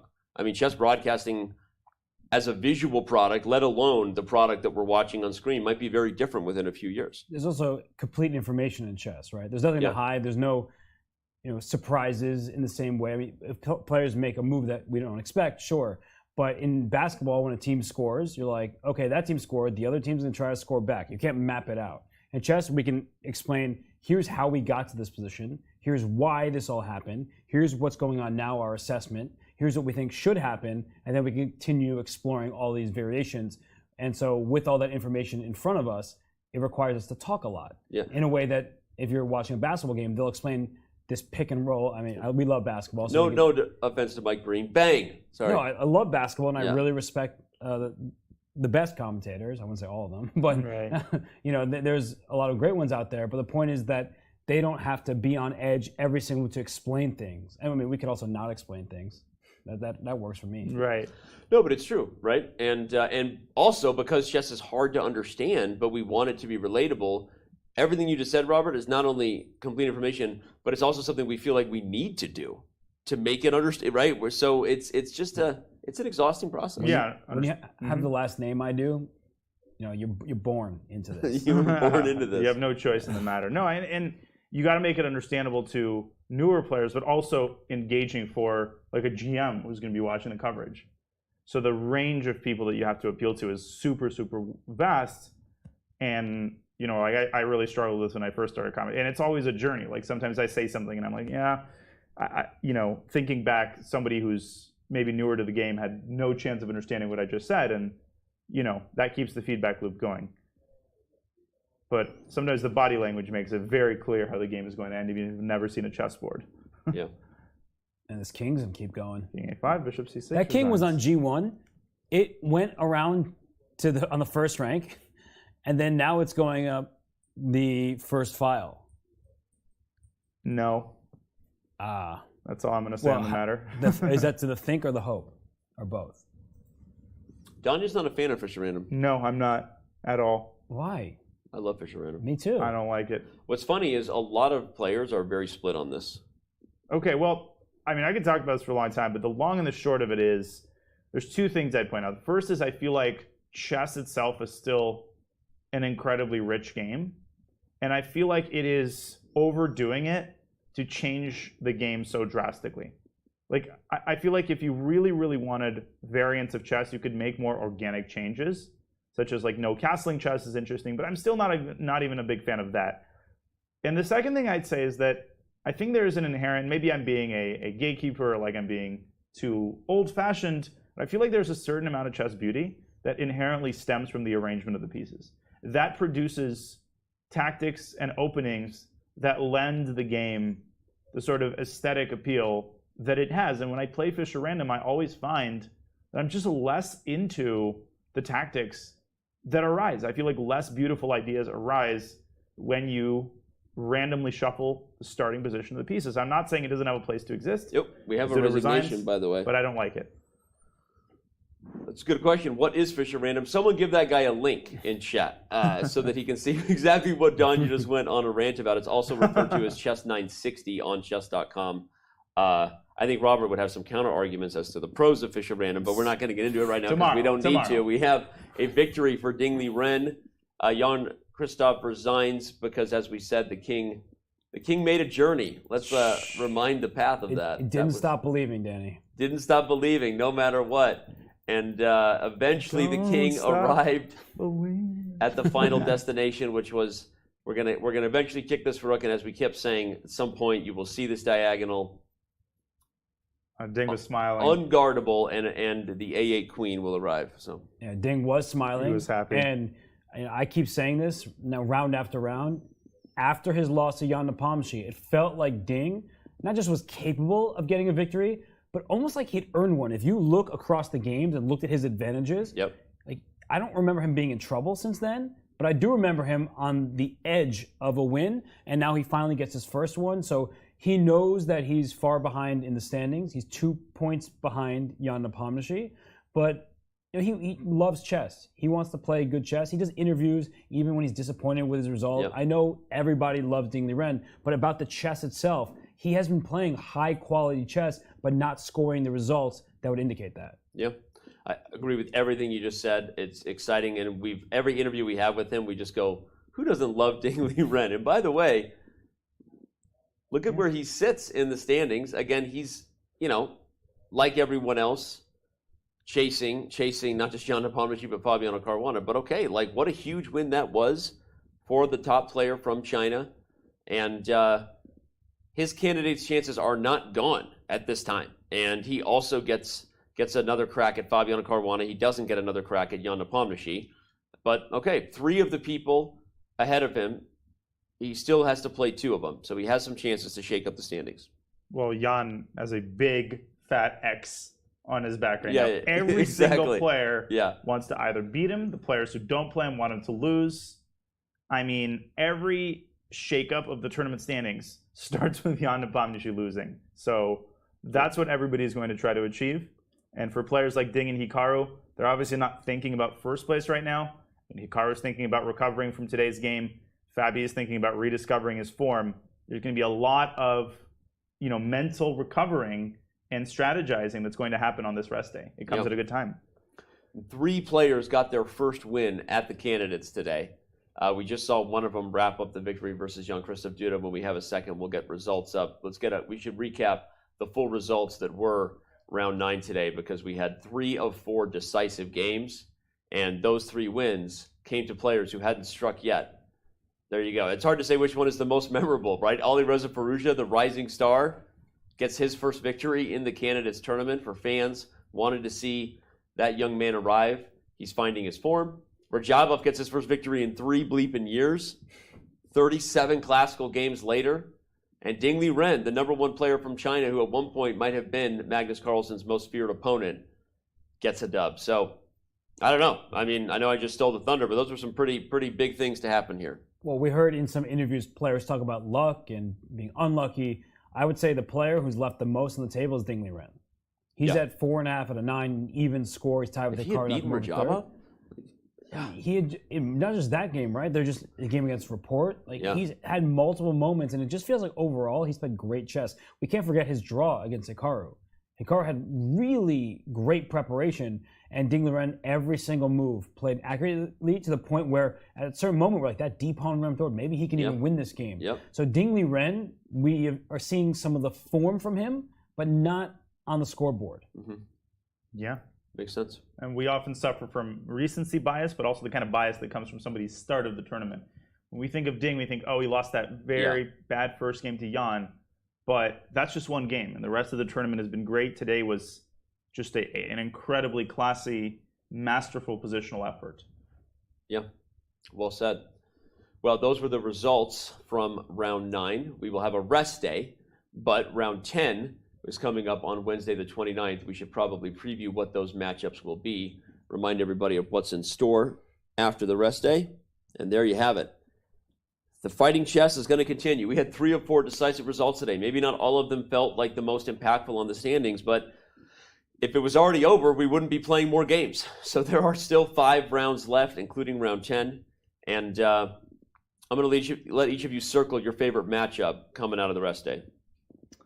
All right, you're putting me on the spot first. I am really excited for Nakamura Firouzja. I was going to say, I think for sure. I'm taking the low-hanging fruit here. Yeah. They've only played once before. Yep. The battle of 2 generations. Hikaru just lost today. He's going to be angry. He's going to be motivated. And Firouzja's going to be motivated, but for a different reason, because he got his first win of the tournament. So I think it's going to be a really interesting fighting game. I'm excited for that one. And it's a great matchup of youth versus experience. Yeah. While Hikaru Nakamura, much has been said about his absence from over-the-board classical play, we know that he's been playing countless games online. He's playing Title Tuesday tomorrow. And he According also... to what he said, yeah. He's definitely playing tomorrow after he lost today. Oh, he's playing both of them. He's also a former #2 player in the world. But it's hard for me to say what my #1 matchup is. I'm circling that Duda Caruana matchup. Because Fabiano, despite letting an advantage slip today, he's been playing excellent chess throughout the tournament. Duda has not. I mean, he started off totally fine. He was even, making all these draws, looking like he could be a contender. But in the last bunch of rounds, he's lost 3 games, and he just hasn't looked like himself. And it's not just on the chessboard. We've seen his mannerisms. We've seen his reactions. We often use the expression, just happy to be here. He does not seem happy to be in Madrid right now. Yeah. I like those 2 matchups as well, as far as the ones I'm super excited about. Anytime Report gets the white pieces, we turn our head, and then Nepomniachtchi getting white. Will he push? Will he try to put this thing away in some ways, getting a victory against Timur Rajabov? So much to talk about, of course, on Wednesday, and you don't want to miss it. Though, because we've highlighted this Nakamura Firouzja match, and we have a Hikaru interview that he just gave to Dina Belankaya from downstairs after he finished his tough loss to Timur Rajabov. I think we're going to throw that interview up and make sure that the fans catch that before they disappear. So are we going to the Hikaru interview or not? I'll break the 4th wall. Okay, so we're getting it ready. It will be on in just a second, so sorry. A little confusion there from the team. But there's other people involved in the broadcast. We're not just doing. I'm not just magically asking for things and it's appearing. There's a whole group of people working super hard. You said it was ready on the teleprompter, so that one's on you guys. Break the 4th wall. So we've got. Anyway, we have a Nakamura interview coming here in just a moment, which is always great when Hikaru gives his time after a tough loss. We'll see what his thoughts were here in just a little bit. So. Hikaru streaming Title Tuesday tomorrow, by the way, while we're enjoying the rest day here in Madrid. That's the chess you can be watching on Hikaru's channel, just so you know. What are your plans for the rest day? My plans? Explore Madrid. I'm either going to go to sleep or I'm going to put myself to sleep. I'm going to enjoy a little bit of rest on the rest day. I don't have any plans. Maybe I'll go to the Prado Museum. I highly recommend it. That'd be my last chance, really. You should definitely go. Yeah. Yeah, I'm proud of the fact that I've already been there once, but I think I might go again. Oh my gosh! All right. On the note of that bad pun, it's time to see Hikaru Nakamura's interview with Dina Belankaya after the tough game he had today. Tough game today. Thanks for joining. Anyway, seemed like Bishop G4 was your first inaccuracy. Was there something you misevaluated? No, I mean, probably I just had the wrong mindset. I was trying to create something, try to catch Fabiano, I guess. Probably it wasn't great. I mean, I think I never had enough counterplay for the pawn that I gave up. Maybe Timur was a little bit imprecise in the middle, but I thought when he found this idea with Queen G4 and Rook E2, it's very unpleasant. Suspect the computer could find a way to hold it, but I was low on time and it was just probably too difficult. So yeah, it's tough, but that's life.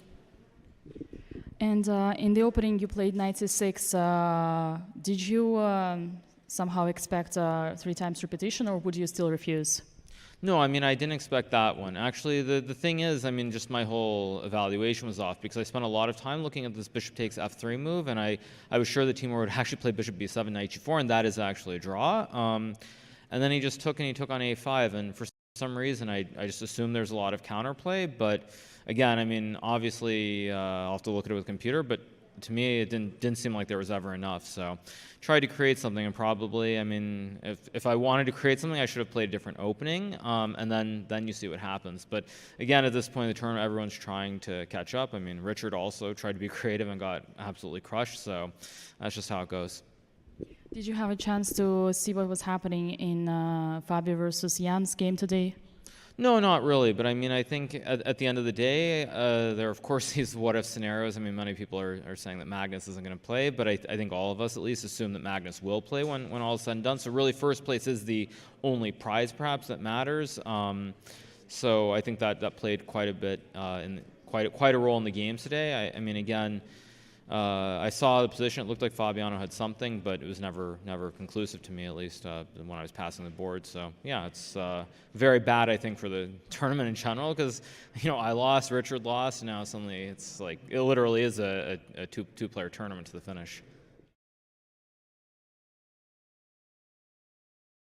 Yeah, interesting stuff there. Your thoughts on what he said? He tried to create chances, and maybe in hindsight,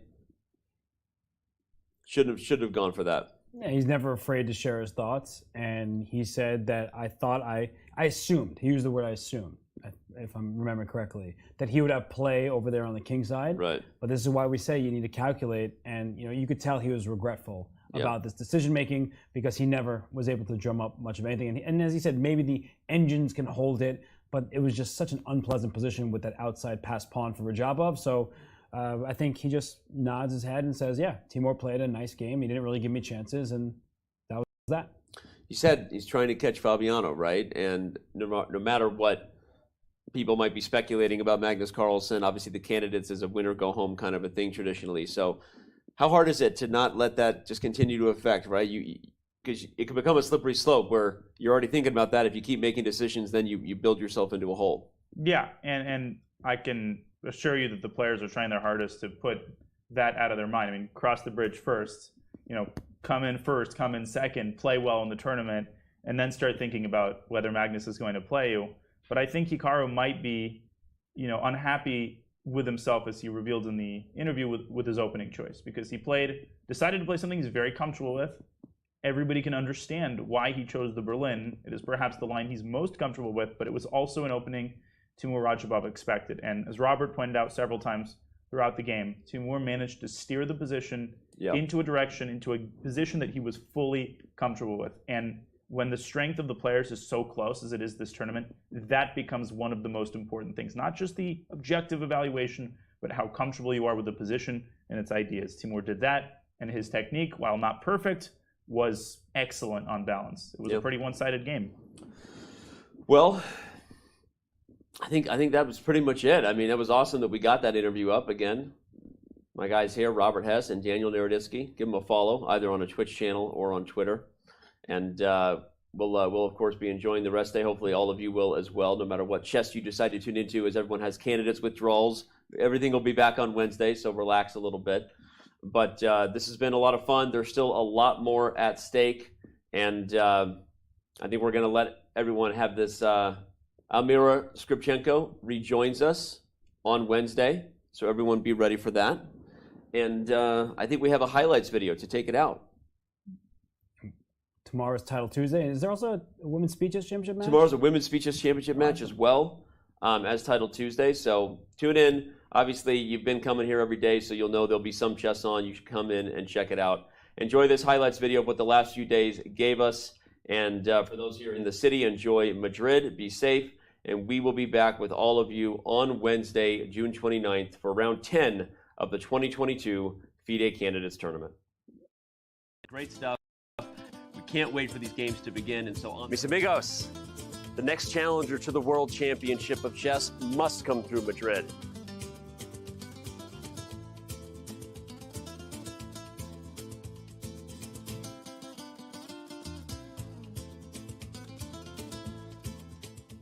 After 95 check is king h4, and the checkmate is forced on king g7, knight to 8. Oh, what happened?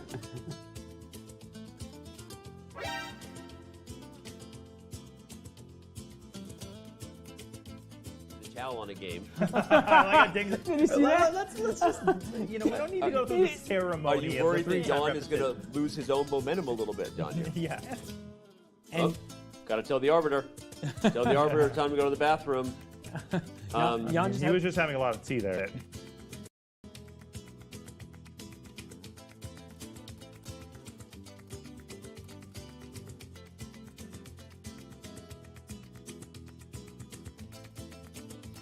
Oh, Hikaru grabbed his coat. He knows it's over. What that means. You know it's over when Hikaru grabs his coat. It means he knows he's out of here. All right, everybody, this has been a lot of fun, and we have much more ahead.